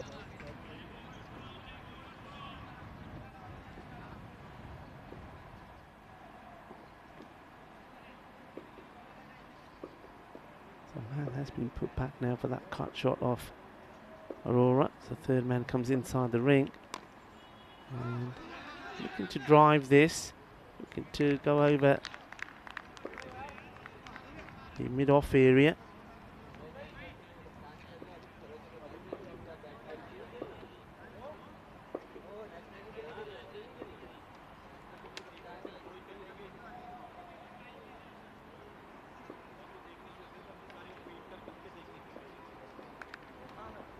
Jason Jerome back into Bikram Aurora.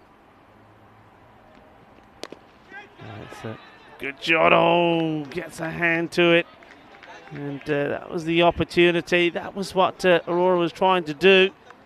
He missed out on it the ball before. This time, he doesn't get enough on it to clear the fielder completely. Good effort there from Abraham. Gets one hand onto it and not able to keep it in his grasp. So the first opportunity goes down. This one from Tanker, just defensively played down, but still no move from the fielding side to make a change in the field. See, I would say to the ship Tanker, you have to bring that man in inside the ring on the offside and push one back on the leg side. That's where he's strong. Maybe get your square leg back. And there you go. That's why. But well, you can have him west back as far as you want, but you can't have him sitting in the clubhouse, because that's where this one has gone. This is big. And that Kookaburra, it's gone into the bar and it's ordered a pint. What a shot this is. This is huge. Well, that's the biggest one we've had so far. And that ball is still travelling. It's going to come back. And when it does come back, I think it's going to come back a little bit dizzy. Not just from the distance it's gone, but maybe from the few drinks he's had at the bar. That was huge. What a shot that is. And what a powerful man he is as well. That's the end of the over. And you can see that both these teams are looking to make their mark on the standings here.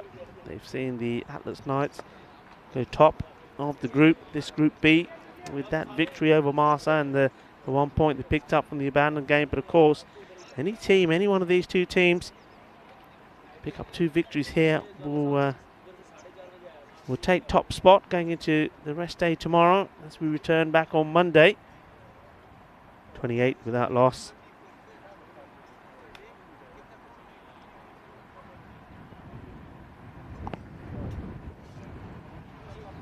So obviously feeling the need to find something to break this partnership. They're going to stay with the pace on the ball. And I'm going to go with Savio Thomas. Here comes Thomas. And well, he's like a few players will find today before they get used to it. It's going to be a little bit slippery. You see there, look, totally loses his footing, goes sliding. And he may need to think about just cutting down on these run-up, because that's not a good move, is it? Not a good sign. It's going to play in the back of his mind.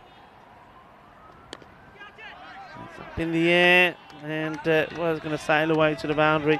And I suppose that's the danger early on when you're moving the third man in, because shots are being played elsewhere. But you get things like this happen. And this one goes to the boundary. And yeah, you can see Xavier Thomas having a few issues, and he's going to try around the wicket. I think that's more to do with he feels that it may be just easier for his footing more than anything else. Well, this one ends up being a big wide, and it's going to be a real gundy ball because it goes all the way down to the boundary. It's going to be 5 wides. Look at this, and I think he's far better off. Just got to look, conditions like this. I think the bowlers just got to use the common sense. I think you're going to slip around. The conditions are not going to change. I think there's been too much rain on the ground, so you're going to get a bits of mud and stuff stuck to the sole of your shoes. So when you're running in and you go from the grass onto the artificial, you're going to slip a little. I think you've just got to cut your run down and just say to yourself, right, okay, I'm just going to bowl off a shorter run up. That looks like what Thomas is going to do. So it's going to go back over the wicket. I think this is a better move from him, bowling to Aurora. Oh, takes him on. It's a wide ball, doesn't really want to be chasing this. So having a few issues here. Xavier Thomas in this, the 3rd over.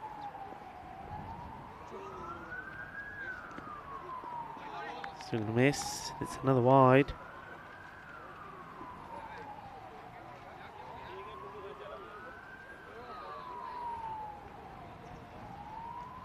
And just having a few words of encouragement given to him from Ibrahim there. And this one is beautifully played, just guides us away. Look at the way he opens the face of the bat, and the fielder gets a slide in, but unfortunately not able to keep the ball inside. It's a really nice shot this from Vikram Arora. Look at that, it just beautifully timed, and that's top draw, that is. And even on these conditions, look, great effort from the fielder diving. You see the ball just bobbled over his hand there and able to get the stop in. This is becoming a really good power play here at the moment. I think probably the best that we've seen. Slower ball, and totally misses out on this, a full toss. And gets away with one. This one he thought was going to go to the boundary. And Aurora, well, you see he threw everything at that, the sink and all the other appliances in the kitchen. Doesn't make any contact at all. This one is defensively pushed out, and oh, well, again, well, what's happened here? Well, there seems to be a bit of a delay action here from the tank. Here comes the throw. I think he would have been in trouble, and then, well, he tries to stop colliding into the wicketkeeper, and then he goes down like a sack of potatoes. Well, Jobby's saying, I didn't touch him. I didn't touch him. Look at this again. Well, the tank goes down, and, well, Jobby's only a little man. The tank is huge. And Jobby's saying, well, me, I didn't touch him. Promise, Gov, it wasn't me. That's all happening out there. And couple of balls to go in this power play. A healthy one so far. And this one's been hit well. And if it gets past the fielders, there's going to be 4 runs. And it is. You've got to go here early. Look, this is 2 fielders in play here. One of you has got to go down. And they don't. And the tank gets the power in. At this point, you see there, I think that was Sharif Mohammed. He's got to get the slide in. Once it goes past you, it's 4 runs. The score moves on to 48. A ball to go in the power play. Thomas in a good one. And this one's played out to the man at square leg, so we'll get the single. So we finish the power play at 49 without loss as we welcome back Mr. Sandhu into the commentary box. Thanks, Rico. Good to be back. And yeah, talk about power in the power play. And we want to talk about the Super Kings inclusions in this side, Aurora and Varun Prasath. But how about the tank? And the tank has lived up to his name. And I remember he was such a workhorse for AUM in the previous series. In the end, he felt at the end he was just really tired. He felt that he had done the bulk of their batting, and at the end, yeah, just kind of looked a bit fatigued. But he's there, game 1 of the series. He's excited. He will be behind the stumps for AUM as well. And yeah, back in that series, he scored 224 runs in 9 games at a strike rate of 166. 2 undefeated half centuries in there. Actually, the second highest run scorer in the series. So that was back in June. And the highest run scorer in the tournament was Varun Prasad, 351 in 10 innings. And probably likely to see Varun at number 3. Bikram Arora, though, the Maltese national team captain. No slouch with the bat either. And look, we had Sim in the chat saying, well, come on, what's happened to the Super Kings? He wanted to know. And yeah, just explaining that, Super Kings, they've had to get a lot of leave for cricket this year, of course, the June series, and they will also need to get time off for ECL in 2022. So they haven't entered their own team, but they do have a sprinkling of their players in the other teams. So start of a new over, and Patanka goes behind square, helps it along the way, and this one will not make it to the boundary. He's just got that down inside. Xavier Thomas, that's a really good chase and stop from him. Really good effort. He never gave up on it. I thought the ball was winning for all money. Just have a look here. Gets rid of it. Yeah, and that's fine. And its foot doesn't land yet. So excellent bit of fielding. That's the sort of thing you need to do if you can try and work your way back into this game. 50's up for AUM though. And yeah, so Super Kings, we will see them. They're in Group D of the ECL. And that group begins on the 28th of February. And Sim also saying that one of his other favourite teams, MSC Frankfurt, is in that group as well. So they'll get to play each other. So that'll be pretty exciting. And right now we are seeing Kopaka for the Royal Strikers. So I'm really looking forward to seeing them again as well. I thought they improved as that tournament went on in June. It was their first DCS. This is hit down to long on. Just the one. You can see there's certain confidence that's come with this opening pair. We've seen a couple of the other teams this morning and a couple of other teams in Group A as well, just being a bit rusty with the bat first up. We're seeing none of that from AUM at the moment. No, I mean, they come into this, playing their shots, looking very confident. And, well, I think it gives somebody like Mr. Patanka a good opportunity to bat with Bikram Arora. There's more work to be done in the field here. The fielder's gone all over the place. He just managed to keep the ball in his hand. Well, he's going to have a busy time out there, you get a feeling. But Xavier Thomas, so far, he's doing well there. He ends up in some sort of yoga position where he's just unable to unlock himself. Look at this. Look at that ankle. Oh, that could have been nasty. Look, he had his trouble when he was bowling, and you just suggest maybe he's probably not got the right footwear for this for these conditions. Okay, this one gets past the bat of Aurora, but they won't get a run. So Kopaka will be hoping to just slow things down a bit here. Using that round the wicket tactic. And it's a little bit short and it disappears, and I think that one might have gone all the way. It has. Maximo!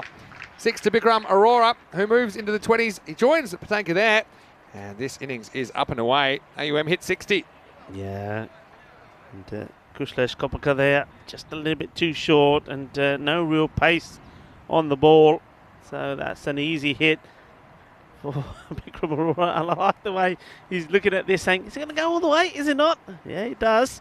So Bikram at the moment keeping up with the tank. Just a run behind. He's had a couple of deliveries more though, so he moves on to 24 or 13. He's just sliding it into him, so they put an extra fielder back now. Deep square leg. And so he goes straight, but does he get enough? Well, unfortunately for him, he doesn't get enough, because that probably would have carried to Ashwin Raju at long on. And so Kopaka goes for 12 off his over at the end of 4. The score is 61 for no loss. And good news, Rico, not just here. I've got these on, the sunglasses, because I didn't need these this morning when we had showers actually forced the abandonment of the first game. And although the sun's gone behind a cloud at the moment, I thought it was a good time to put on the shades. No. And I'm feeling like the weather's going to be good this afternoon. And at the moment, I think we're seeing a highly entertaining contest between two teams. And I think the scores will be bigger in the afternoon, a bit like we saw last week. And certainly AUM, they've got the batting to do it. Yeah, I think you're absolutely right. There will be better scores as things start to dry up. We've already seen this pitch, this surface is amazing, isn't it? Just how quick the ball is all of a sudden moving across this outfield. Yeah. And yeah, we know we've had so much rain on it, but it's just been absolutely amazing the way it absorbs the water and the amount of water. I mean, come on. It resembled a swimming pool, didn't it? at the end of Thursday. Well, good hit here, and he could be in trouble. He is in trouble. Well, the tank, he could have gone, he could have been run out without scoring, but just wanders down here. Look, he's out of your picture. He's backing up, and I'm not really sure why he's decided there's a run on here. And, well, there certainly wasn't no call from Aurora, and that's bad running from him. He's a long way out, and he knows he's disappointed. Look, he punches his bat there. Tank, be careful. Yeah. You know what can happen when you punch your bat. Yeah, and this is the other thing. He's elected to run all the way off the wicket. I think if he's on the wicket, he has better communication with the other batter because he's so wide. You can barely even see him there. Yeah, watch. Look, he knows he's out there. Watch for it. Watch, here comes the punch. Don't do it. Don't do it. Don't do it. It's just a glancing blow. But that's why I think if you're smart, you run on the artificial surface. Yeah. Anyway, we'll get to see Prajapati, who's coming out number 3, coming out ahead of Prasath. This one's up, it's gone, it's out of here. Maximal, big hit. Aurora says, well, I'll stay right here. And although the tank has departed, so's the cricket ball. Clinto Paul gets the treatment. 6 runs to AUM. It's a big hit. And I think Aurora's probably thinking, okay, well, if the Sheeta Patanka has gone, well, it's going to be down to me to do the big hitting. So nice shot, 6 runs. Yeah, so I don't think they're going to slow down, even with the loss of that wicket. Oh, this one beats the bat. Hits him on the back leg, maybe a bit high. And Aurora has missed the odd straightish one. Let's have a look at this. Yeah, it's coming from wide.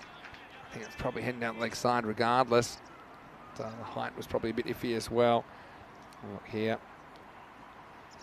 Yeah, I mean, maybe the height was fine. I think, yeah, maybe just going down. Still, we'll get our first look at Abhishek Prajapati.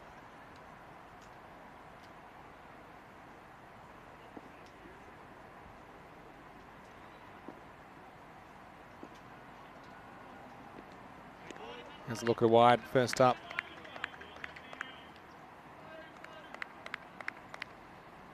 So, yeah, AUM, a few people in the chat thinking, well, maybe they deserve favourite status.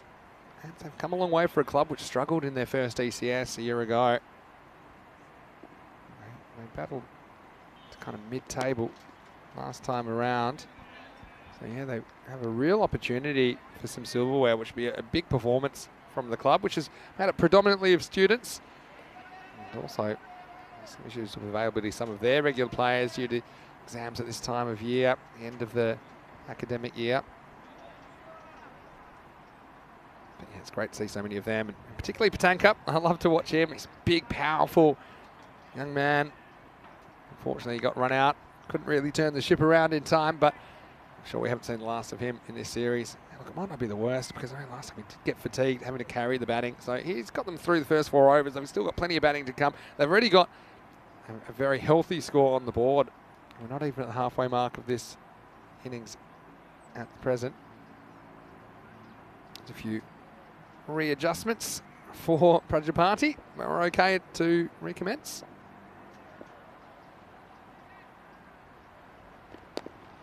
Driven back straight, but no run here. So yeah, Royal Strikers, they've got some characters of their own.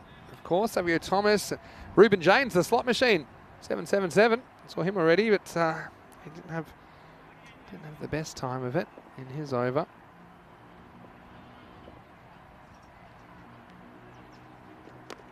He goes after this, behind point. This one's going to be 4. It's just hit too well by Aurora. Nice shot. And just times the absolute cover off this one. Bit of width outside the off stump. Not a lot of footwork, but just throws the hands at it. And it's a really nice bit of batting. 4 to Prajapati. And so let's take us to the end of the 5th over. In fact, of course, it was Aurora that hit that last one. Prajapati will face up the start of the 6th. 5 overs down, 74 for 1. They haven't been helped by the extras, 12 wides in the innings, as well as 1 leg by. But yeah, those doesn't. They've been gifted. So we're all strikers. We really need to try and do a holding job. Now we will see Kopaka again in the 6th. It'll be his 2nd over. His first one went for a dozen. all the overs so far have been double-digit overs. 16, 12, 21, 12 and 13. So it's good scoring, and they keep that up. You would say they're on for something in the kind of 130 to 150 region. They have had that one magical over, but even without that, just scoring constantly in the teens, you're going to get that at 140, 150. Can the strikers pull it back? Then swing up. Makes him hustle. This is actually a really good bit of fielding. Just kind of canters off for one here, thinking that's an easy single. But just watch this. When the ball whistles in, I actually think he might have been out fractionally if that hits. Well, that's just good pressure. And well backed up as well. Making sure it doesn't go for overthrows. But Aurora faces up now. Gets something leg stump. Hits it hard. Fielder down there cleans up his well position. But that's a risky strategy, even with a fielder there. Aurora can make those disappear.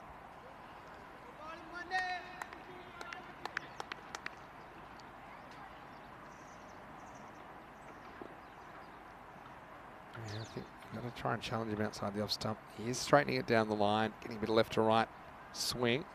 That's exactly what he does here. And Aurora shows some patience as well. That's been a feature of his innings. He hasn't gone after absolutely everything. This is Prajapati this time who pushes a single.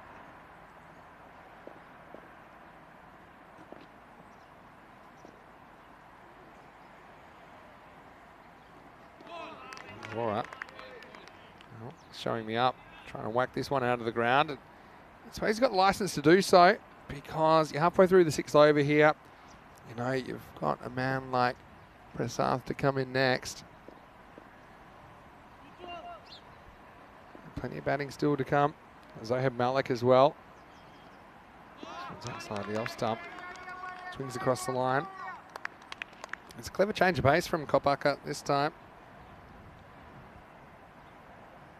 I think he's a better player than that. That's the kind of ball you can probably hit over cover, I think. There's a big gap at deep cover. This time he does go leg side, and he absolutely nails it. It's long, it's strong, it's Maximo. 6 to Bikram Aurora, the Maltese skipper. Oh, he is in the mood to party now, and he moves into the 40s. And it's just in the slot from Kopaka. And he stays well balanced. And just picks that one up out of the ground. End of the over as well. 6 overs down is 83 for 1. That was a much better over. Only the 9 off that's the first over not to go in double digits, but it almost did. And so, yeah, 6 over check-in time.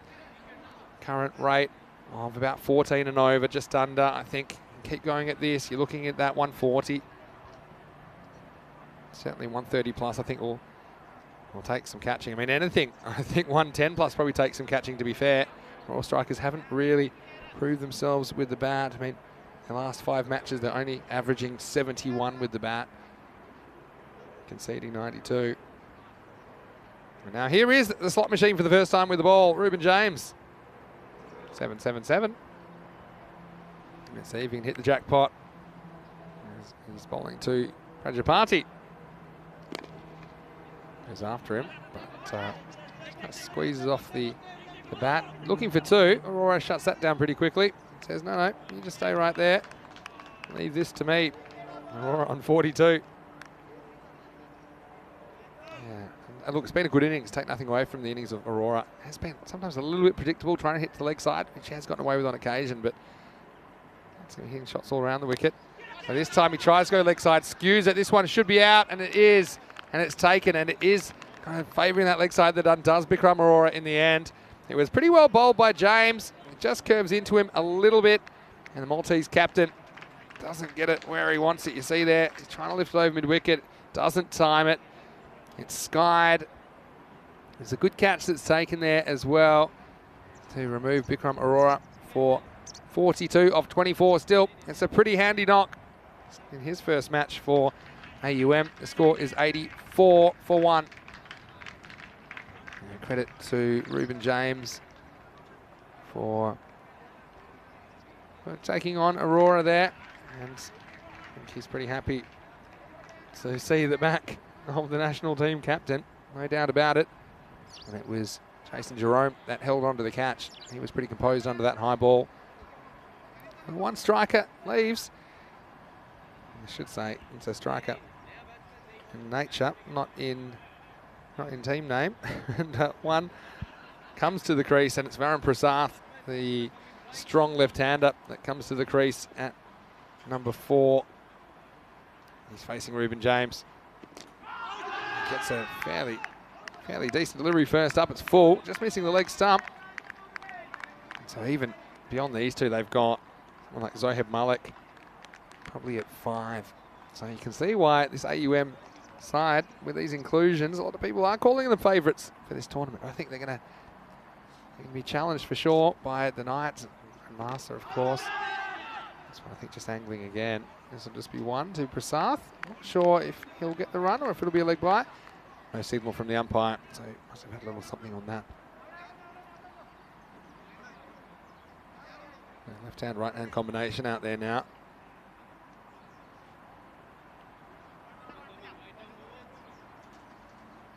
Ruben James making a difference in the 7th.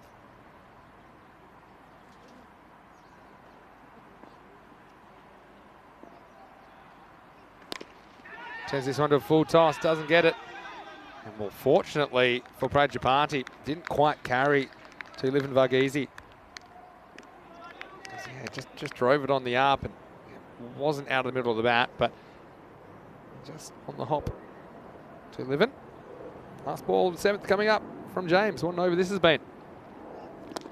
So he walks at him and he almost gets caught. Not sure what this carries in the end to Sunish Mani, but the result will be a single. Good effort from the fielder at the end of 7 overs. It's 86 for 2. And just a reminder, we were talking about earlier, the Bet2Ball European Cricket League. It will be the 2nd time we've held the ECL. It will start on the 7th of February, but just look at Group D there.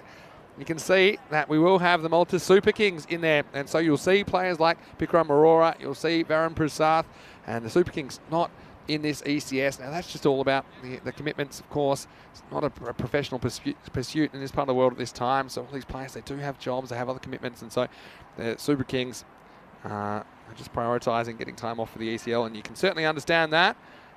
But it's great to see some of their players available and playing for other sides, including Aurora and Prasath. So yeah, join us for the 2nd edition of the ECL starting on the 7th of February. It will be the first tournament on ECN in 2022.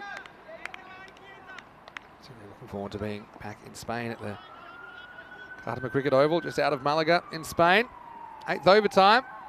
Here's Jason Jerome coming off that good catch this time. Swung it by Prajapati, who gets a thick inside edge. Now there's no one down at fine leg, and this one is going to beat the keeper all the way for 4.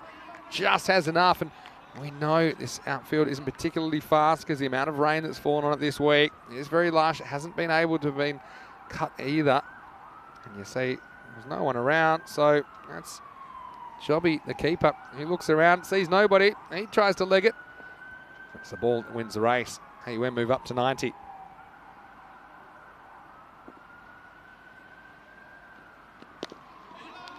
He worked away, Prajapati will get 1 here.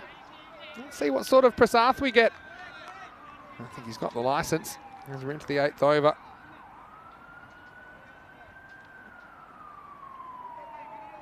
Jerome trying to put the brakes on. Yeah, it's been a good comeback though. With just a 9 off the over from Kopaka. And in the last over, only 3 runs. That was a very good run from Ruben James. Also picking up big wicket of Vikram Arora. Pretty good delivery from Jerome. Just bounces straight over middle stump. Prasath just trying to work it away on the offside. Couldn't catch up with it. It's a good kind of length to bowl. It's more over off stump than anything, but could have quite easily knocked over the timber.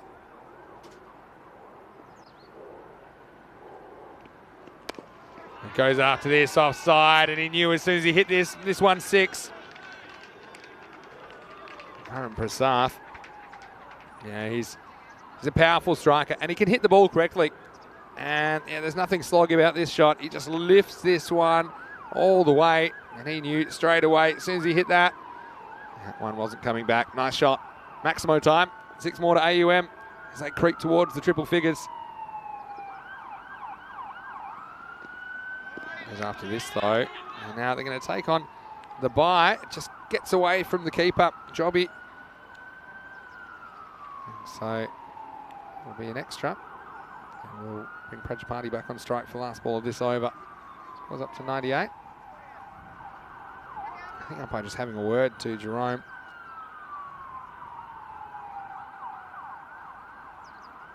He just, I think, was getting in the umpire's view. So it's something that the bowlers have to work on. Getting off the pitch. Let the umpire do their job. I think the last one was called a wide. And so it was a wide +1.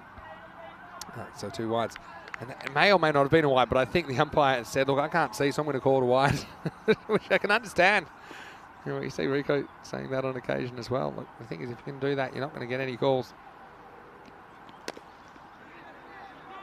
This one gets through the fielder. It probably doesn't cost him a run. They were always going to get one. This brings up the 100 for AUM. And at the end of eight overs, the score is 100 for 2. We saw a sign of Prasath's striking power in that last over. Chapati's been a little bit more workmanlike in his approach so far. 11 off 10 balls. Just the one boundary in there. But now it is go time for AUM. Look, credit to Royal Strikers though. They were looking down the barrel of something like 140 or even 150 at one stage, and they've brought it back to 12 and a half and over. So with a couple of good overs here, maybe they could keep it to 120, but you'd think you'd have to remove Prasath because he is a big hitter. Prajapati's the man facing up. Ruben James has the 9th. Worked away. They'll just get one. It's been really nice watching the American University of Malta grow in confidence and talent, I suppose, and skill over the past year since we first saw them in the ECS. And I think playing with players of the calibre of Prasath and Bikram Arora, that's only going to help them. I think that kind of attitude professionalism will rub off on some of their players. As this could be out, well, it would have been out, and now it still might be out, and it won't be out. And it could have been out several times. And Prasath, well, it wasn't an easy chance to Sharif Mohammed, because he does whack it, and then he drops it. But Mohammed, look how quickly he picks that up off the ground, and then he would have been run out by so long, and now the bowler just kind of panics a bit here. And he just needed to at least keep it around his orbit, Ruben James, because if he picks that up, that would have been a simple run out. So 2 chances to move Prasath, Rico. They can't take either of them. Oh, dear. You said it all there. The next one is worked away on the offside. Yeah, just looking at the reaction of the bowler when the ball... First of all, it was... The catch goes down and he's disappointed, he can't believe it. And then the ball comes in, I'm going to get him run out, he says. And then he can't pick up the ball and it is more... And if the ball, say he dropped it and it landed anywhere in his wingspan, he could have picked it up and broken the stumps, but it just got away from him, didn't it? What all happens in the 9th, as you like to say. Morseman says it in the chat as well. Halfway through it at the moment. Here's the big V. Just works this one away. And, I think this time, I think about a second because of the unusual technique of Sharif Mohammed. He stopped it but left the ball behind, but it'll just be a single in the end. This is when I think, they probably would like someone like Sohaib Malik there at this stage. Yeah. There's another hitter, I think against Prajapati, who's doing a job. He's 13 off 12. I just feel like there might be someone that can score a bit quicker. Goes after this one. Nothing wrong with this. It is over the top. Maximo. Oh, Prajapati must have heard me. My voice carries. He wanted to get a move on, and he did. And a nice 6 over cover point. And yeah, this is just nice timing. Bit of width given. It was taken, and it was sent out of the ground. Yeah, good shot. Ruben James takes the pace off the ball. Slow delivery. But, well, Prajapati, he waits for it. Ties it beautifully. Lovely shot. It's not a short boundary down there either, over the cover. Yeah, just absolutely nailed it, didn't he? Last ball of the 9th coming up. Somebody walks at him. He will get a single. I don't think it'll be any more than that. So it takes us to Nelson at the end of the 9th over. It's 111 for 2. Yeah, 111 for 2, going along quite nicely. I mean, they're behind up definitely the 120. And there are not too many runs scored over 100 that we've had in this series. Yeah. We look back at Group A. We saw one a few times. We saw one epic chase by the Bajiba Blasters. Of course, yeah. Against overseas. 116 they apart chased. from Yeah, that, we haven't seen scores over 100 chase. And the other thing is they've done actually well. They've actually done well to peg this back because it was 74 at the halfway point. At the moment, we've seen 37 off the second half with an over to go. But still, they're looking down the barrel of something in the 140, 150 region. But just removing a couple of the dangerous hitters, taking some chances, has got this back more or less under control. Something that is chaseable, although I do think the Royal Strikers will probably be underdogs in this chase. Here's the last over. Sharif Mohammed gets it. Hit down the ground. This will just be one. Prasath team's pretty comfortable heading to the Strikers' end. And so it'll just be a single, and we'll see the Maltese national team player on strike. 5 balls remaining. Yeah, it has been a good comeback. I think what the Strikers have done, they took a bit of time for their bowlers to get used to the conditions and know what they had to do, and just shorten their run-ups. And that's why I think, hence, we've noticed a much better second part of the innings for them. Starts after him, but this time his luck's going to run out, and he put down earlier. But this time he found the fielder. Just had the knack of finding the infielders in this innings. And Prasath, this one just came off the inside half of his bat. See if he gets past the fielder. I think it goes for 4, but that man is in the way. So Prasath goes for just 9. AUM lose a third wicket. It's 112 for 3. Yeah, they've done really well because in front of Prasath, we know he's a really good hitter of the ball, and they've managed to keep him quiet. I mean, he's had 7 deliveries, and they've kept him to 9. That is a really good display. So really, it's only the openers, Patanka and Bikram Arora, that caused the trouble. Other than that, they've done really well, and I think they should be really upbeat about their performance here in the field. Yeah, another good catch by Jason Jerome as well. He's taken 2 catches in the innings, and he's actually got 2 big scalps. He's got the Maltese captain and the Maltese all-rounder. Well, this one could have been another one, but it's going to be away to the boundary, and that is a bad part of the ground. That is not the greatest part of the ground to field, and you'll probably see here. And Kobaka just instinctively starts running, but again, that is not the part of the ground that you want to be fielding in. He's drawn the short straw, and he has to go fetch it. It was always going to be 4. But, I guess that's something you've got to be careful of. Yeah, but I think quicksand over there. Instinct takes over, I think, when you're in the field, and half a chance goes up. But anyway, that'll be 4 to Zohar Malik, who starts his innings with a boundary and misses out on the second ball. Yeah, I mean, Zohar Malik, we know him really well from the American University. He's played some big hits himself, big innings himself. But the spare a thought for that man at third, and now all of a sudden his legs weigh a lot more because he's got all that sand and mud. I'm just glad he survived the quicksand. Yeah, he's got out of it okay. Oh, this one's hit pretty well off the back foot, and that's out of here. Well, what a shot that is by Malik, and you can see the power. This is actually a shot off the back foot, and you can see the long off. Started to come in thinking, well, there's no way this is carrying to me. Well, not only did it carry to him, it went over him. Maximo, 6 to AUM. Yeah, that's what you get from Malik. Powerful man, powerful hitter. And that was an enormous shot off the back foot. There he goes again, but this time I think he's going to get lucky. It's going to drop in between a couple of fielders. They're going for 2. We'll get there. Well, that's an unusual way to stop it from the bowler. That's good running, though. It's good running by Malik. You see what I meant when I said it might have been good to have him in there a little bit earlier. That's just the way it's worked out. Prasath didn't have a lot of the strike, and that will take us to the end of the 10 overs. 124 for 3, the final score for AUM. Look, I think all things considered, AUM, they'll be happy with that total. It could have been a few more, you felt, maybe 20 more. Yeah. Now, Raw Strikers, they'll be happy with their second half, I think. Although it did get away a little bit at the end, but 50 runs came off the second half, and in the end it'll be a fair chase for the Strikers. They'll need 125 off their 10 overs. As we said hello to 2 new teams to this series, but 2 teams we had seen before, and it was a good opening partnership that set up this total for AUM.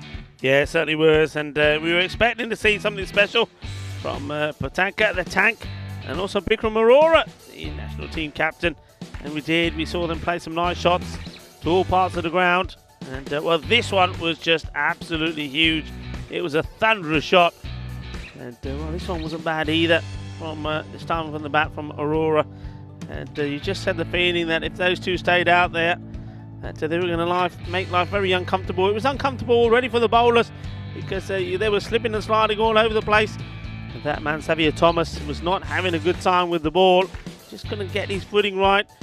But he did have a much better time in the field, though. I have to say he saved valuable runs for his team.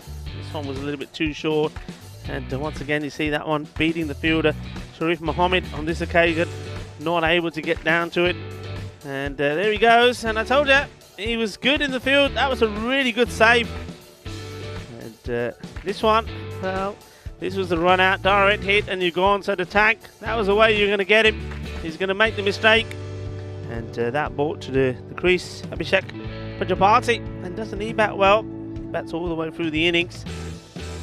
But you needed some big shots, and Bikram Arora sensed that, well, with the tank gone, that he was the one who's going to have to play some important hits, and he certainly did. He went for a few big ones, but you just had the feeling that there was going to be a miscue sooner or later, and when it came, there was no mistakes made, and it was Jerome that took the catch of the bowling of Ruben Jones. And with the two big guns gone, you thought things may slow down a little bit. I mean, Varun Prasad did come out, and we know that he's more than capable of scoring quickly. And well, we saw one big hit from him, but other than that, there was some good fielding, some good disciplined bowling. There was a few mistakes as well, but look, I don't think any of those cost them really, because I mean, you saw there the opportunity to get Varun, but he didn't really go on to capitalise.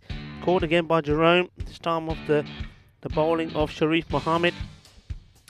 And there's the old quicksand. You get stuck in there, you're in trouble. Well, Kopakaka, at least he was able to come back out from that. And the final over was a good one. And managed to get 13 runs of that from Sharif Mohammed. So 124 is the score. You have a look at a very healthy scorecard. And everybody getting in the runs really, apart from Prasad. But no doubt we'll see more of him, I am sure. So good opening partnership between Patanka and Aurora, and both those men got into double figures, 25 for Jasit Patanka, and Bikram Aurora 42 from him, batted really well. I liked Prajapati as well, just played sort of the anchor role, just supported the innings all the way through to the end, and he came in at number 3. Prasad didn't really take off, and there was some good hitting there from Malik. We know that he's a man that can come out and really do some damage. Well, they took a few bowlers to have a go, really. You see there that 6 used in total, and there was some good spells. I think Ruben James was very good, just 14 coming off his, and he picked up 1 wicket. But everybody else were reasonable. I think Sharif Mohammed, he was probably a little bit expensive, but that was mainly down to him bowling that last over. But I think the second part, they were very disciplined. I think once they understood that there had to be different out there, they had to change a few things, especially the bowlers. They had to shorten their run-ups and just concentrate on getting the ball line and length right. The second part of the innings was much better, but by then I think the damage, if you like, already done. Plenty of runs on the board, 124, so it's a big score. 125 required here for the Royal Strikers. And once again, as we look at the scores there, this midway summary, it was thanks to Bikram Arora and Sajita Patanka. They batted really well. And on the bowling front, I think the pick of the bowlers has to be Ruben James, 1 for 14. And well, I like the bowling of Kopaka as well, though he didn't pick up a wicket. I think he adjusted himself really well. Sharif Mohammed, 1 for 29. So it's going to be a bit of a ask, a bit of a tall order really for the Royal Strikers, but it is possible. The sun is shining. It's probably a good afternoon to go out there and have a bat, and remember all the difficulties that their bowlers had with their run-ups and getting the ball right is now going to be the same sort of problem that the American University of Malta are going to have. So it's an opportunity for them maybe to get a good power play in, and if they're able to do that, this game is very much on. So join me, Rico Full, and Mr. Maximo, Vinny Sandhu, in well, just under 10 minutes time as we come back for the conclusion of match number 23. Hasta pronto.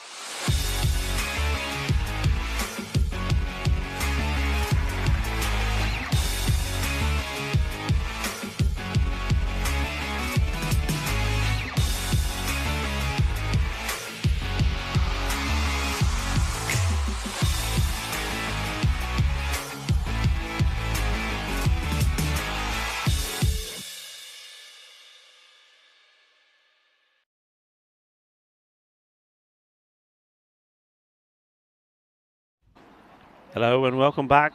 And it's a nice sunny afternoon here in Malta at this beautiful Malta International Cricket Ground. It's nice to have the sun back. And well, we've got quite a exciting contest going on here. The American University of Malta have posted a good score of 124. They're only losing 3 wickets in doing so. So the Royal Strikers have got to go some. 125 required for victory. And they've gone with Kushlesh Gobaka and Sharif Mohammed as their opening pair. And both batters taking the time to just have a little chat with each other as we wait for the clock to tick, courtesy of our time partner, Encore, the Swiss watchmaking company. And it is going to be first ball, Shubh Patel. And Shubh Patel certainly a man that gets in the wickets. Gets the ball moving around. If I remember correctly, Shubh Patel has got the sort of in-cutters. Can also get the ball to move away as well. So he's a tricky character. Let's see if he can get it right though. I mean, wisely, not going for too much of a long run-up. And this is hit for, oh, how about that? He could have had a wicket straight away. He sticks a hand out there. And for a moment, I thought we were going to have a sensational start to the innings. Just take a look at this. And, well, you've seen him stick, haven't you? But on this occasion, just not able to get the ball back into the palm of his hands. It could have been a sensational start for him. Not a good one, though, for Gobaka, but he survives. This is cautiously played towards the point region. Take a single.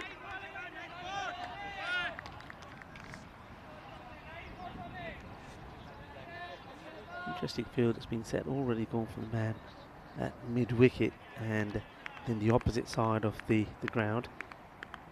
And the cover, they're the 2 men on the boundary.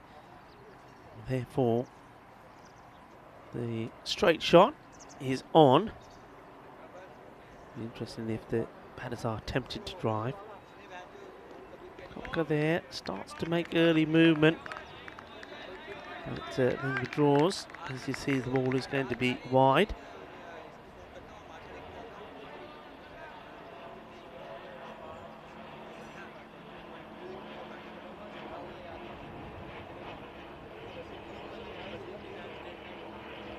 Patel, Gobaka.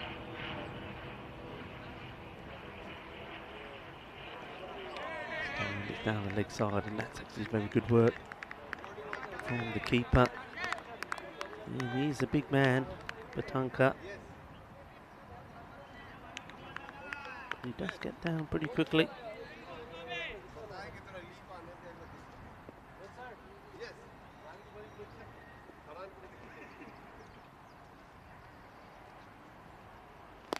Goes for the big hit and doesn't quite time it, and decides not to go for the single. I think he knew, Sharif Mohammed, that he was going to be running to the danger end. And didn't back himself. Need a good start. I mean, this rate already starts at around about, well, just over 12 and over. And every time you don't get there or thereabout, it's going to hurt you. And this time he's got this nicely hit, and that goes, well, just short of the boundary. 1 bounce, 4 runs. That's a really nice shot. Uses his feet well, and I suspected that they would look to play this straight shot, especially with both those men mid on and mid off inside the circle. And he gets this nice, finds the middle of his bat early. That is a good start, good shot.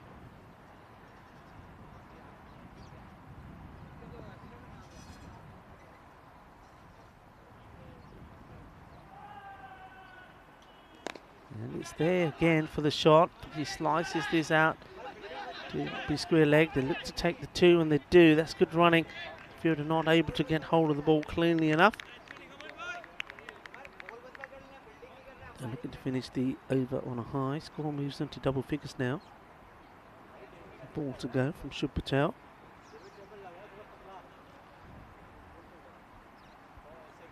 So easily could have been very different if quarter bowl opportunity was taken. This one's pretty wide and is called wide. Yeah, the very first ball of the innings. Get the feeling that Shubh Patel got the short straw when it came to dishing out the kit. Pretty sure he's been given the wrong trousers here. Seems just a little bit short. What do you reckon? Mind you, they're all right if you're in the wet part of the ground. This one's been hit. It's got to run quick. A direct hit could be interesting. He goes for the keeper's end. Thought maybe the bowler's end probably would have been better. Here's the throw. Yeah, I think he gets in comfortably there. Here's the end of the over. So 11 of the first, and only just behind where they want to be. And already Kopaka deciding he wants to change his equipment. Gets a new bat out there. I thought the first one went pretty well. I thought it was a nice shot. He played down the ground for 4. Well, he probably thinks, nah, if he doesn't go for 6, I need a new blade. So he's got a new bit of timber out there. And well, hang on a minute. What's going on here? And it looks like, well, maybe Sharif Mohammed is saying, well, hang on, if he can have a new bat, can I have one as well? I think the umpire just wanted to check that there was actually an issue with the bat, which is fair enough.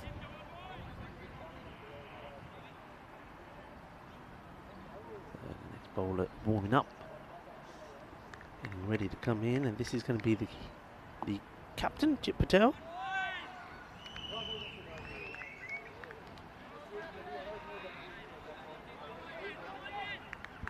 Same field, 2 men out, either side of the ground.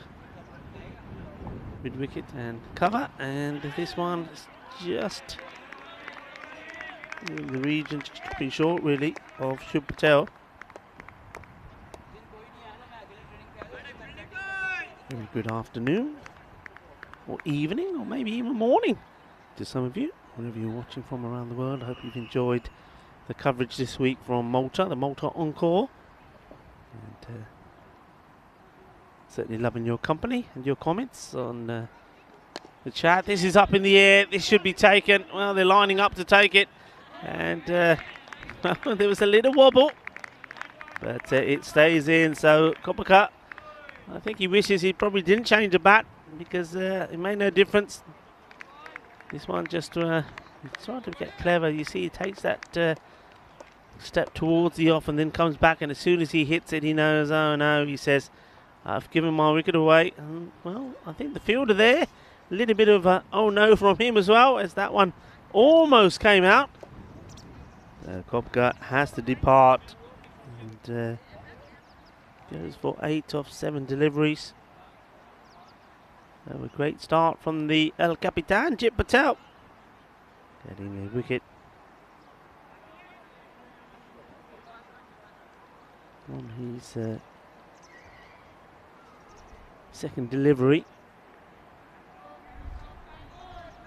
And it was Bikram Arora who had his heart in his mouth as that ball nearly slips out.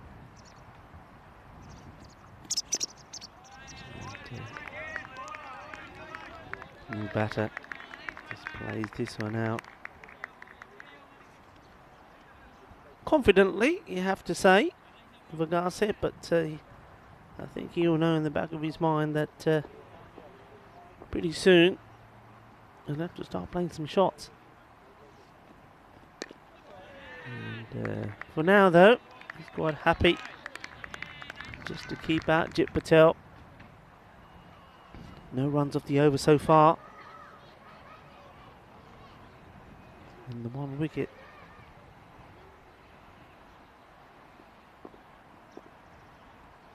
Come around the wicket, Patel. Oh, That's well bowled. And well, here comes the throw. Pretty quickly back in to the keeper. So still no runs.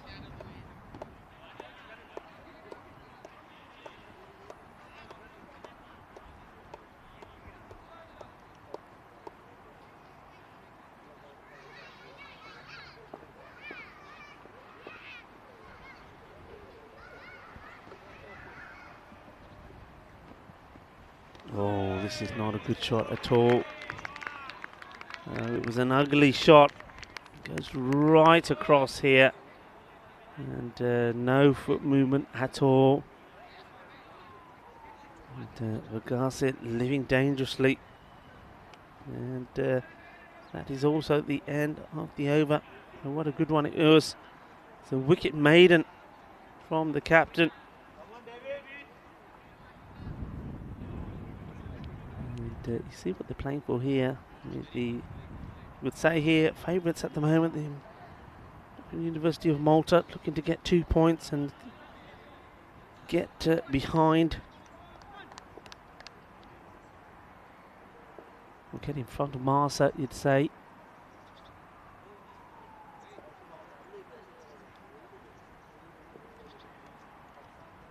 Patel.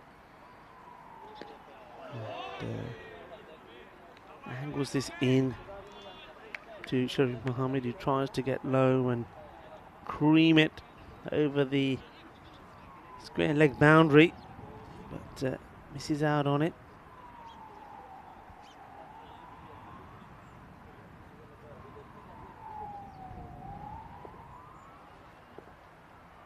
Yes, but they need to get going here now. 14 is the rate. And this one's down the leg side, gets a bit of pad on this. I think you'll see the signal there from Aftab Khan. Of course, Aftab Khan will know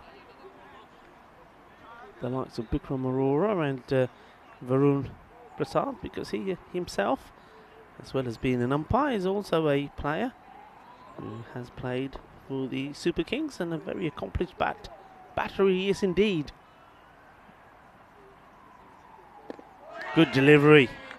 It's well bowled. And that's the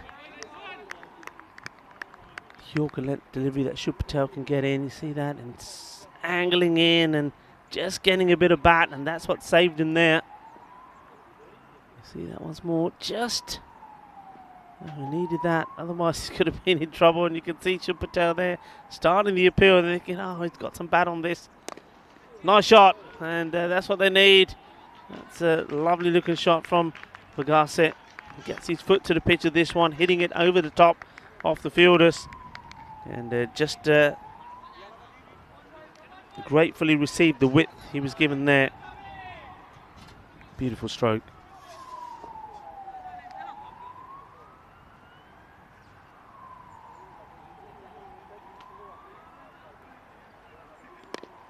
This time he tries to go on the onside, but he got that fielder in close. This time it's Kuntala who takes the place of where Patel was fielding before. I do like that field positioning of that man there. That short mid-wicket stops so many singles. And this time hits it firmer, but goes to the man at mid-on, who does the fielding. It's the captain himself, Chip Patel.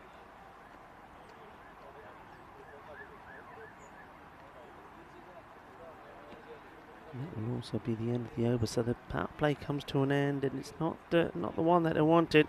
They needed a good start. And they've only gone to 18, and you can, well, have a look at that. The difference, it was 49 that the University of Malta managed to get to, compared to 18, and you can see it was that second over where, well, that's right, and nothing from it, just that, just the one extra. And well, Chip Patel was not to continue. The left arm captain deciding he's probably a good idea to save himself, or maybe later. Gives the ball to Prajapati to bowl. Prajapati, he's played a good part in this match so far. Came in at number 3.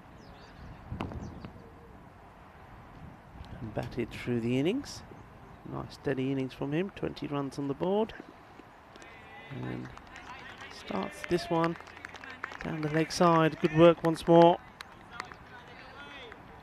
from Darshit Patanka.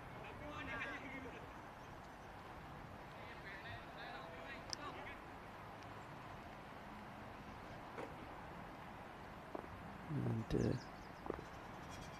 few changes in the field. I'll come back to that in a second.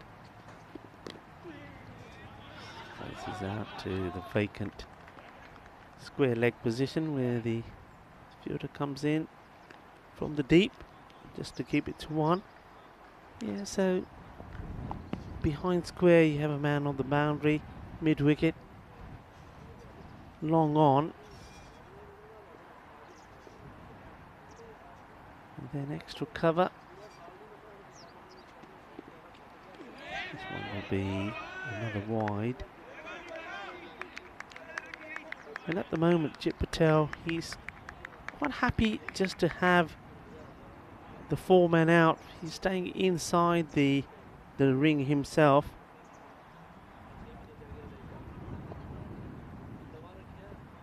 At long off. And well, this time he's gone. It's a wicket for Prajapati here. And just have a look at this. He's just steps across, and I get the feeling that he's chopped this onto his stumps. Yeah, there you go. It's a good delivery. Certainly no room to be playing this shot, you see. Just cut in a little, but I just think he's played the wrong shot. So Sharif Mohammed, he needs to go. More disappointment. And, he just hasn't really got started, has he? I mean, didn't have too much off the strike, it has to be said. It's only the 4th delivery that he's faced, or the one that he made. But fine bit of bowling. Prajapati just not giving him any room to play with. And you can see that the batter was just trying to create something, not able to. So he departs, 21 for 2. In the air, but safe, nobody there. They will take the single.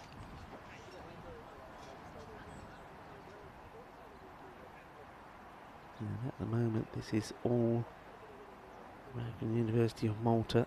They've got this game comfortably in the bag. The rate keeps climbing up, over by over. You could say ball by ball, really. Only just the 2 boundaries. And this one could be trouble, and he's going to struggle. And the umpire having a look. I get the feeling that the bat's probably in the air here. And I think the 3rd umpire will have a look at this. He struggles. Look, it's difficult to get back. Here comes the ball. And the thing is, does he have the ball in his hand? That's what you need to look at here. I wonder if we can slow this down. At the moment here, he does. Well, I think it's going to be a very, very tight call. Let's have a look. First, keep an eye on the bat. Here's the bat now. Is the bat sliding in? And I think he does have the ball. I think that's out. The ball comes out once he's made contact with the ball in hand in the stumps. And there you go. That's the decision. Has been given out. And well done once more to our production team, Spring Productions, and that's Andis there, the production manager, and getting that spot on. Andis, Valentine, and Keriol. Well done, guys, and doing a fantastic job. And I know that our worldwide audience is loving the job that you do, and also helping out the 3rd umpire there. Good bit of work there, and a man who does some good work now and again. Mini Sandu as well. That's right.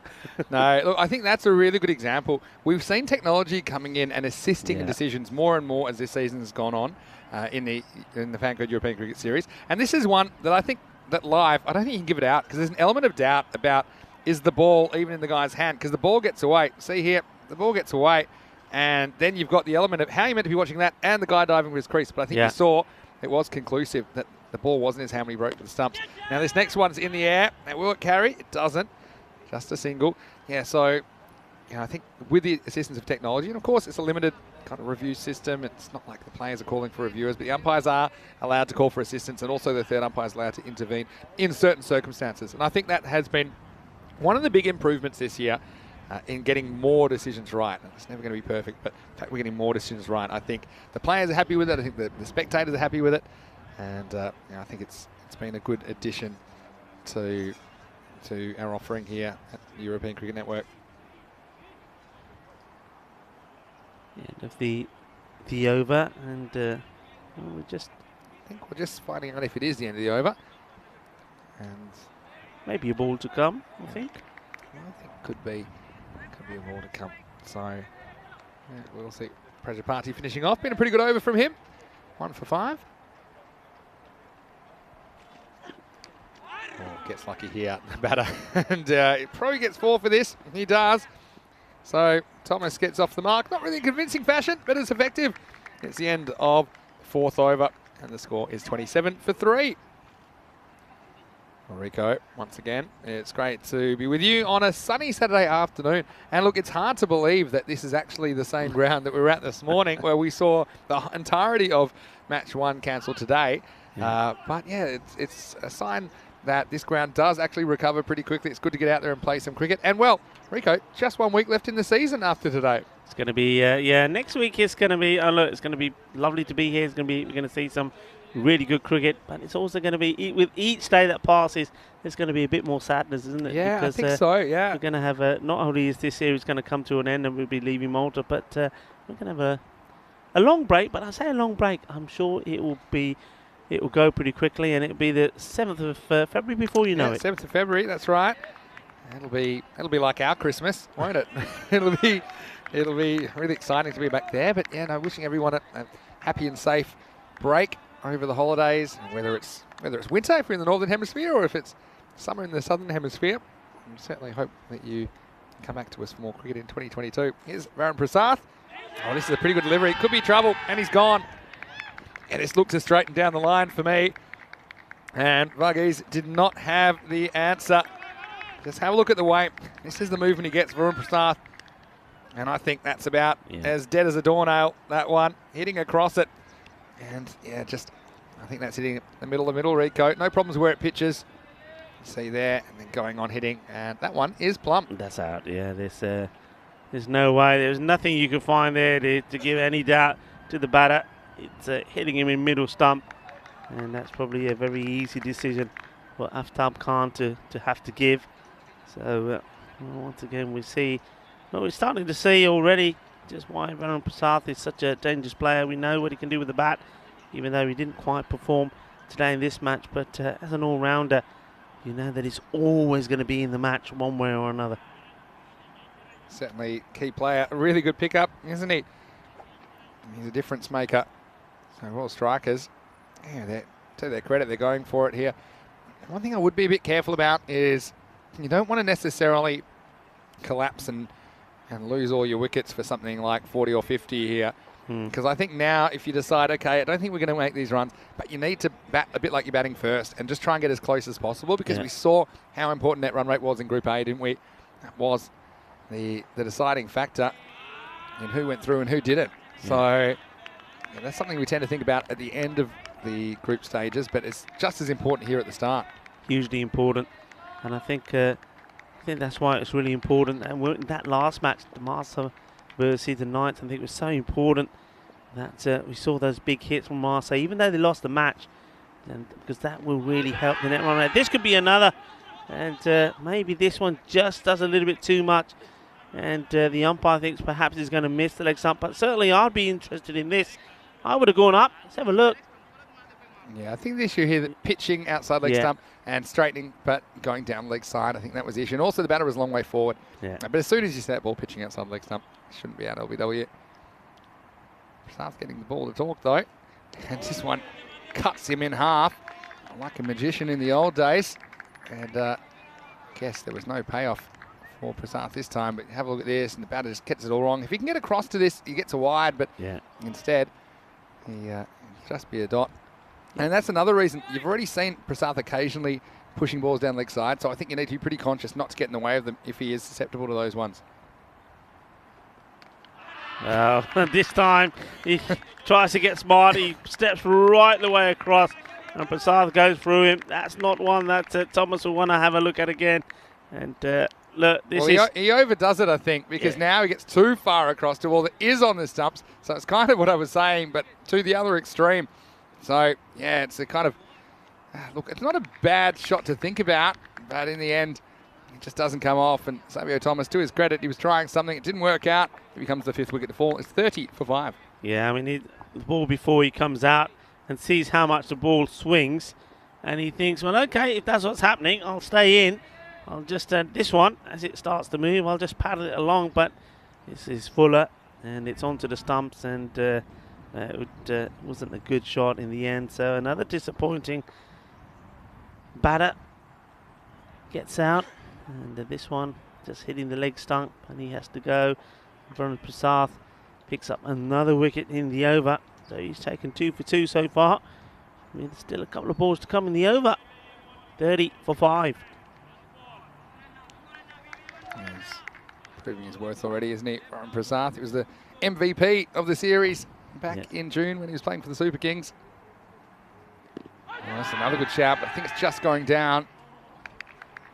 Abraham comes in to face the music. And even you can know what's going to happen, but it's still not easy to play. Yeah, pitching outside leg. Yeah, you can see the swing though, the curve, left to right on your screen. Good decision from the umpire that time. And now strikers, you just wonder how long they can last here. Last ball this over from Prasad. It's borne him 2 wickets. This time a little bit of bat onto the pad. And Abraham, unfortunately, got a bit of bat on that. It's the end of the 5th over, 30 for 5. And this one would have been close. Maybe the impact just outside leg stump, but regardless, very good over from Prasad, who only concedes 3 off that over in total. There were 2 wickets along the way. The score is 30 for 5. Yeah, chance to see Manuel Lobby now. He's going to be on strike, and he's watched 2 wickets fall at the other end. He hasn't got off the mark himself. Jobby. He's got his face to 1 ball before. Well, it's maybe time for a bit of spin, and it's going to be Dashanki Gohil to come on to bowl. The left arm spin. Yeah, change of pace, which I think is always pretty useful. Gohil. Yeah, just get 1 here, I fancy. Bit of an inside edge. Jobby does get off the mark.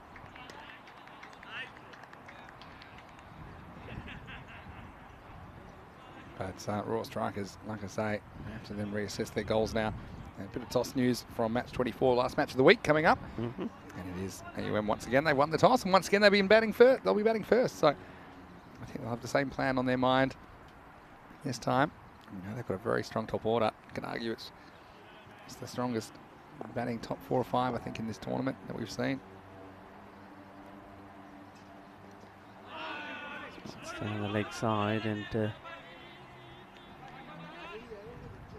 decide not to take the run. Tanka was pretty quick to get to it. Gohil.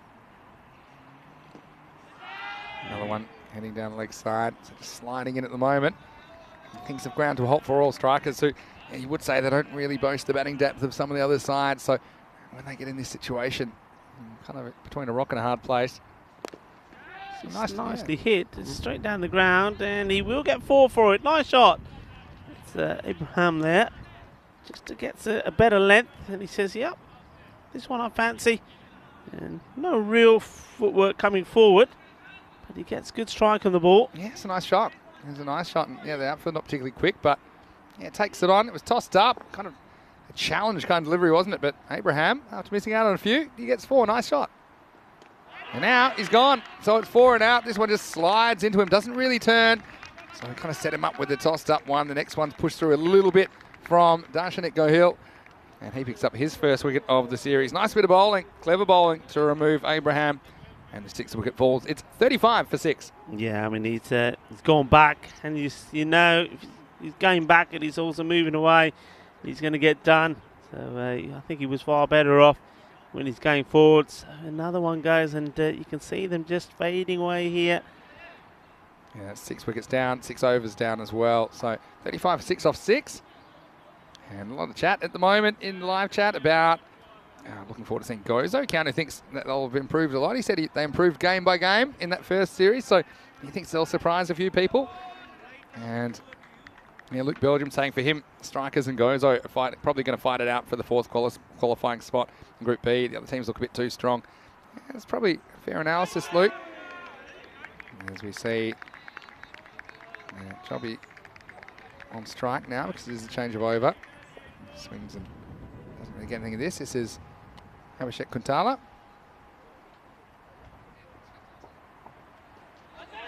This one going over the top as well. Oh, actually, he's given.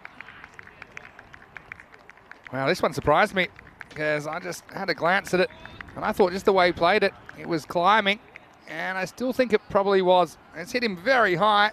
Certainly on the up. Let's see how far. Yeah, I think that's a tough call. I think the ball's definitely going upwards, and it's not going to come back down. He's not really crouching down. Look how short that is, and where it hits him. Yeah, my fear. From side on, you can see.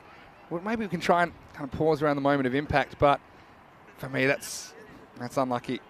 I think that one probably going over the top, and so. Well, when it's not going for you, it's not going for you. The Royal Strikers, they lose the 7th wicket. It's 35 for 7. Yeah, Kuntala, bowler. He gets another wicket here, and I think there's a opportunity being taken by the captain, Jit Patel, to give the opportunity to some of these maybe lesser known players and bowlers, and just wondering whether he may also make a change, 1 or 2 changes with the batting. Not too many. He doesn't want to get overconfident, but he may change things around a little bit. Well bowled. He's pretty happy with the decision. Let's just say it was a line ball one, maybe at best. He's got 1 for none. First wicket for the series for him. AUM, they're just playing like winners at the moment. They've got a couple of winners into their team. Now gets the next one past Clinto Paul. I often say winning's a bit of a culture. You know, it's a habit. And they did struggle in the first series, but they've come back and they improved a lot in June. And now, the addition of some of their players, I think, they could be a force to be reckoned with here. Down leg side, nice keeping by Patanka. Attack down leg side is pretty tall for a keeper, but I've said earlier in the week, I don't think that's necessarily a bad thing. We're talking about Sam Aquilina. That's right, yeah. I think if you're agile and you can reach the ground, it gives you an advantage of anything because it gives you more reach. Often you have big people with big hands. That's got to help as well. Oh, this could be out, you know. I don't think he's going to get there. And yeah, he's gone with the shot. He's gone straight away, but doesn't realise he's gone to the fielder. Here comes the throw. And yeah, you're out of here. Yeah, good work by the tank. He's lost his footing a couple of times today. But yeah, that was good work. And he'd had a good mixture of rushing but not snatching there. I think he was very keen to grab it, get onto the stumps, but he made sure he caught it first. And so I think it's going from bad to worse, the Royal Strikers, as they lose batter to a run out. So that's 36 for 8 now in the 7th over. Yeah, I mean, Sanish Manu, poor guy, doesn't get to face the ball and he gets run out. He doesn't even get given a chance, he says. Give me a chance, I may have hit one. Manu has to disappear. And he's going to be, well, that's got to be the worst way to get out, really. And, I think he just went with the call, but he always was running into trouble. Yeah. And, well, this is your man coming out there now, the slot machine, Ruben James. Let's see who can do something. Not noted for his batting, Ruben. And maybe you can see why. You know, not the only person to swing and miss. You got to feel for Sanish Money. He was run out without facing a ball. Yep. On that one, I guess he just got back in time. So there was a glimmer of hope that there was a stumping opportunity for Patanka there. So that's the end of 7 overs, 36 for 8. And in the last match of the day, last match of the week, we'll see the Royal Strikers once again taking on AUM, and they'll have to do it the same way because AUM, they've won the toss and they've elected to bat first again in match 24. So look at that top four in particular, Patanka, Aurora, Prasad. I also think you'd throw Zohib Malik up there. He probably will come in at 4 or 5, and interesting to see if they keep it the same or maybe they mix it up a little bit. And as for the strikers, well, I think Kapaka bowled pretty well. Sabio Thomas always a key man. Jerome, I like the way he caught. I think Ruben James, he brought things back in the first innings with the ball. So hopefully they can improve a bit in their performance in match 24, which starts in around about half an hour. Tariq Shah coming onto bowl. So keeping the slow stuff on at the moment. It's the spin attack. We saw Gohil and then Kuntala. And now the opportunity for Tariq Shah. Shot to Paul, Clinton Paul, and well, this one is not out, says the umpire. Let's have a look. It's pretty full. Is this pitching? And, yeah, just drifting down the leg. It's a good decision. It's a very good shout. Yeah. I mean, I'm not convinced it's missing. It did look to be that way, didn't it? So, yeah, fair enough decision, I think.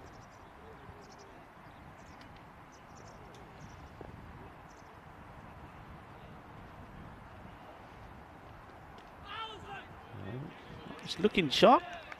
The thing was he didn't quite get the ball, but I like the look of it. Yeah. Got good shape, got down low. That's a maiden for Clinto Paul. He'll be itchy to get off the mark now. Oh, that'll do. That's one way to do it. Well, you missed 6, but you hit the 7th, and he nails this one down the ground. Maximo! Well, nice shot, Clinto. It's a bit of a consolation strike, but it's a strike nonetheless, and the strikers move into the 40s. Yeah, that is a nice shot. And I've said before, he plays nice shots, but he just needs to hit the ball at the same time. And that's what he does this time. It was a nice shot because he hit the ball as well. He gets 6 for his troubles. And the bowler not too impressed about it. That's the first 6 of the innings, and it's been hit by your number 9 batter.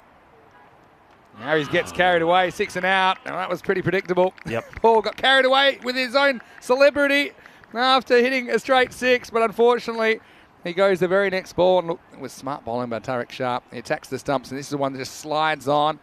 Again, the feet weren't really going the right way. Maybe could have got forward, but he just leaned back, and it wasn't really a ball to play that kind of a shot to.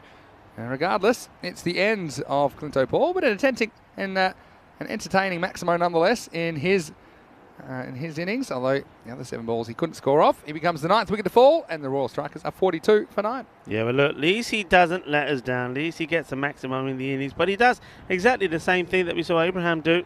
It's a nice shot to the boundary, and then the very next ball goes back and gets bowled, and Paul does the same thing. I think you've got to go forward here to the spinners. All right. We're down to the last batter, and fittingly he's wearing number 11, and is Jason Jerome, who comes out, and it does look like he doesn't know which end of the bat to hold so far. He's going to give it a whack, isn't Come on, Jason. He's going to give it a Give whack. us something here. And he gets bowled first ball. And, well, Jerome, let's just say I was a big fan of his catching. With his batting, I think he needs to go back and read the instruction manual, as he wasn't able to get anywhere near that one. And Tariq Shah finishes with 2 and 2 balls. He won't get a chance for his hat-trick because it'll be the last wicket for the Strikers. They're bowled out in 8 overs for 42. And that was a fairly complete performance, Rico, from the American University of Malta. Yeah, I mean, this is a big defeat, isn't it? I mean, it's a crushing blow.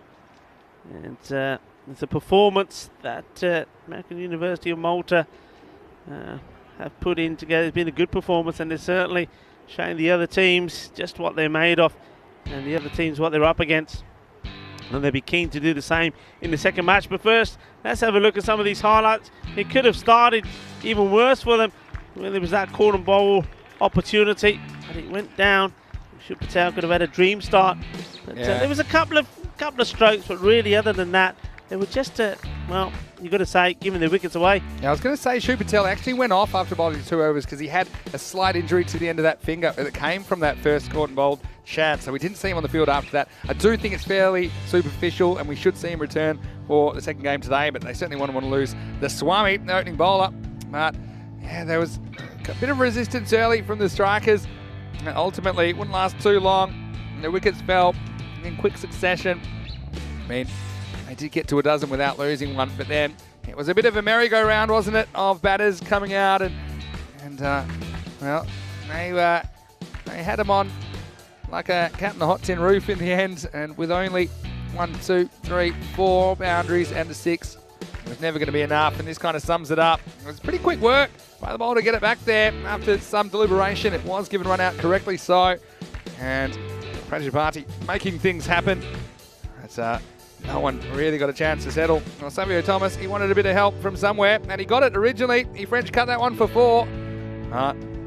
Savio was eventually spectator to that one. There's a plum LBW. Prasath, remember, he was really good. I think we only saw him in the 1 over in the end. Took 2 for 2. And yeah, just touching them for a bit of luck. But Jobby should know that's bad luck. And the stumps were disturbed not too long after.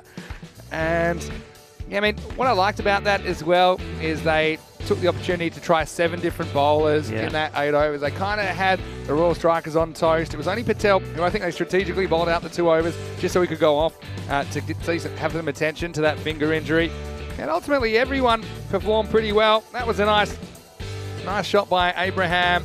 And, there were a couple of nice shots in there, but so often after we saw a big shot hit, we saw a wicket fall soon after, and there was just no kind of momentum through this innings. That one I thought was a bit unlucky for Jobby, and that's why you make your own luck. He had to go to a ball that I think was probably heading over the stumps.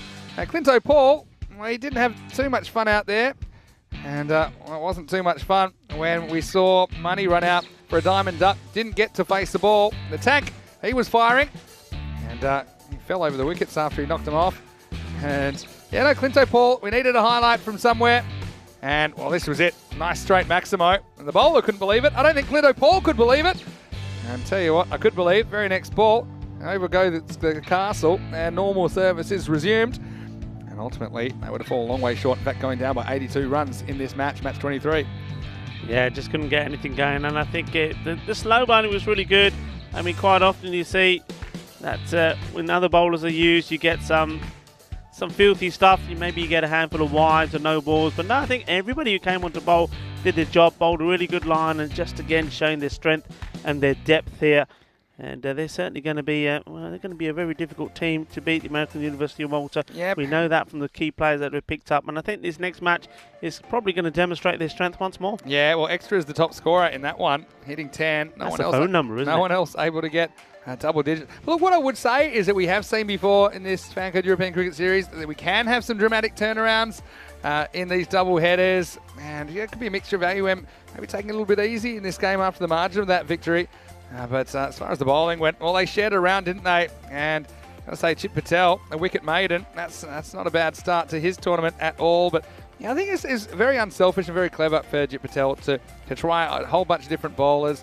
They're all pretty effective. They all took wickets. I think good to get Prasath out there. He bowled the odd loose delivery that went down leg side. And ultimately, that worm, you won't see too many that's more different than that. As things ground to a halt at the end of the 8th over. It was all over. The Royal Strikers going down in this one by 82 runs. So, Rico, we're going to take a little bit of a break. We will be back in around about 20 minutes with the Biostrath coin toss to take you into the final match of the week. It'll be a rematch between the American University of Malta and the Royal Strikers. I will have a bit of a guest commentator joining me, Rico.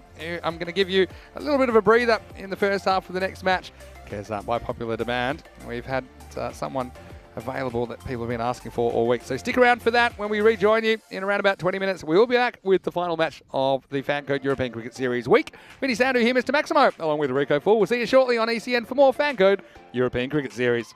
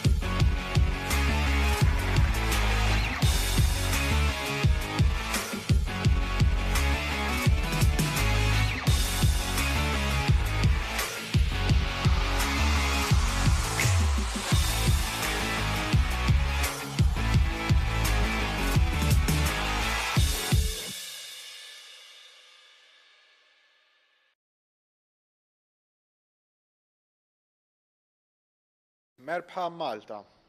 Welcome to Malta.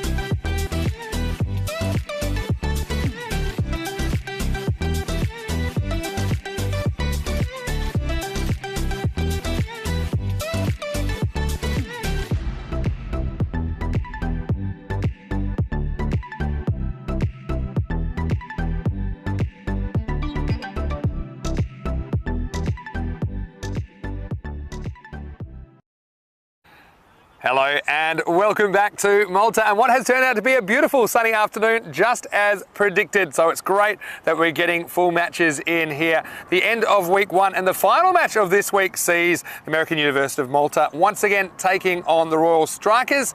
Now these two had a tussle in the last match. Let's see if there's more of the same or there's a bit of a difference in the final match of the week. And this toss is brought to you by Biostrath. Thanks again to Biostrath for their support of European cricket. We certainly appreciate their partnership over 2021. Let's go over to the match referee, Sir Rob Kemming, who's with the two captains for the Biostrath coin toss. Tails called. It is tails. We're going to bet first. We're going to bet first. So once again, it's AUM that win the toss, and once again they choose to bat. And look, why not when they can boast a very, very strong top 4 or 5? I think it's probably the equal or better to any top order we have in this series. And we saw the tank, Darship Tanker out there with Bikram Arora. They put on a good opening partnership. We saw Prajapati in there as well, Varun Prasath and Zohaib Malik. So look, it's a very strong top 5. And I think the Strikers, they'll have to make sure they take their chances if they're going to have a chance of keeping this under control. But the Royal Strikers, look, they really liked the catching of Jason Jerome in that last match. He was an important player for the Strikers. It would be an upset, I think, if the Strikers were to pull one over AUM here, but I guess we'll have to see exactly what happens. As we get ready for the first ball, I can tell you, Rico, that the news from the Biostrath coin toss is that the American University of Malta, they've won the toss and they're batting first. Over to you. Well, thank you very much, Vinny Sandu. And what a contrast to the day this morning. It's all a bit windy, a bit showery. And yet here we are with beautiful sunshine, and you can see from that shot there, there's hardly a cloud in the sky. It really is a lovely afternoon, and welcome to you all. And we're getting ready for the final match of the day. The American University of Malta, after a crushing defeat, of course beating their opponents by 82 runs with still 2 overs to go as they bowled out the Royal Strikers just 42. Well, they'll be looking to do it again, and well, you can see that the big guns in that American University of Malta side are looking to go big once more. And we certainly saw just how Bikram Arora and the likes of Varun Prasath, we saw him with the ball, picking up 2 wickets with just 2 runs and just the 1 over he bowled. But of course we know that he's all-rounder, he's very good with the bat as well. And we hardly even took a look at Zohaib Malik. And to get ready to go this match is Shubhas Roy and Joy Gosroy are the umpires, match officials. And once more, well done to all the match officials today. I think they've done a fantastic job, well led of course by Rob Kemming, the tournament referee, and also as well as Joy Gosroy, Amar Shah, Shubh Navjot Singh and Aftab Khan as well. And well, someone else has been doing a little umpiring and also a little bit of work around the ground will be joining us. We're joining Vinny at some point in the commentary booth by popular demand, as I take a little bit of time to perhaps go around and speak to some of the other players around the ground. Get ready to the start of this match.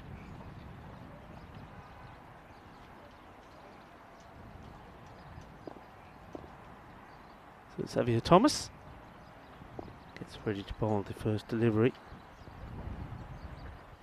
And I think they'll be eyeing up a few early wickets if we can get them. They're not going to get them if they get the ball going down that line. Vijita Batanka.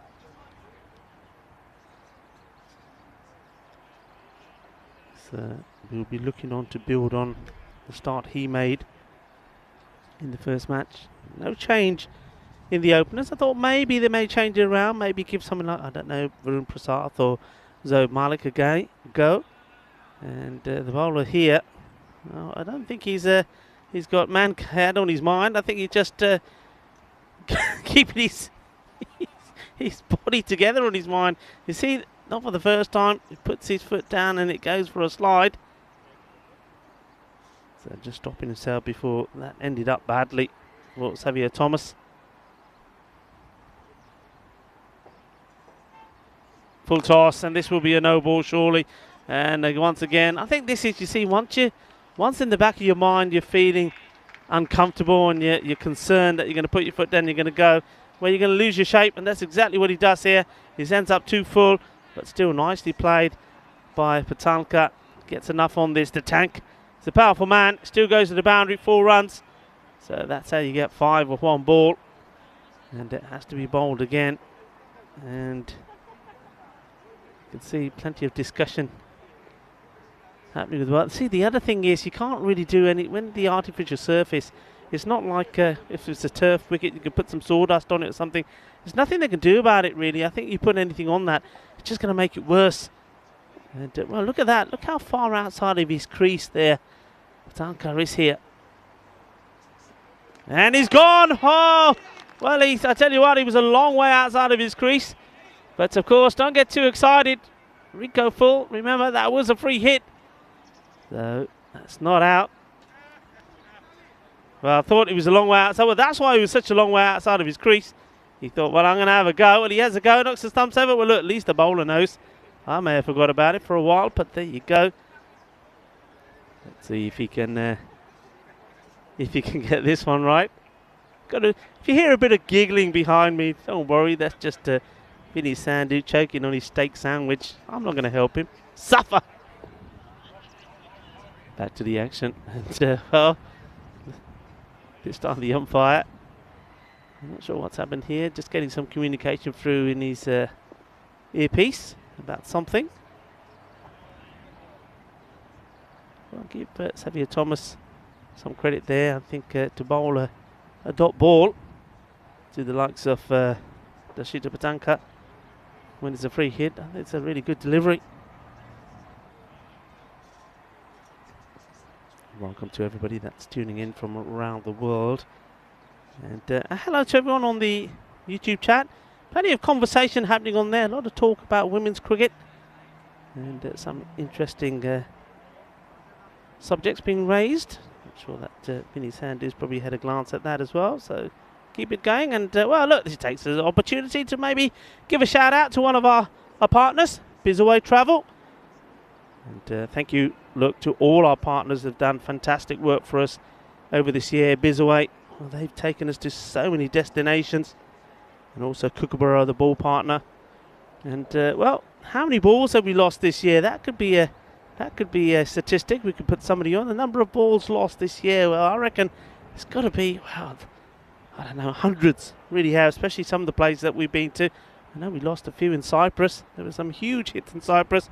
Also to Biostrath, FanCode, our title partner, and Locker Lifestyles, the best trophies that you are ever likely to see, not just in cricket but in any sport.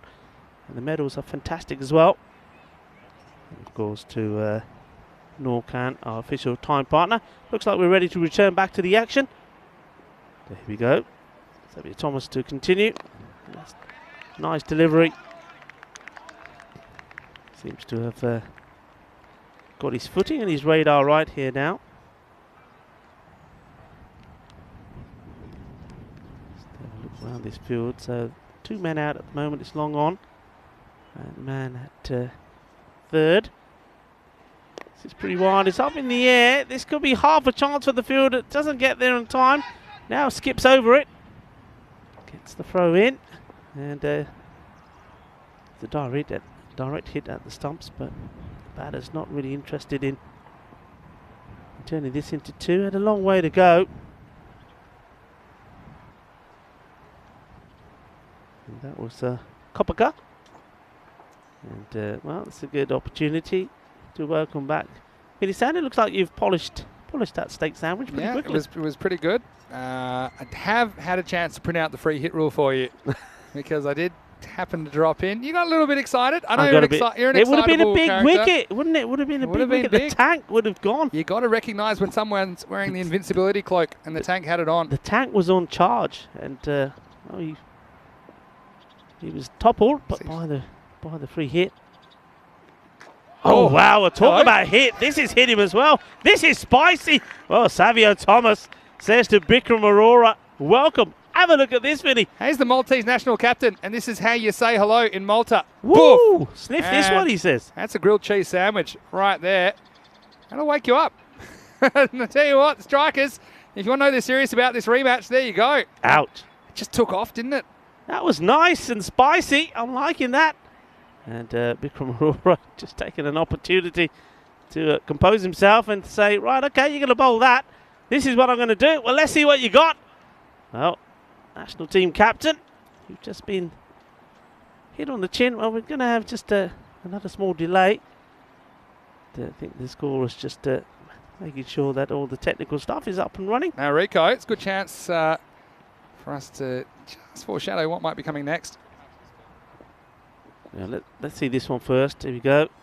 Oh well. Oh wow. He was scared. Oh, he was scared. This is scared. He's thinking, I've hit the captain on the lid. He's going to come after me. I'm going to be hiding this one. The technicals. It bounced on the pitch. Now, when does it bounce again? It's after the stumps. That should be a wide. It should be a wide because it's bounced off the pitch after the stumps. But have they even called it as a delivery, or have they called it a dead ball? Oh no, I think what it is. Oh no, he was ready. I think it has been called a wide. Has it been called a wide? Yeah. Well, it should be. Yeah, it's called a wide. Okay. This one was a full toss. Talk about okay, just play it away. maybe the best delivery and the worst delivery of the day in succession. And that's what you're going to get here in the FanCode European Cricket Series. You just don't know what's around the corner. And it can be pretty disconcerting to face up to someone that can be that variable. That was strange. It's almost like Thomas let the ball go, but then wanted to get it back and just couldn't get it back in time. Last ball of the over. It's well bowled, and well, this is a great effort from the fielder in close. And they get a single. So they move on to 10 off the first. This is a good bit of bowling. I just think the odd one that slips out of his hand, I reckon. I mean, that's the end of the over. So 10 for no loss. I'd have to think that's the widest wide we've seen this year because it wasn't a no ball. And I think that's the widest wide we've seen as far as how wide it was from the stumps when it passed the stumps. Yeah, there was a few in Cyprus, though. Yeah, that's true. That's true. But that one was just so short. No, it was. I think that... Listen, I'll tell you what. Give me that rule for the no ball and free hit because I think it's time for me to go have a read because I think we've got somebody else that wants to come on here by popular demand, right? We do. No, I did promise a special guest. And Rico, you're always a special guest, but you're not really a guest anymore. You're part of the furniture here in the ECN commentary box. But I do have a man joining me very, very shortly as we have a look at the start of the second over. It's Kushleth Kupaka. Comes in and pushed away by the tank for a single. And actually, just looking at the stature of the tank, actually reminds me a little bit of the guest that I'm going to have in here joining me very, very shortly. Yeah, AUM, I'll be keen to put a big score on the board again. Bikram Arora, well, he's shaken, not stirred. Let's see how he comes back. This drives to mid-on. And this will go to Living Bug easy for just a single. Yeah, Vinny Sandhu here. And my special guest, without further ado, is none other than England 11 opening batter and famous ECS umpire, Harrison Ward. Harrison, welcome to the commentary box. Thank you. It's nice to be here. Very nice to be here, actually. Thank you. Well, this first one, the UC is going over mid-off for 6. Maximo, and the tank is in business. He is firing. He survived the free hit, as I expected him to, and he has just stroked this one away through the line. Isn't that a nice shot, Harrison? That's one of the great strikes there, actually. Up and in and out over extra cover there for 6. It's a really powerful shot through the line, and now he's 20% more careful. And just quickly, Harrison, how's your time been in Malta so far? Is it your first trip to Malta? It is. First time in Malta. Absolutely loved it. Got here slightly late Sunday evening. Yeah, talk me through how you got here late. How did you get here late? Rumour has it that I missed a flight because I picked the wrong flight time, unfortunately. Is that right? Well, I know it's right. It's a little bit short. It's pounded. Tough stop. Well, how about that for an acrobatic piece of work? And I think they'll only get one here. Oh, this is a really good bit of fielding. And, Oh, you just won't see any better. How's this for a stop? That's great, that. It's a lovely bit of fielding. Considering the fielding this week is obviously a bit wet today, that is a great bit of fielding. Yeah, and he there. takes off from inside the boundary. That's the key. He has to take off from inside the boundary, but he does. He hits it in the air. It's first-class stuff. Next one isn't. It's a wide outside the off stump. Yeah, so you made it to Malta, and what do you make of the island so far? Enjoying I'm loving it, actually. It's a very nice place. Reminds me, I think the old town a little bit reminds me a little bit of Corfu where it was last time. But yeah, it was a lovely place. Enjoying it massively. You're going to love this comment I just saw in the chat. As it is down there into the leg side. Just be one. Well, I'll tell you what, you can't leave this guy alone for too long. I don't know if you can see that. We've got Rico in the background and he's trying to go away my scooter. Don't you touch that. I can't afford the insurance on that to get stolen. Anyway, I'll come back to you, Harrison, and look, as we get to the end of the over, 22 for no loss. And yeah, reasonable start for AUM, although they've had a couple of hairy moments. As we look at the table, and it's early days, but you'll see that'll be updated shortly. It was AUM that have a win on the board now, so they're actually in second. They can actually go to the top if they win this game, so I'll bring that updated table to you shortly. But come back to that after a second. Here's Savio Thomas, the captain. This is edged away, and this will take some stopping. Do have the third man back there, so that's good stuff. Just be a single. Yeah, James Stewart in the chat, he's watching from Estonia. He said, all this hype over a special guest commentator, and all they could find is the guy who fixes the tents. Wow. That's a big burn. That's going to hurt, that. I wasn't expecting a burn like that. Wow. And you need to create some heat in Estonia because it gets pretty cold at this time of year, I can tell you firsthand. This is down leg side, called wide. But all jokes aside, it's really good to have you as a part of the European Cricket Network family and part of the ECN team. Obviously, you've been in a variety of roles, helping out around the ground. Seen you umpiring a fair bit. And how have you found umpiring so far? I've loved it, actually. It's actually one of those things that I didn't think I'd be that interested in post-cricket, actually, but it's made me rethink. Down leg side for a wide. Yeah, so, I mean, what are some of the things that actually doing a bit of umpiring at this level compared to kind of just thinking about what it would be like to umpire? What are the things that are actually different? I think the main thing actually for me from umpiring has actually been the respect that I actually probably now have for umpires and how difficult a job it is, irrelevant of what level of cricket you're at, whether it's obviously more difficult when it goes to the top level, but even this level trying to make decisions is still pretty hard. Yeah, for sure. This is cut away nicely. A bit of a task for the man down there, but he does it. That's the slot machine, Ruben James, 777. Yeah, so are there any specific decisions you find? I always talk the things that I think are quite difficult for the umpire to call, such as height from side on for bounces and things like that.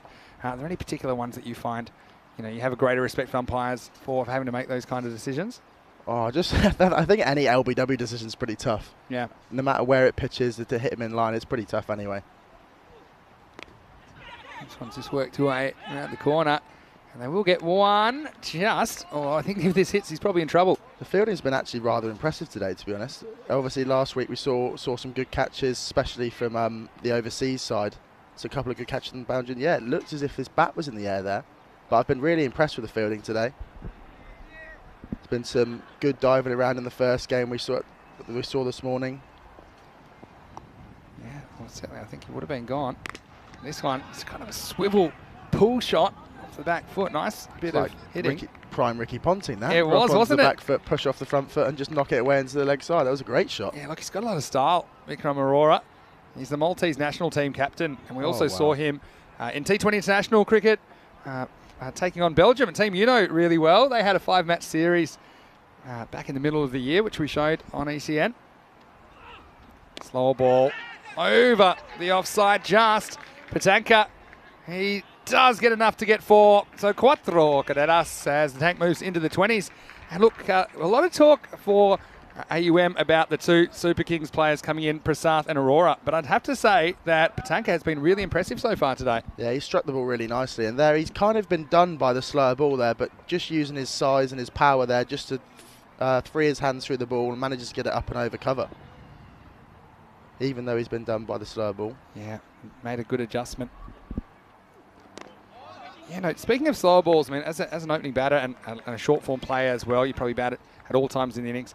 I mean, there is a kind of a skill to getting the pace just right on a slower ball, isn't there, as we get to the end of the third over. 32 for no loss at the end of the power play. But yeah, I think if this slower ball is too slow, it gives the batter a chance to adjust their shot. I think, coming from a baseball background, we always talked about, about 5 to 10% less pace is probably about right. If it's, say, 25% less, then actually you're giving the batter a chance to kind of reset for their shot. Yeah, definitely. It depends what you're trying to do with your slow ball as well. If it is one of those ones where it is a lot slower, you're looking to try and basically get something off the wicket, which is ideal. I know Tamal Mills obviously bowls 90 mile an hour, but his slow balls comes at 70 mile an hour, which is a hell of a lot slower, but he does get obviously that overspin with his leg cutter and does get bounced. So if you are going to bowl a slower ball that is going to be considerably slow, you probably need to be looking to get something out of the wicket.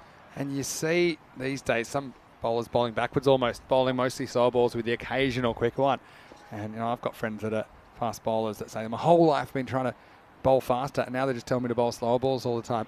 So it's a bit frustrating for them. Anyway, the first one's cut to point. I think the running's been pretty good between these two for the most part, although it was a run out that ended this partnership in the first match between these two teams. But I mean, I think that's another thing, communication between the wickets, and I think that some teams do it better than others. And here, for example, at this level, you can typically, if you're on the same page, you can normally get ones to the fielders on the edge of the ring. We see Jerome coming in down leg side. This is called a wide. A little bit of swing there, actually. Nice to see a bit of swing. I haven't actually watched much from straight on today.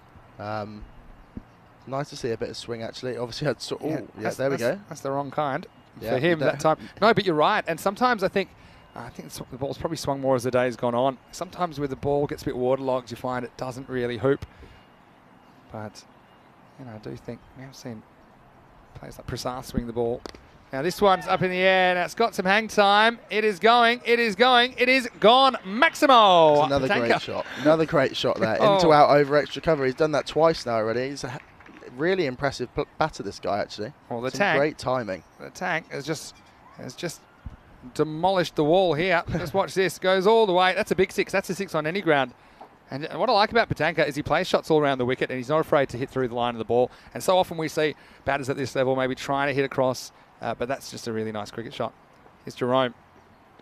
Oh, doesn't need a good one. That's a good comeback. That's a brilliant ball, that. So we saw him obviously bowling in swinger there down the leg side 2 balls ago. Showing his skills here with the ball, taking it away from the right-hander there. Yeah. He's properly squared him up there. Back leg coming through. Yeah, and there's definitely some seam there.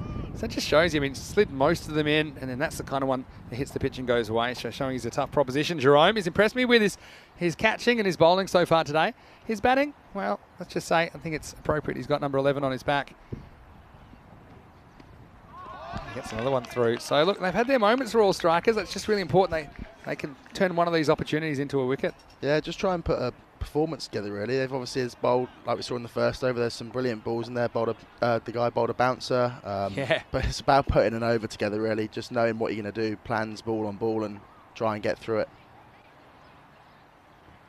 That is the in-swinger. It's just played down carefully by Patanka. He doesn't really need to be in a rush here. He's flying. He's 28 off 17, and he's on the way to potentially a very big score. He was the man that was the first wicket to fall, so I'm sure he's keen to bat a little bit longer this time. Now, of course, Harrison, we've got you here this innings, which is a pleasure. And I know I commentated with you a little bit in Greece when you were with us in Corfu. But any questions you have, Harrison, please put them in the live chat. ECN European Cricket Network. This one, I think, snakes in. And that'll be the end of the over. And good decision from the umpire there. 41 for no loss. Yeah, you see it from straight on. Yeah, it's a good call. Really good call. It's a perfect ball as well for Jerome. So, yeah, it's wonderful to have you with us, Vinny Sander here, Mr. Maximo. My guest commentator is none other than England 11 player and Sussex opening batter. And middle order, white ball batter, Harrison Ward. Great to have you with us. Now, I tell you what, we wanted to get a picture of you at your best at ECN. And I'm not talking about winning the ECC final for England, but I'm talking about hammering in the banner. Yeah. So what's it like? I know you're kind of doing a few things around, but what's it like being part of the Blue Crew as we go around and put the biggest cricket series in the world on? Yeah, that's actually been really good fun. It's obviously I played in the ECC and it was good to play in that, and then obviously the opportunity arose to come work for you guys in Corfu, and it was a chance that I couldn't turn down. Travel to a place that I hadn't been before, and now here in Malta, and not been here either, so it's been brilliant, actually. It's great flying around Europe and experiencing new places, new things, new people. it's been brilliant. You don't have to tell me. It's a beautiful opportunity to travel and experience things at a time where I know it's been really difficult. Of course, the world's not quite back to normal. There's certain places we've gone that you can't quite do all the things you'd probably normally do. That's the nature of the world at the moment. Here's Clinto Paul, who gets just drop kicked away nicely. Really good bit of timing, and the tank is in session. He moves into 30s with that stroke. 4 more. It's a lovely shot that from the tank there. He's showed us his power over extra cover, but there he's shown us a bit of finesse and just flicked that away over square leg there for 4. The bowler there sliding onto the legs, and he's put that away perfectly. Yeah, great timing there. Right, hit that right under the eyes, up and over square leg there. Yeah, again, there's nothing sloggy about that shot. That's just playing the ball that's bowled to you. You do see a bit of premeditation. Sometimes it's overdone, sometimes I think, but that was just good batting. Now he gives half a chance. It was quite a catchable height to the infield, but hits the sweeper. This is why I've been really impressed with him, actually, because obviously we've seen there the finesse from the ball before, and then the power there through backward point, fielded nicely out and thrown back in 1 bounce. Fielding today has been rather impressive. Yeah, AUM down the barrel of another big total. It's not Aurora doing it this time, it's the tank. Aurora swings a miss at this one, quarter 1. And I tell you what, the guests just keep on coming. And Rico, I told him to stay out of the commentary box. I think that is a good call. I know it's a tough one, but seems to get some of the line as it passes the popping crease. Yeah, these special guests just keep on coming. Just wait, we'll see what we've got at the end of the 5th over. Which is in progress right now. It's full up. It's going down. Well, could be trouble. Turns around. If he hits, he's gone. Oh, and that's exactly how this partnership was broken before. That was a great turn and throw there. If he'd thrown down the stumps, he would have been at least a yard out of his crease. The tank has been running so wide to try and avoid that slippery patch. I don't think it would have saved him here. Not even close. He would have been gone. Again, I think they're having problems with their communication, just how wide he's running at the moment. Goes after this as Aurora. And I'll just get 1. But yeah, no, it's been great to have you on the crew. And yeah, that's one thing that I've noticed this year is we've just been expanding our European cricket family. We've been going to new places. Of course, Greece was one of our new places, Harrison. Also, we're in Croatia for the first time. Had some other nations involved in the European Cricket Championship that we haven't had the chance to visit yet. Swing and a miss from the tank. It just loses this shape, but they will sneak through for a bite. Yeah, just fallen short in front of the keeper there. He's obviously done well actually to stop it. Could have gone through his legs before, but got a good hand on it. And seen a few of those today. And most of the bowlers that have bowled off some line have had some success. That one just kind of yorked himself. And they do get through for 1. But yeah, all young and old, all different backgrounds as well. The European cricket family has been expanding. Goes after this, maybe pins his ears back. Doesn't really hold his shape there, Aurora. But he does get a single. He moves to 8. And that's the halfway point of the innings. The 50's up for the American University of Malta. They're 50 for no loss. And yes, here he is. Rico can't keep him out of the action. And he's got little Miko here. Hello, Miko. You going to wave? Oh, and this is Lee Tuck's son. And look at you. Tell you what, very, very cute, aren't you? And I hope you're having a good time. How about a high five? How about a high five? There you go. Wonderful. And there's one for Harrison. Hey. Oh, meeting your heroes as well. You don't know it yet, but this guy is going places in the world of cricket. So it's great to have Miko here. And Lee's a big part of cricket in Malta. You know, puts in a lot of work to make sure this series happens. We actually saw him playing a year ago for overseas, but he's doing a lot of work behind the scenes. So that's one thing, Harrison. You meet people all around, young and old, and what they're really passionate about is the game of cricket and spreading it to new places. Oh, massively. That's the one thing I've been massively impressed with, and obviously working for the ECN, is just how far cricket is played. But I'm probably sure I said it on commentary before, but it's actually surprised me massively, the ECC competition, seeing how many people in Europe actually do play cricket and see how far it's actually spread. Yeah, that's exactly right.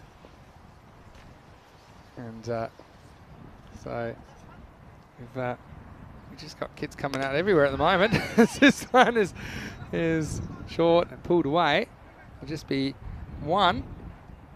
And another good shot over mid-wicket there by the Ricky Ponting-esque pull shot there. He's got a bit of flourish about him, Aurora. And look, I don't think we've quite seen the best of him yet today. I think some of the batters are bound to be a little bit rusty, I think, after a bit of a layoff, especially in this format of the game where you're under pressure to go straight away. Here's a slot machine, Reuben James. Oh, well, this one could be a chance. It's a top edge. It's Kopaka, who has to run a long way, and he almost grabs it. He almost grabs it with the reverse behind the back as well, and then he fires it over the keeper, and then 2 people back up. Eventually they get there. Well, it's all action, Harrison. Yeah, it's not an ideal bit of fielding that. Obviously, it's a very tough chance there, but actually he's randomly nearly caught that one-handed over his shoulder, which would have been a hell of a catch. We saw one like that in Portugal. Every time you see one, you think, oh, I think I might have seen something like that before.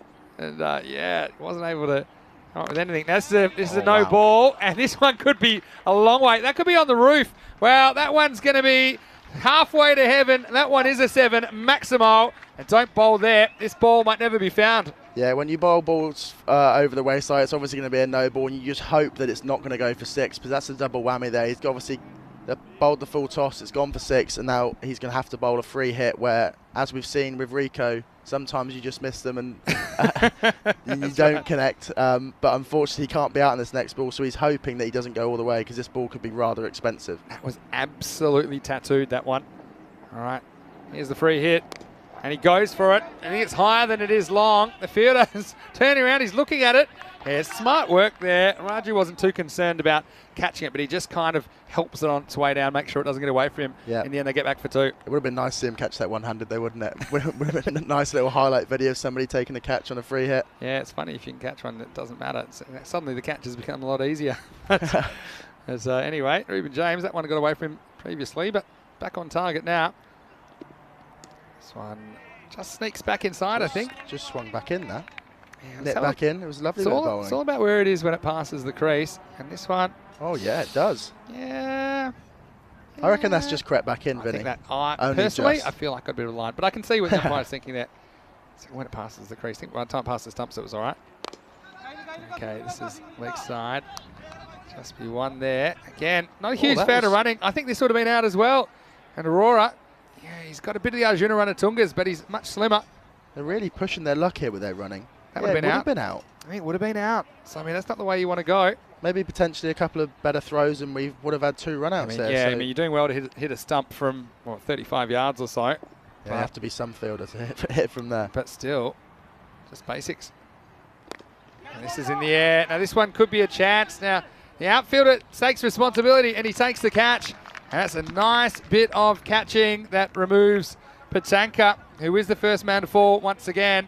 But still, he entertained us while he was there on the way to 34 off 22 balls. Ruben James gets the wicket. He's been very good for the Strikers today on the whole. And the score is 62 for 1. It's a great catch there, taking that low to the ground. So not particularly the technique that I would use, but he's looked comfortable under that, watched it all the way in and taken that about a foot off the floor. Yeah, so big wicket to take because the tank was in session. 2 6s and 3 4s in his innings. And he's the first man to go. And this will bring another Maltese national team player, Varun Prasath, to the crease. Right, in the end, it's all about taking opportunities. Now, you do feel the game has gotten away from them somewhat, considering that they weren't able to put a decent score on the board in the previous match. But anyway, it's a new match, new opportunities. And, yeah, well done to Sharif Mohammed, who was the man that held on to that one out there. And he's going to be rewarded by being handed the ball, as he's going to bowl over number 7. 62 for 1 after 6. You see, like, no one's really gone the journey there as far as the bowling's gone. But you know, quite a lot of good batting has been the result in the first 6 overs. We had the occasional one like the full toss we saw get away from Ruben James, but even with that, his over only cost 12. Yeah, definitely. We've seen some good balls as well, with obviously the ball nipping away from the right-hander, squaring him up a couple of times, and it's actually been a good contest between bat and ball today. So here is Sharif Mohammed. Holds onto the ball. He'll bowl over number 7. Now, Harrison, you fancy a trip on the scooter back to the hotel today? Now, you're one person that's hard to... why don't we put it to the viewers as we start the new over. It's hit hard down the ground. So a bit of work for Livin Varghese.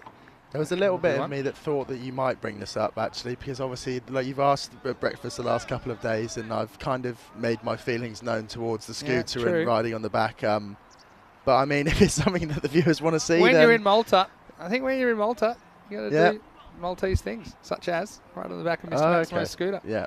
I don't know. Put it to, if we get even just one person in the chat, I think might have to. Yeah, leave a little.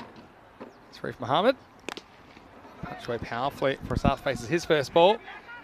Look, we didn't quite see the best of Prasath so far. again, he's another one looked a little bit rusty, but he hit one really nice 6 over mid-off. And he's a tall man. He was the MVP of the previous series in June as well. Yeah, I heard that. I've obviously played for, I think I played for a different team previously before, but for Super Kings, definitely heard his name mentioned, obviously coming into this week as a player to watch. Oh, this one thicks off the pad in the end. Gets away with that one, Sharif Mohammed. It's always nice to see a tall left-hander, isn't it? Yeah, I'll tell you what, I think he might have you as far as the bowling goes, because he's able to contribute with the ball as well. You saw him swinging the ball around, took 2 for 2 as well in that previous match. But yeah, kind comparison to compare Varun Prasad to yourself. Anyway, this one is a pretty nice shot, and this is Aurora, who's lost the tank, but he's in the mood. And well, the spectators, that's some little scraps for them, as this one's just picked up off the leg stump. Another nicely timed shot for 4. Yeah, it's a classy shot that. We've seen the power with him off the back foot with the pull shot, and they're just flicking it over square leg as we've seen before, almost from the similar shot from the tank, just flicking it over square leg when the bowler strays onto his pads. Nice audition for 12th man as well, coming from the crowd. This one just keeps down a little bit.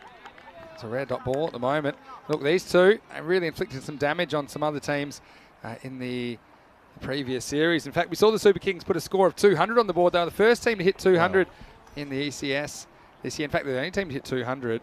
We did have one in the ECC when we saw Netherlands hit 200. This one is sliced away. There's no one at third man. In fact, it probably doesn't matter because he wouldn't have caught it anyway. That's all the way over the top. Maximo! 6 more to Bikram Aurora. And now you feel this innings has gotten out of control for the strikers. Yeah, it's kind of always hit that one-handed, Vinny. You see that?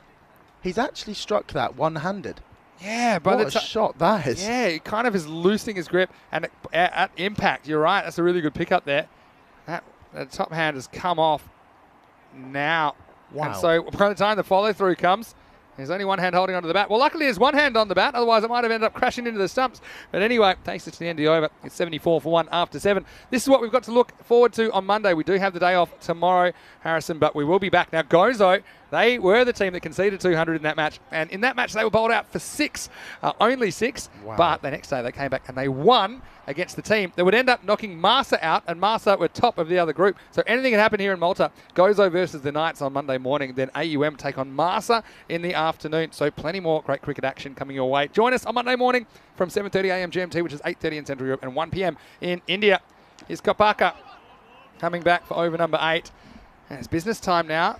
And look, what I would say is, at this stage in the previous match, you felt like AUM had just kind of battered them out of the game. They were already 86, and after 8, they were 100.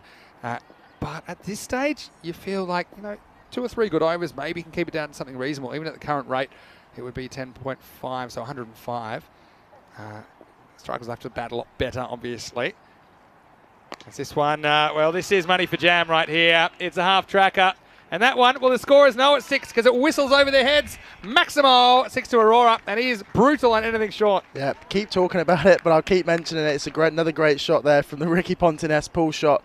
Rocks onto that front foot, sees it short, and then swivels and pulls that another one away over square leg for 6. Yeah, really good shot. He got in such a good position there and actually used as a crease. He gets back and across, and it's not just wafting the hands at it. And it gives him something else, leg stump. This time it's a bit fuller. The result will be 4 more. It wasn't quite the timing that we saw on the shot the ball before, but still plenty of pace on it. And back-to-back big shots, 10 off the last 2, and Aurora moves up to 39 with that stroke. I think potentially after that we've seen a slight change in the field, and I think it's a good decision actually. Obviously he's coming around the wicket, so that changes the angle to the right-hander, and fine leg has just moved around finer from deep square. Yeah. This time he goes to mid-wicket, and there is a man camp there. I still wonder about the wisdom of bowling around the wicket to a player like Aurora, who's looking to hit everything on the leg side. You're almost giving him permission to kind of open up that leg side. You're taking probably LBW out of it. I would like to see maybe Kabaka trying to go over the wicket to him right now. We'll see how he goes to Varun Prasad, who's been a spectator for most of the time since he's been out there. Just faced the 2 balls. I'm sure he'll try and lift it. Tries. And hits it straight to cover. Fumbled by Clinto Paul, so they will get through for a single. Still throwing it anyway, but I think they're always backing themselves to run these guys out if they hit. Obviously, with their slightly lackadaisical running, with their not running the bat in, there's always a chance. But like you said, Around the wicket here, I think he's got to hang it wide and outside the off stump Just to really got a get anything from it. Get hit on the leg side, and it does. And this one's in the air. That could be a chance. The fielder comes in and he spills it. And, well, that was a big opportunity to get rid of Aurora on 40. And it's a man that's caught really well today, Jason Jerome.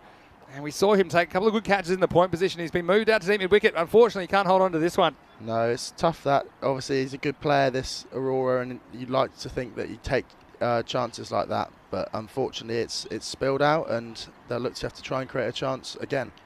Yeah, so 88 off 8 is the score. 88 for 1. Aurora. And we've seen glimpses of what he can do. Prasath, again, hasn't had enough batting yet, I think, to kind of show us exactly what he's capable of. But, I mean, AUM, they're a dangerous side. You know, they're a side, Harrison, that last year they were, I won't say easy beats, but let's just say they didn't have the best time of it a year ago in their debut series. And they improved a lot. The way Patanka batted in the middle of the year really took them to the next level. But still, they were a bit off the pace. But when you add in these two to AUM, I mean, a lot of people think they're favourites for this tournament. So I think it's going to be really interesting to see how they go against the kind of old guard of Marsa and the Knights that we saw playing this morning. Whereas first ball of the ninth, yeah, it gets away and it just kind of slices away from Abraham at point, and that's another boundary. That takes Aurora to 45, so 4 to start the ninth. That's great hands there from Aurora there. He's been dealt a pretty good ball there. It's right up in the block hole, and he's managed to use his hands and his wrist there to slice that through point.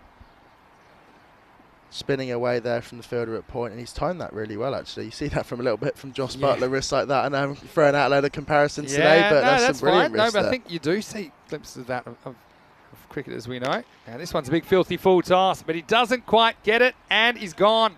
And there's no call from the umpire. And Aurora, again, unfortunately for him, can't get hold of a full toss again.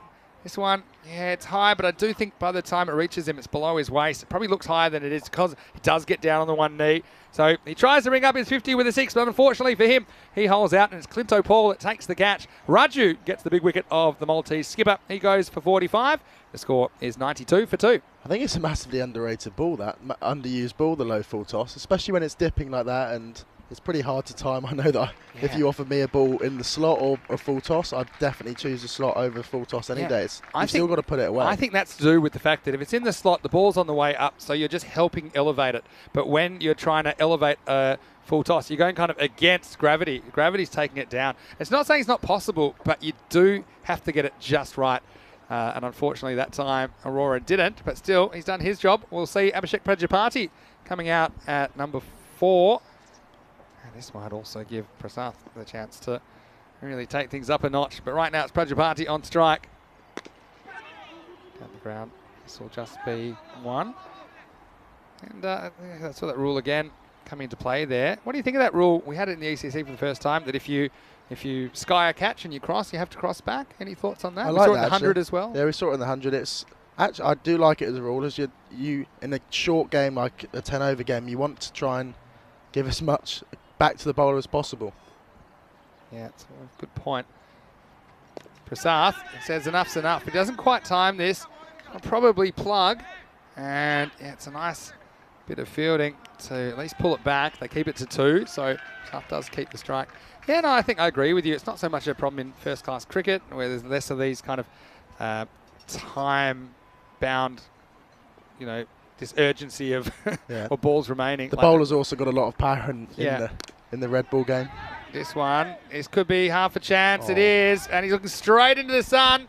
And, well, you can thank the burning ball of hydrogen in the sky for this one, because I think that Prasath gets lucky here, because it is straight to the fielder, but he's looking straight into the teeth of the sun. He gets a hand on it, but goes over. Maximal 6 to AUM. Yeah, he's not timed that particularly well off the inside half of the bat there. You can see it turning in his hands, but he's obviously backing himself to put enough on the ball to almost hit it through fielders. What does he do here? Last ball of the night. Well, did you want 1? No. How about 6? And this one's gone a long way. That's over the players' tents. Maximal 6 for Varun Prasath. And we're seeing what he's capable of now as the 9th over comes to a conclusion. The score is 107 for 2. Yeah, that's a great strike there. Obviously short, not the best ball in the world, but you've still got to put it away. And some of the biggest sixes. That's probably one of the biggest we've seen this week. And that was T-ball, really, from Ashwin Raju, because he could really have a look at that and hit it wherever he wanted. He hit it long and strong. So 107. And we'll see if they get up to that score of what they scored in the last game, 124. It seems a long way off, but you wouldn't put it past Prasath the way he's batting at the moment. Prajapati will be facing up, though, the start of the 10th over. Just going back to what you're saying, I think that you want to reward the fielding side for taking a wicket, and so often it's critical who's on strike at the end. So the idea that the kind of lesser of the two batters can just sky one and get off strike, I don't think it's fair. I don't think it's. No, I don't think it's. But like right. I said, like I said, in a short game, you want to give as much back to the bowlers as possible, and that bowling at especially because there's so few balls, every ball is massively important. If you can get a couple of balls at a new batsman, a couple of dot balls, it really can change the course of the game. Yeah, certainly. All right, here's Ruben James, 10th overtime. Strap yourselves in. First one is into the offside. I'll probably just settle for one here. It's over to the VP show, and he's on 17 of only 6. And I think he will be teeing up Ruben James right here. I think this is the situation as well. Prajapati, look, he's looked okay today, but he hasn't quite looked as powerful as Prasath. I think there'll be a real effort to keep Prasath on strike here. Yeah, I'm not sure if coming around the wickets here is going to be a great idea here, potentially bowling into the arc. Well, let's see what we've got. It just mistimes this one down the ground. And probably just gets one here. And that's a win for Ruben James. Yeah, probably just trying to overhit a little bit there, Prasath. Potentially, if he keeps his shape for a little bit longer, he might get a bit more on that and potentially hit it for 6. But it's yeah, it's one of those things that you just hope when you bowl it there, you don't travel the distance. Prajapati says my turn, but he hasn't quite got this. And it's going to be another pat over for 6. Can you believe it? Ashwin Raju this time. Well, he had a little bit of room to move, but he just needed to do either one of two things. He needs to pat it back in and actually stop the 6, or he needs to catch it. And he does neither. It just goes off top of the hands. You see he's probably a metre and a half in from the boundary. And so Maximo, 6 for Prajapati. They move up to 115 with 3 balls remaining. Next ball knocks him over. So Ruben James does get the last laugh, although they might be laughing on the other side of their face because already they've got a chase on their hands. And the third wicket falls at 115. 115 for 3. Yeah, it's nipped back that actually. It's a lovely bit of bowling, almost taking a bit of pace off it, and actually just looks like it keeps a little bit low. No, he's just hit up on it, or tried to hit up on it, and head position there is poor.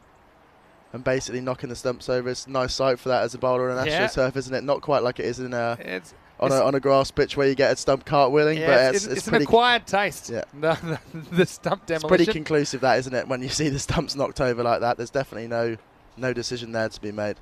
Yeah, for sure. We'll have to brief you on the pulling a stump out of the ground on this, because you know how normally you have to remove a stump? If you knock the stumps over here, say the bails are off, then that counts as like taking a stump out of the ground. Oh, wow. Or you can lift them up with the ball in your hand. Again, we haven't really encountered that just yet. It's well bowled, that. Hitting that. I mentioned that a couple of overs ago. Potentially, obviously, players looking to hit the ball on the leg side. You mentioned that. Players trying to just hook everything away. Yeah. It's quite a good tactic, that, try and run in and potentially just hold it wide at the off stump, so they really have to go and fetch it. And I think Corey calls that wide hole. Yeah. That was pretty well done. Goes straighter this time. Hit inside out a little bit. I think they'll settle for one here. Well, they shouldn't, because that's the last ball. Just counting, and now they might get a second. Prasath's keen. Well, here we go. He's going to have to pick it up, and he's thrown it wide. And they're just going to have to eat it, and they're going to get 2 here. Clinton Paul saying, well, I went to a lot of trouble to pick that one up out of the dirt. And the keeper said, well, what do you want me to do? That's Jobby. Well, he had his head screwed on. He said, look, I don't want to give away any extras here.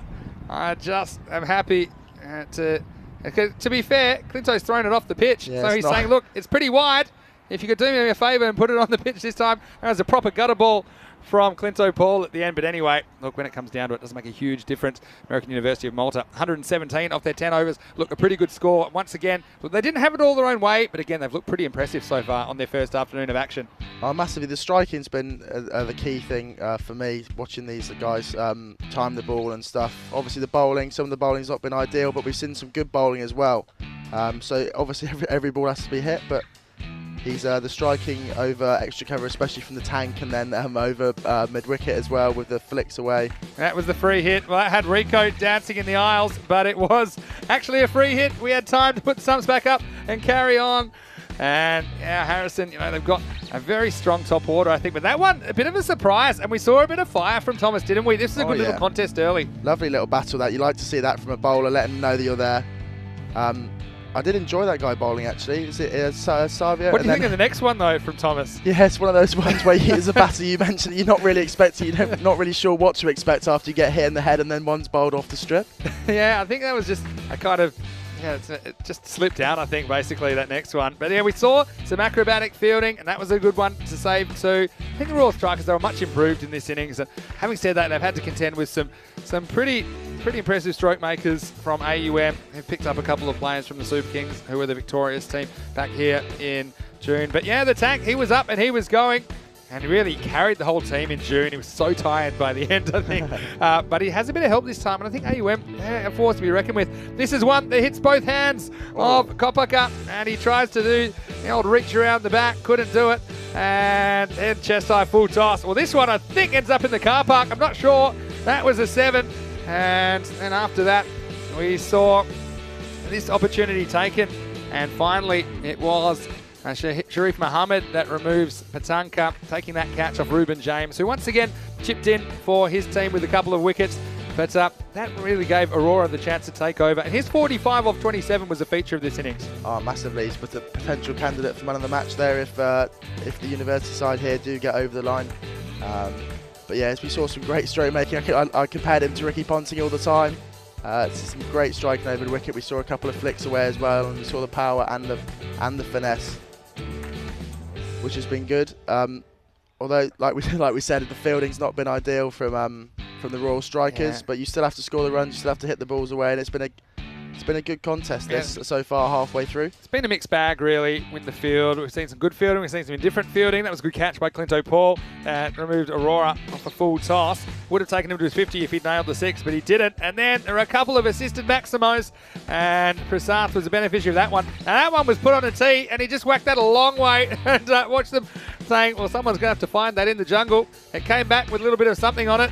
And you don't often see the umpire scratching up the ball, but obviously it was something quite offensive on the ball. But regardless, we saw Prajapati then getting another one, a little handover from Ashwin Raju, but he would go the very next ball. Prajapati just 8, including that 6. And Malik came out for the last couple of deliveries, and ultimately, I think they were pretty happy, and even stealing an extra run off the last ball to finish 117 for 3 off their 10 overs. Looking at the scorecard, you see the openers doing the work again for the most part, getting off to a very good start. That opening partnership was worth 62 and 36 balls before Patanka was out. And then Aurora, 45, was the top scorer.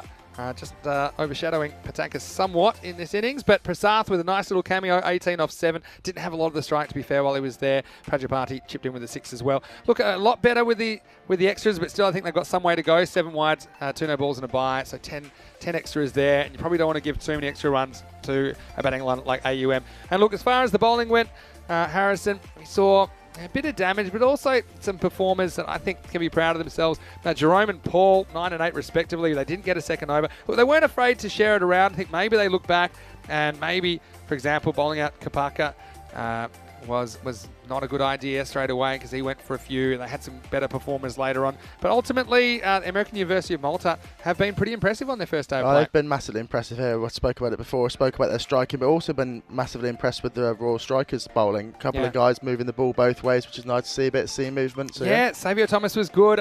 Chip in from Ruben James, 2 for 22 off his 2 overs as well. He's been pretty reliable for them as well today. So look, we'll be back in just a few minutes with the reply. It will be the Royal Strikers requiring 118 for victory. Now, Harrison, big thank you to you for all your work with European cricket and for being our special guest in the commentary box for this innings and for your umpiring and for the fantastic hammering of the banners and for your friendship and your character too that you bring to European cricket. And there he is again. Oh, he's a workhorse, isn't he? Is it? And look, you're hitting right off the middle. Look, keep your eye on the ball. Just keep your eye on the banner then. Yeah. But from everyone here, a big thank you to you. And we'll see you just around the corner when we return. It's the last innings of the week. Royal Strikers, 118 for victory. Vinny Sander here, Mr. Maximo, along with Harrison Ward. Rico will be back shortly. You're watching ECN. And this is the FanCode European Cricket Series.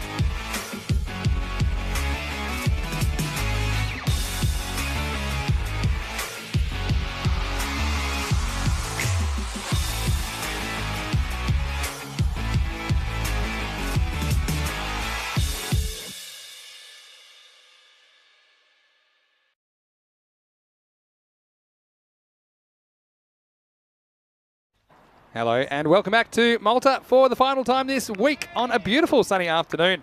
Well, it's a long way from the first game this morning when it was showers that dominated the skyline, and we actually saw match 21 completely abandoned due to the weather conditions, but we did get the other 3 matches in their entirety, which is very, very good news. And yeah, perfect conditions to finish the day here.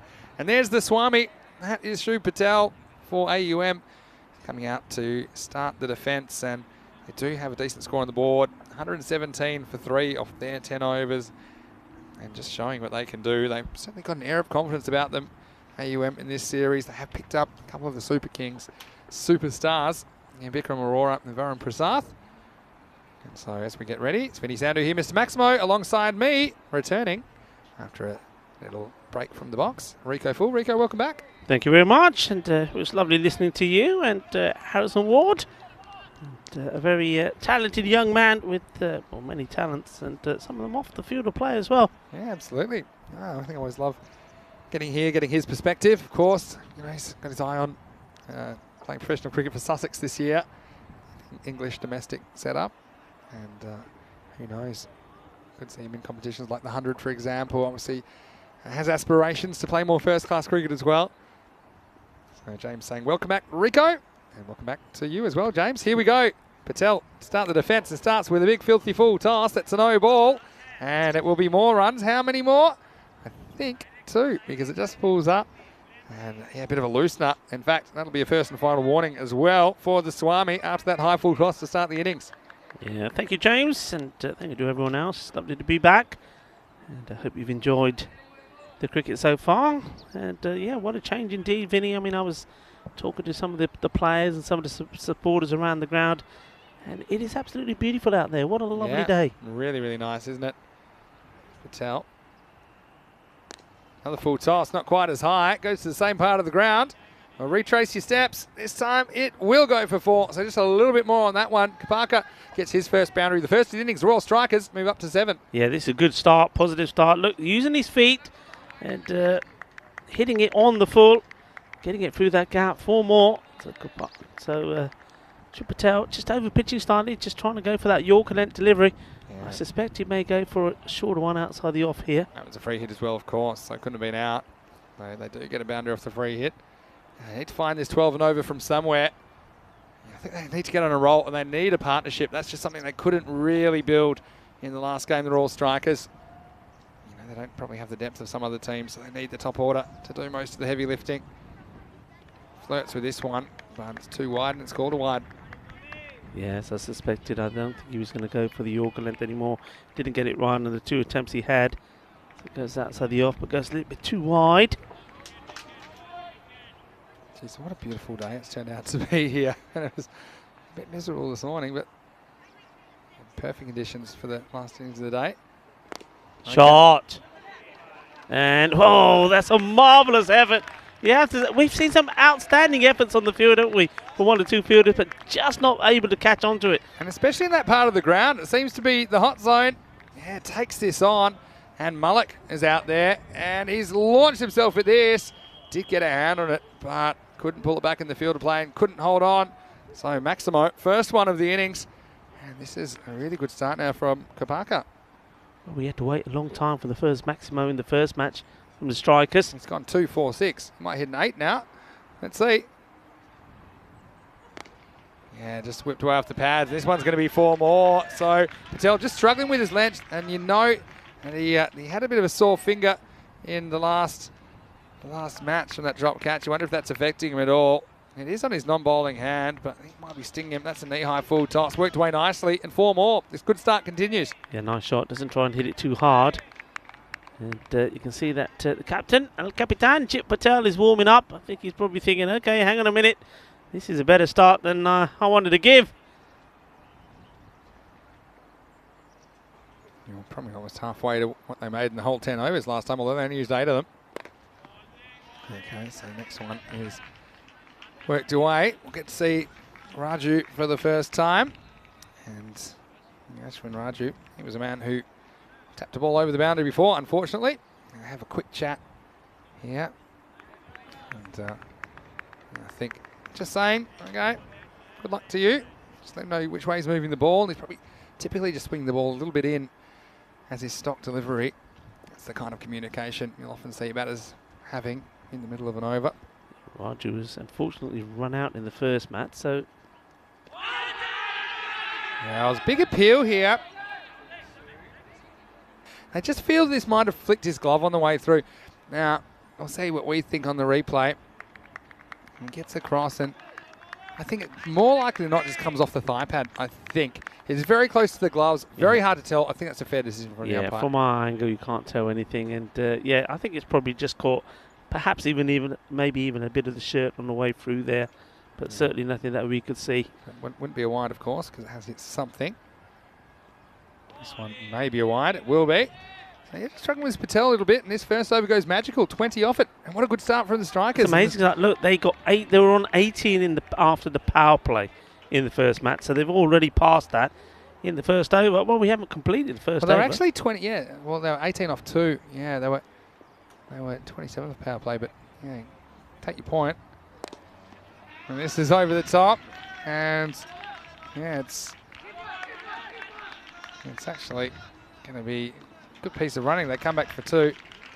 That does take us to the end of the first over. Magical one for the strikers. It's 22 for no loss. Yeah, I mean, this is a really good start. The thing is, though, of course, it's about maintaining it, because that's one bowler out of many. We saw 7 were bowled in the first match, so that's only just one of many that hasn't found. I mean, maybe Swami may not get another bowl, but I know that Jit Patel is going to bring this back in line here. Yeah, that's the depth they've got, and that's the same with the batting, isn't it? If one doesn't perform, somebody comes in and scores the runs, and I think that's what we're going to see from this team. But you got to say, if you're Kapaka here, you can say, okay, look, no one else had too much luck with the bat. I've got to make sure I do it myself. And they've already got 1 extra in the back. They want to be 22 off 2 overs. They're 22 off 1. Yeah. Well, let's say 24 off 2 overs. But, this is where I think you have to try and keep staying an over ahead.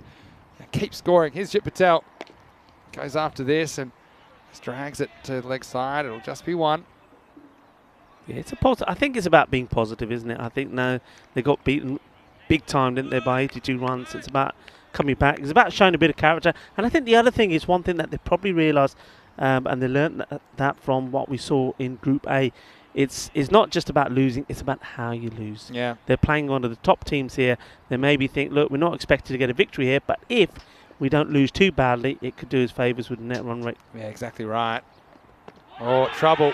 Could be trouble. Where does this pitch? That's the question. Umpire has a really, really good look and says no. Look, just the way he played this made him look pretty guilty, but there, I think it's pitching. I think it's a really good decision, because I think that pitch is outside the leg stump. Because I think it does hit him in line. I think it's going on to hit, but here, just look where it bounces. And for me, I'm pretty sure that pitch is outside leg stump and then just kind of nips away. Good umpiring. Now, it sends him back, dot ball. And yeah, Jit is kind of a different proposition in the second over. Yeah, look, that's a really good call, that, from Shubhas Roy. I think he's picked the line of that right. And of course, once it pitches there outside the leg stick, no matter where the ball goes onto, it doesn't matter. Can't be out. Oh, he goes after this, and now this is high. And Nishit's going back, he's going back, and, well, he's fumbling a ball that's already stopped. But Nishit, but in the end, it'll be 2. I thought for a second he might get there, but it was just over his head. And then he had to make sure he didn't accidentally kick the ball over the boundary. And that's something we've seen a couple of times lately. Yeah, look, he's done. Just watch here. That foot just go. Oh, step over. If that had connected, look, he got dizzy. He got dizzy looking up there for so long. Oh, now swing and a miss, and Raju's upset with himself. But yeah, well, quite amusing, I suppose. But all's well that ends well for AUM. Yeah, but I'm liking this. I'm liking the intent. They're being brave. Sometimes fortune favours the brave, as we know. Jit Patel once more. This time he goes over, but again, and this time he won't catch it. So this will be 4. So Raju gets going, and he's an important part of this as well. Now, there's Andy House, and he picks it up no problem. Maybe he should be handing out the fielding lessons as we see a boundary to Raju. And that is all going to help as they try and stay ahead of this rate. That's the end of the second over as well. The score at the end of it is 29 for no loss. Yeah, good start. They'd be more than happy with that. I was saying that Chip Patel would be keen to get a nice tidy over in after the first one. Went for 22. And well, he hasn't been able to get the wicket that they want. I think they'd be very keen to break this partnership as soon as they can. And well, that's us looking at the table there. We haven't added the Malta win, the American University of Malta win. No. But they are in second after that. That's a nice shot again, and this one, oh, that's unfortunate. Hits the deck and plugs. And I think they've only just taken the one as well. I think he was so sure this was going to go to the boundary that he doesn't really think about running and then thinks, oh, it's not going to go. That's unfortunate. I mean, that shot deserved a boundary. And in the end, just getting a single. So Raju back on strike.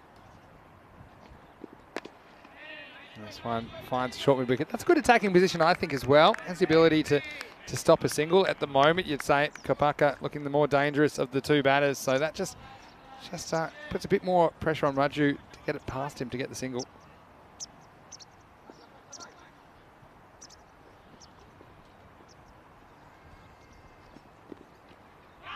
This one, I think, gets a little bit of glove and flies away, and it will make it to the boundary. So this good start continues. And this one just gave Raju the opportunity to get inside it, get a little something on it.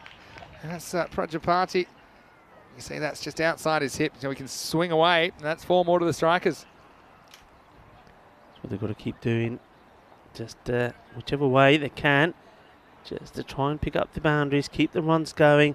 Just try and keep that rate to no more than 11 or 12. And if they can take this match deep, and then anything can happen towards the end. Quarter of the way through this innings, and they're right on track.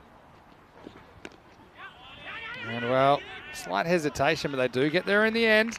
Slight fumble. So yeah, how long can they stay on this ride at the moment? I mean, they'd want to beat 36 off 3 overs to be up with the rate, and that's pretty much where they are at the moment. Yeah, it's good. A slight change in the field you see there. They've opted to bring the man that was deep on the lakeside boundary into the circle and go for the long off and long on back. Yeah, hit straight, and this is a good shot, good bit of timing. Not sure it'll go all the way, but it will. And he just jumps over that one, Jit Patel. He got there in the end. He'll be frustrated because he swings the hand, only gets a pinky on it. Another boundary, and the strikers are ahead of the rate now. 39 with the ball to go on the power play. Yeah, I mean, just there, he's elected to bend rather than slide. I think the slide would have stopped it. And you're right, he does get a finger on it, but that's not enough. Yeah, so Kopaka, 23 off only 8. Good innings it's been from him. Yeah, just pulling up there. And not sure if it's just maybe got a fly in his face or something like that. Or maybe it's his headband coming off. What's happened here? I think it's his chain. I think the chain has come and caught him. I think he's worn his chain and he's taken it off. No, he might have just got tangled up in it. I think he has. He might have broken it. Oh, that's no good. Talk about your expensive overs. Rajapati has 1 ball to go in his. 10's come off it so far, and possibly a new chain. Oh, well, he finishes with a bang. And well, he's unchained now, and he's ready to go. Unchained Melody. The sound of the stumps going over. Kopaka, he looked really good in the power play, but he goes off the very last ball of it. He goes for 23. Big blow for the strikers. They lose their opener, 39 for 1. Yeah, I mean, he goes down the leg side. I think it stays a tad low as well, but I think it was the wrong shot being played. He tried to make room for himself to a ball that was coming into him. So though it didn't really come up very high, I think it was going to beat him anyway. I think he shows his stumps and he doesn't have to. Doesn't have to do that. Doesn't have to take any particular risks. I think, just to work that for 1, maybe keep the strike. And here we go. We do have the table updated. That's good now. And you can see that's pretty good net run rate, plus 8.2. That's good. The 82-run victory in match number 23, the 3rd match of the day and the 3rd match of Group B. And you can see Marsa, they are just a point behind with the 1 because of the washout. Raw Strikers, they've got a chance to get on the board here if they can pull off this chase. It's a lot of runs, but we have seen this kind of a chase before. There is precedent. The Bajuba Blasters against overseas has that kind of a feel about it. But they do need their top order to step up, and Kopaka certainly did, although they would have loved a few more out of him. And now Savio Thomas comes out number 3. He won't be facing because it's the end of the over. And the 4th over will be bowled by none other than Varun Prasath, the left armer. Yeah, pretty good delivery to start. It just errs on leg stump. And he is getting that movement, Prasath. This is just a single to Raju. So we'll see Savio Thomas on strike for the first time. Yeah, Prasath, I think his natural angle is what he tries to do is just get a little bit wide outside the crease and really dart this ball, aiming at the off and then it's swinging in to hit middle leg. That's what he tries to do. But every so often, he does straight down the leg side, and I think that's when you've got to latch onto him, don't you? Drags the occasional one, but I do like the way he moves the ball stump to stump. And this one again, a little bit too far leg side. Prasath's hands go to his head. He knows he hasn't quite got that one right. What do you needs to start think? on the off stump. What do you think to the field too? I mean, knowing what he's going to bowl, I mean, you would have somebody on the 45 sort of in a catching position. Yeah, I think so, or even just in a run-saving position. Yeah. And they've got 5 on the offside. I probably would just have 4 on the offside. I can't see him getting driven through the offside that much. And you've got kind of backward point and you've got a short third man. I'd probably make those one person in between, and then I probably would have that 45 man. And it gives him the license to try and swing that ball if it swings too far, or if he loses line down leg side, then you've got an extra layer of protection. I do like the 3 men back on leg side. I think that's smart. Now, is there an edge on this? The umpire says there is, and it's the end of Raju, who's caught behind for 14. And this is one that doesn't really swing. And for Prasath, this is also a useful delivery because you do play for a bit of swing, and this one doesn't swing. So gets the outside edge of the bat. That's what makes left armers so dangerous. Patanka gleefully accepts the chance behind the stumps. So that's the end of Raju. So both openers removed from the equation now. Royal Strikers are 41 for 2. Yeah, good bit of bowling there. I think Raju's probably expecting another one that he can perhaps work away on the onside. Sees it slightly shorter and going outside the off and maybe thinking, okay, I'll latch on to this one. But not able to get an edge. Gets a nice appreciative applause back from his teammates. He certainly was, well, I suppose instrumental in giving them a good start, but now it's about what the number 3 and number 4 batter can do. It's time for one of them or both of them to do the same sort of thing. Get another 20 runs between them on the board. And just that's what they've got to keep doing, Vinny. Just keep getting these runs. Try and stop that rate from going more than where it is at the moment. That's exactly right. Loves the new batter, I think. And look, this goes right where we were talking. It goes down to the fine leg region. There's nobody home. Varghese starts with a boundary. Yeah, this is the typical sort of delivery you're going to expect from Prasath. And when it goes wrong, that's what you've got to do. Got to put it away. Another way to think about it, though, perhaps you're thinking, we'll leave that gap open, and so batters will sneak across and try and hit it there. And they're a big LBW candidate if they do that. If you get it right as a bowler. This one's an off cutter, and he might have found the fielder here, and it's caught, and that's a really good catch. And he stood tall, and he held onto it. And that is Raihan, who's on the field here. That's Raihan, the 12th man. And I'm not sure who he's on for. Could be that he's on for Shu Patel. But, geez, he was a man there on the boundary that stood tall right in front of Diana, who's got a great close-up of that. Regardless, it's a 3rd wicket, and Strikers' wheels falling off a little bit. 45 for 3 after 4 overs. Let's just have a look at the format of this series. It's our last series of the year. We finished with Group A matches, and we've seen the 4 teams that have qualified overseas, unfortunately, been eliminated from proceedings. Now into Group B matches, and we've got Master and the Knights we saw this morning. We're seeing AUM and the Royal Strikers now. We'll see Gozo on Monday for the first time. Of course, the bottom team will be eliminated after match 40. The top 4 will go through to quarterfinals Friday. You can be our QFF on the 3rd of December before the finals day of the year, as we've got the finals coming on the 4th of December. So plenty to look forward to. And the action continues every day, 7:30 a.m. GMT, which is 8:30 a.m. in Central Europe and 1 p.m. in India. And we'll have tomorrow off. We'll be back Monday morning. Yeah, we certainly will. Looking forward to that. Looking forward to having a bit of fried rabbit today. I think team is going to venture out and have a nice, authentic Maltese meal. And that's got to be fried rabbit, really. Got to try it. I had the rabbit a couple of times here. It's nice in the pasta. Can't say I'm normally one for rabbit, but you rabbit on all the time. I don't know what you're talking about. Rabbit, rabbit. Where's the song go? Rabbit, rabbit, rabbit, rabbit, rabbit. Anyway, back to the action here. And, well, Prasad, he did what he did in the first match, took 2 wickets in his 1 over. Maybe he'll get another, maybe not. 45 it was at the end of 4, 3 wickets down.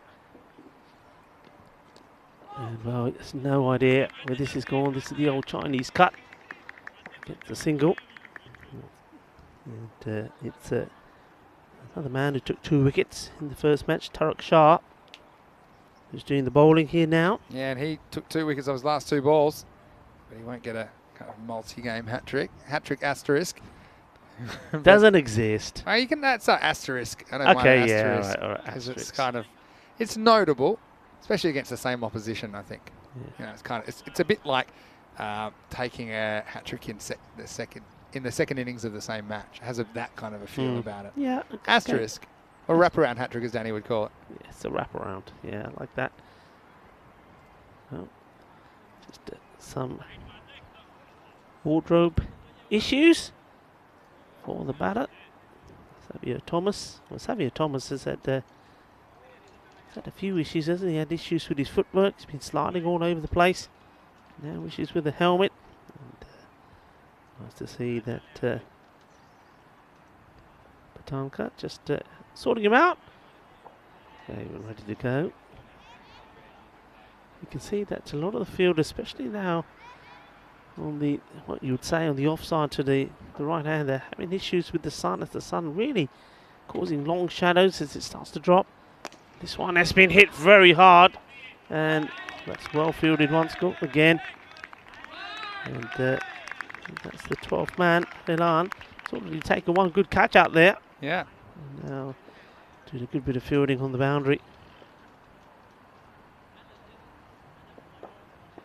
Yeah, I like Tarak Shah. He's always around the mark, isn't he? Yeah, I think all of the slower bowlers did really well. Shah once more fights this up.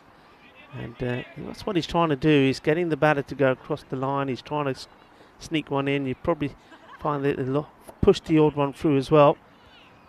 A single taken there. So, Manuel, Joby, 2 of 2. Oh, trouble. Big trouble, and he's stumped. And Thomas tries to up the rate. They're almost at 13s. And we'll see this on the replay. It's pretty good subbing as it goes between the stumps and the batter. And yeah, no problems there for Patanka. And El Savio, unfortunately, has got to go. Tarak Shah, once again, does the trick. But that's a really good piece of wicket keeping because he actually adjusts well. And you've got a lot going on there. You think the ball might hit the batter, it might hit the stumps. Yep. Your job is just focus on the ball and covering the line of the ball. And Patanka, I think he's a really good keeper for a tall man as well. And yeah, you know, he had no problem doing that one. That's a much harder dismissal than it looks. Anyway, it's another wicket. And unfortunately, the strikers at the moment in a spot of bother after a promising start. They're 49 for 4. Yeah, I think the other good thing about that stumping is it's you sort of have to control yourself to not go forward. He doesn't encroach. He doesn't go past the stumps. He waits. Doesn't get overexcited, maybe is the right word. And the other thing is there are 2 types of stumping. The one where you have to rush and the one where you don't. And this is one where you don't. So if you don't have to rush, you need to, I often would think about it, and you only have a split second to think about it. I'd say treat it like a catch. Treat it like a catch. I'm just going to concentrate on catching the ball, and I'll have plenty of time to knock over the bails. Yeah. There are certain ones where you have to almost rush, and they're the ones where sometimes you almost have to snatch a little bit to cheat. And I don't mean actually cheat. I mean kind of give up a bit of your natural technique to kind of sweep the stumps quicker, to get the bails off quicker, the ones where you think they might just be out. Yeah. And that takes us to the end of the 5th over. 49 for 4. Yeah, so the skill is being able to do both of those things, but also identifying which one it is. So we've seen other keepers earlier in the season, let's say, in various other locations, they would kind of snatch at that one. And that's one you don't need to snatch at because you've got plenty of time to grab the ball and take the bail. So if you drop the ball snatching at it, then you look back and you say, that was a bit silly. I'd had plenty of time. Yeah. Anyway, just one of these little things that probably not obvious to non-keepers who just see the guy catching the ball and knocking the bails off. Anyway, 49 for 4 at the halfway point. They need some runs. They might get some here, but they might not because he's found the fielder. And that's not a man you want to hit the ball to. Varun Prasad takes the catch, and he does it with a minimum of fuss. And the collapse is on. Every man for themselves. Call the lifeboats. That's the 5th wicket down. It's 49 for 5. Yeah, Gohill comes on and gets a wicket off his first delivery. It makes it look easy, doesn't he? Varun Prasad. It's a nice, easy catch. And, well, I think here it's a question of, okay, you need to have a plan here, don't they, Vinny? I think there's no good each batter just coming in thinking, okay, I'm here now, it's time for me to have a swing and whatever. You've got to have a plan. And the plan's got to be to say, right, okay, look, here we are. We've just gone past the halfway point. In the next, I don't know, next 12 balls, we want to get to this score. Yeah. Okay, if we can get to that by the end of the innings, we want to try and get to whatever it is. It might be 90, whatever. Give yourself a plan because you don't want to hurt yourself with a net run rate. Yeah. You don't want to throw these wickets away. And I'm happy because Manny gets to face the ball. He made a diamond in the first innings, and he'll get a run here. Yeah, well done, so that's nice. He gets down the business end.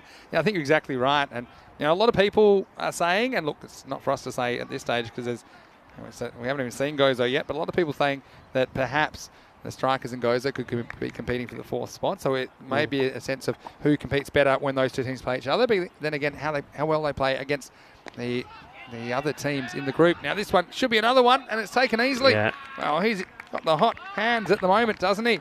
And Rohan takes a second catch. Well, a substitute. He's showing him more than a substitute. He's saying, well, they keep hitting the ball at me, so I'm going to keep catching it.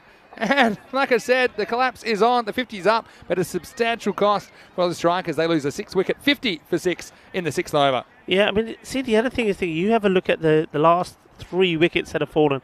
All the catches have been taken on the boundary. So they're going out there with the intent to hit, and there's nothing wrong with that. You know that you've got to, you know, when you need sort of, it's coming up to 15 runs and over, you've got to play those shots. But I think once you've lost those quick wickets, you've got to have another strategy. You've got to say, look, if we do the same thing, we could be all out here once more, and maybe, you know, we may not even get to 70. Let's try not to do that. He's hit this pretty hard. He's got a fair bit of it, but because there's no pace on the ball, that's not going to go anywhere. And that's it. Ralhan, the super sub. Super sub, isn't he? He's a super sub. 2 catches. And what if he gets 3, I think that'll be a record. Now, I don't think we've seen 3 catches by a subfield. I think we've seen 2. Okay. So how about that? Get him in the action. I mean, the all-time record's 5 for any fielder. So here's Clinto Paul, who offered 1 Maximo earlier, but not much else. And he decides to drive. Doesn't beat the man, that short cover. That's Tariq Shah. I think that's a good position. They got the cover in the mid-wicket pretty tight at the moment. Oh, and this one sneaks onto him and almost comes back onto the stumps. Yeah, that's the one he pushes through. We've seen this before from Cahill. Once he was hit for a big boundary, he then gets this one through and plays it down onto the ground, almost plays it onto his stumps. And the other thing we can probably see, this is really tossed up. Is this one going to clear the fielders? Oh, no, it's not. It's just fielding practice. This is what this is at the moment. And I think well, I'm that's not, another not one sure that's he's out. Satisfied that it's out. I mean, it looked very high. Oh, yeah. I mean, that's high. That's got to be a no ball, doesn't it? But it is pretty high. He doesn't charge. Oh, I tell you what, it's all the toys out of the cot if I'm giving on this. This to me. Look where he's hit it. Oh. Yeah. Have to say, I'm like, I with know you. you might say it's line ball, but I'm not happy if I'm giving out on that. Toys out of the cot. Well, maybe the umpires, they've had enough and they're ready to go home. Because I think that's not one that I'd be happy to be given out on. In the end, maybe you could argue it should have gone the journey anyway. And another wicket falls. It's 50 for 7. Yeah, and well, this is... I just think if there's doubt on those, it should go to the batter. It's a big price to pay for not a good delivery, and it's bordering on unfair, those high full deliveries, even though I know they're not intentional. But I think the batter was pretty surprised. I think even the fielders, they were looking around thinking, well, they weren't really celebrating, thinking, well, is that going to be called or not? And if not, okay, we'll take it. But yeah, just got to get the right batter on strike here now as well, of course. The new rule that's in place is that even if you cross, the new batter has to be the one that goes on strike. So James will have to go on strike. Look, the point I was going to make, and I'll hopefully make it after this delivery. First of all, Gohill take 3 wickets for just 1 run in that last over. Yeah, what an over that was. Gohill And they do take the 2. I'm just still waiting to see what the umpire's call is going to be. I think this may be a wide it is. So that's 3 runs. Yeah, look, we've just seen 4 catches taken on the boundary, right? Yeah. On another day, they could be going to the boundary. Yeah, so we've just seen that this team, the Strikers, I think they are more than capable on their day of getting good score on the board. They're more than capable of beating some teams, and they showed that the last time we saw them. They were the surprise package. They got some surprise victories in, and just not happening for them here today. And this one, just catching the gloves off Patanka. Yeah, so, I mean, just going back to that high no ball call, or lack of a call. I mean, you'd say, as you see, this one hit pretty well down to the sweeper, just one. I often say, that's why I think there's one that you could argue, that one's 50-50 probably, when you look at the replay, because yes, it's dropping a bit. I just think that if there's doubt, it should go to the batter, because the consequence of not calling it is so extreme for the batter. For the bowler, yeah, sure, no ball free hit, but they probably deserve it for a ball that's even in the conversation of being called or not. So and I'm not really a batter, as you know. So I'm not saying that because I'm a batter and I think everything should go to the batters, but I just think that it's not the kind of ball that deserves to get a wicket. It probably deserves to be punished. So that's just my personal feelings about it. Yeah, I've said it before as well that as we wait for this one. Wow, there's overthrows. Well, might not get one now. They will. Well, he's not running very quickly, is he? I mean, I think this is thrown to the wrong end for me. It'll be 2 all up. Right. The other thing I would say is the waist is probably not the best part of the body to call it. It's just there's no obvious part of the body below the waist that I can mention on TV anyway. And you can't even say like top of the pads or something. As we see this one, oh, that's not missed by much at all. And well, right now we're seeing the Strikers' innings unravelling. Look at this one, just missed by 1 stump to the offside. Patanka can't handle it. They'll sneak through for a bye. And at the end of the 7th over, it's 58 for 7. And you can see the format once again. We've got Group B in progress. And, well, Group B will continue on Monday as well. Don't forget, Rico, because we do have 4 more matches on Monday after we have the day off tomorrow. So it's all heading towards quarterfinals Friday on Friday. And then finals day a week from today. Just have the 3-day finals day. It'll be the semi-finals, then a final. As we see the 8th over beginning. And smart bit of fielding. They won't get a run here. And it's fairly quiet start to this over. Go Hill searching for another wicket. This one's just drifting down the leg side. And, so far, amazing figures from Gohill. 3 wickets, just conceded the 1 run, and just get the feeling that it's his day at the moment, and he may pick up another 1 or 2. Let's see, this has been hit pretty well, and this time the fielder has been beaten. So here's a little bit of shaka in the air, and shaba, and well, Sanish Mani. We know what happened to him in the first match. He says, I'm not running, I'm just hitting him. Well, he hit that one pretty well. Yeah, I like it. And consolation strike, maybe, for the Royal Strikers. But, yeah, well, Go Hill tasting the boundary for the first time.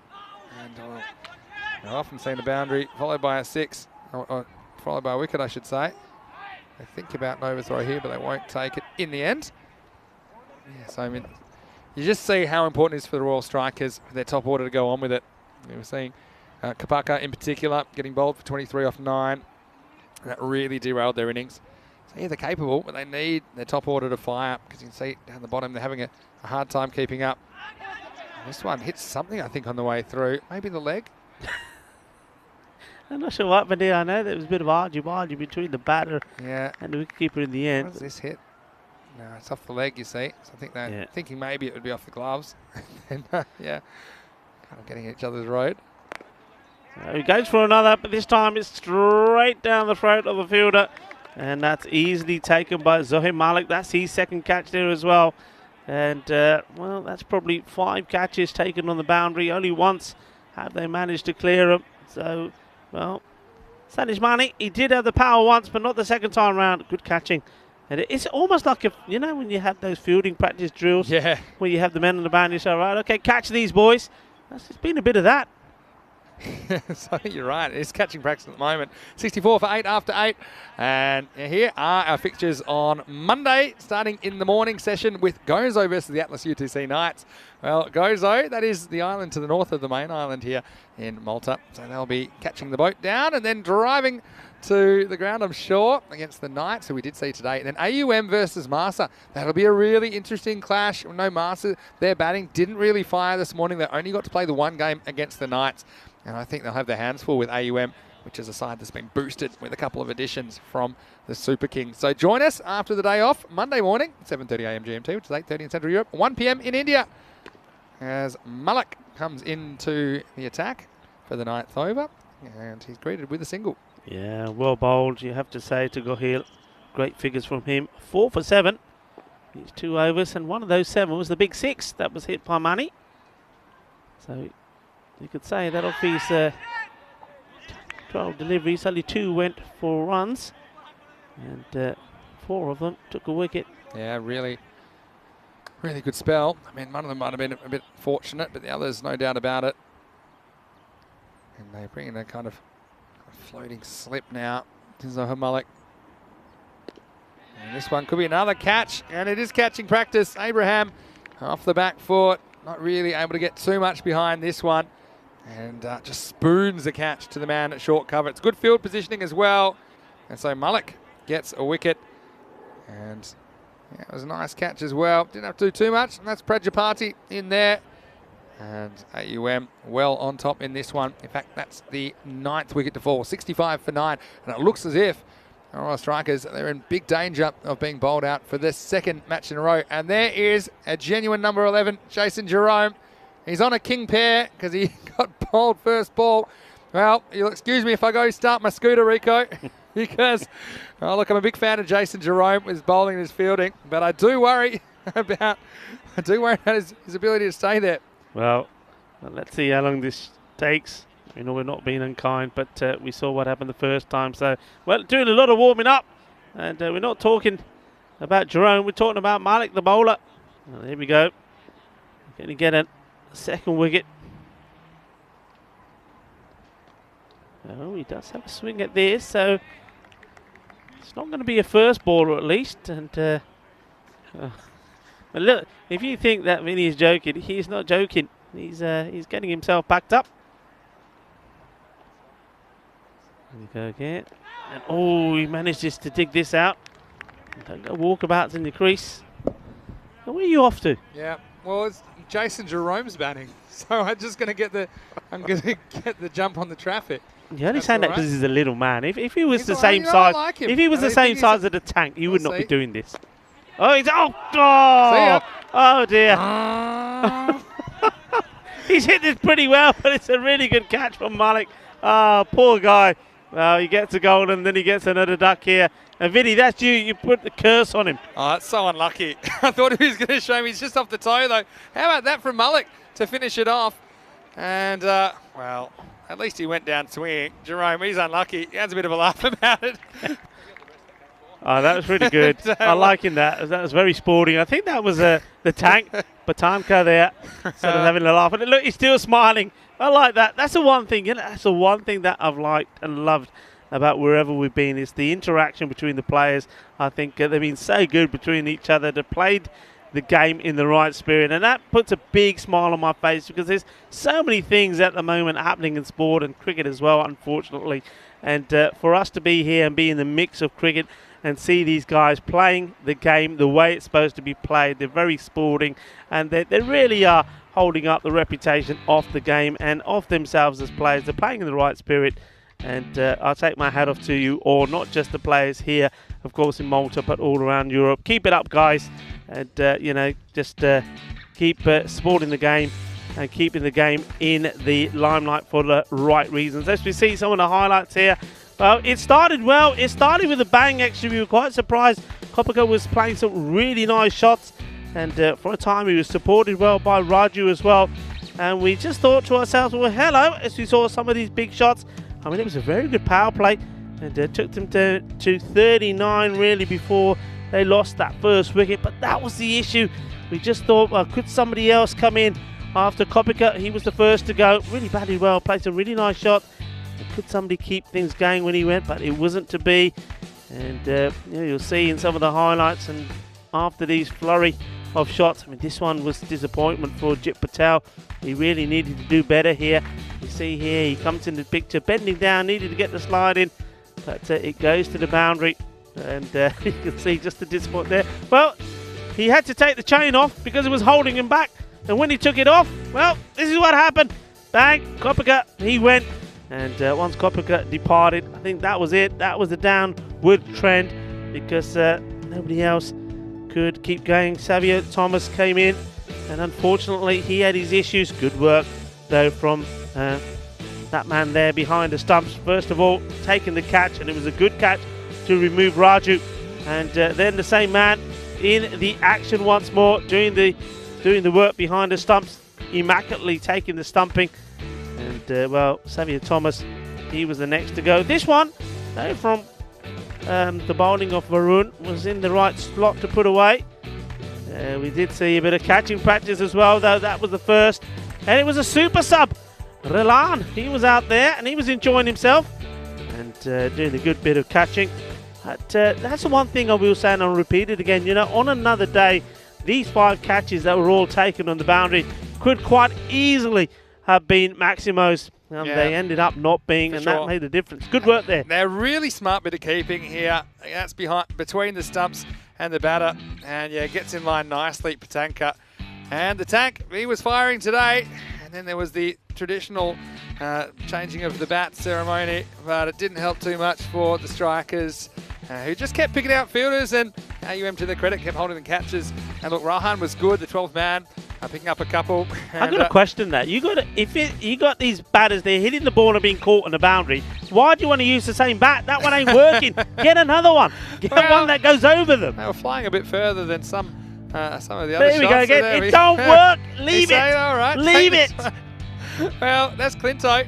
He hit one earlier. This is the one. My toys would have been out of the cot here. Getting caught off that, I think that was too high. I mean, I know you might make your arguments, but I'm not happy. I'm not happy if I'm getting out to that. It would have been probably a 3 or 4 game suspension for me after I made my feelings known to everyone at the ground. You better get on your bike pretty quick because Jerome is after you. Or maybe I am still suspended. That's why I'm doing commentary now. This is my punishment. But anyway, you saw at the end, there's a couple more catches. And you said it was a bit like, and I've gone out and watched some of the Big Bash back at home, and they're hitting the outfield catches just before the innings. Just a fair few hit down the throat of the outfielders. And then, well, I knew that was time to warm up the scooter, so I had the helmet ready. And then Jerome didn't let me down, although, to be fair, it's one of the best shots I think he's ever played. And unfortunately, Zoya Malik just pulls it in. That's the old one-hander. That's a nice little moment at the end. Jerome saying, well, how about that? And, well, here is Harrison Ward. And by popular demand, and I said we just need one person to agree, he said he's going to go home with me on the scooter today. Ooh. So hopefully he doesn't weigh down the back because he's a big man. But don't worry, I've had my Alu Porontas, and I think that I'll be holding my own on the front. So there we go. And then if you're in the chat and if you'd like Rico to go on the scooter with me next week, I think that that's something we can look forward to as well. Come on. Where's the Indian in you? Come on. But, just want to say a big thank you to all of you for your company today. To Harrison as well. Well, he's looking good. And there's a bit of the Barry Richards about him, circa 1977, 1978. A bit of Barry Richards about this. This was the first ever cricket helmet. It was the motorcycle helmet. So I think we might see Harrison maybe batting in that. Could be a sponsorship deal in you. But big thanks to all the players and everyone for their efforts today. It was great to see some familiar faces. We saw Master, we saw the Knights, and we saw AUM and the Royal Strikers. We're looking forward to seeing Gozo on Monday. And, well, there we go. Now that's probably not for the driver. But thanks to all of you as well. And take a moment now to go through the scorecards for this chase as we got Harrison now. You know, I've got a deposit on that helmet, right? But at the moment, I might as well take you through the scorecards of the chase. And look, it was going to be tough, wasn't it? Chasing a fairly big total of 118. And Kopaka got them off to a good to go on with it a little bit. Raju as well. He was promising 14. Apart from that, it was only Money that got to double figures, and that was the story all day. Yeah. And tell you what, collect the ducks, 4 of them in total as they were bundled out for 65 in 9 overs. In the end, it's the Royal Strikers that lose 20 wickets on day 1, and yeah, the batting has to click. I think with their bowling, we saw some signs that they can trouble teams, but it's no good if they can't chase scores down, if they can't put runs on the board themselves. Yeah, I mean, look, Kopake, he did well. I think he was supported well by Ashwin Raju while he was there. But then, yeah, I think the other guys, the likes of Xavier Thomas, the captain, Lavasi, and also, well, there, Joby as well. And you can probably say the same about Mohammed. They can play the shots. And we saw that, but 2 things they've got to do. Number 1 is change that bat, because that bat don't work. It hasn't got a middle. It's just giving catches to the infield. And the other thing is just bat a little bit smarter and say to yourself, look, okay, think about the situation. Maybe a lot of our viewers are right in what they're thinking. Maybe they know it's going to be between them and Gozo and think, right, okay, going to be us and Gozo. The only thing, and it could also be down to net run rate. Let's try and think about our net run rate when we're out there playing the matches. Here's the bowling figures. Well, this time round, they used an extra bowler. And plenty of fun. And Prasath, he took 2 wickets in each but over he bowled today. he was exceptional. Yeah, Gohill. I know he was lucky. It was lucky on that one, but to be fair, the other one's no doubt about it. Yeah, 4 wickets. You make your own luck when it comes down to it. Yeah, 4 for a really good start to his series. But I mean, you know, Malek with 2 for 1, cleaning up the tail. Prasath looks dangerous with the ball. Yeah, he's moving the ball around. And they've got lots of ways they can get you, AUM. Yeah. And the strikers were in their crosshairs today. And the margin in that one is 52 runs. So, you know, very, very comprehensive start. AUM, they're living up to the hype so far. They've got a couple of big ins. Yeah. One area they did struggle with their batting. And a bit like the Royal Strikers, they didn't have enough players that could contribute. But now when you look at the ins they've got, they're looking pretty good at the moment. And they're looking pretty good there as well now, aren't they? Yeah, I mean, comfortable. Obviously, Knights and Masa took a point off each other because of the rain out. But and that was a fairly close game, 15 runs, although I did say the Knights probably deserved to win by a bit more than that. When you looked at that match, the Royal Strikers, they struggled today, but there's 6 more matches for them to make an impact. And yeah, if it is between them and Gozo, then I mean, their clashes against each other is going to be huge. And that net run rate of minus 6.7, that's not looking good at the moment, but they will have the opportunity to kind of turn that around as this series goes forward. So, well, Rico, it's been a great day here in Malta. It's been a great week, really. It's been so marvellous, nice, hasn't it? Apart from the wet days. Yeah, the wet days, and this morning, it's been really good. We've had a mixed bag for sure. It's about, well, how many months would that be? About 5 months since we were here last time. So it's a lot cooler for sure, but it's still quite pleasant. It was a beautiful sunny afternoon. Look, and hopefully we get plenty more good weather next week. I mean, it's just kind of something we can't control. Obviously, the weather, the fact that it will be a bit unpredictable, I think, over the next week. But I think what we've seen so far, the promising signs, this ground can take it and can recover pretty quickly. Yeah. And I think it's going to be a really exciting week. Of course, we've got the Group B clashes. We'll see how that works out, and then quarterfinals, and then the final day of 2021. Yeah, absolutely. I know you're excited about Monday because you're going to see Gozo first up. I think that's going to be an interesting match. Yeah, I think Group B. Looking at the split there, I think we're finally going to see some of those high-scoring matches. I'm pretty confident of it. I think that Group B will be higher scores, weather permitting as well. And I think when we see the matchups on the quarterfinal matchups, I think we're going to see. I think the finals are going to be. I think it's going to be fitting for the last series of the year before we go over that break. I think we're going to see some really exciting cricket. There's players they're already excited about, and there's players we haven't seen the best of yet. I mean, if you look at this team here against the University here, we haven't seen the best of somebody like Zoe Malik. Yeah, for sure. You know, he's having to go down the order because of some of the new guys that have come in there. But so I think there's a lot of exciting cricket to be played here, and well, we've seen 1 or 2 exceptional bits of fielding here today already. Oh, look, we really and there's going to be a lot more to come. Oh yeah, and Justin Shaju's catching earlier. That was next level stuff. So look, in the meantime, if you have your day off and you're missing your ECN fix, why don't you go to our website, the EuropeanCricket.com or ECN.cricket. That will have all the information. Again, previewing some of these Group B teams, including Gozo. You can always go back on our YouTube channel as well, ECN European Cricket Network. Why don't you give yourself a retro Sunday and maybe go back to one of the old games earlier this year or even last year. You could even go back to the European Cricket League 19 and check out some of those matches and highlights. Just look up European Cricket League highlights on our YouTube channel, ECN European Cricket Network. Look, what a good idea there is. I know a lot of people telling us in the chat that we're very lucky, even though we've had some, off weather here, that the sun is out and we're enjoying the sunshine, and you guys and girls are having the bad weather. Well, what a good idea that is. So order yourself a pizza, put the fire on, and look at some of the old the matches that we had, some of the other series. And there's some crackers out, some cracking matches. I'll tell you one that I love seeing over and over again, and that's the one, the golden ball with the scores tied.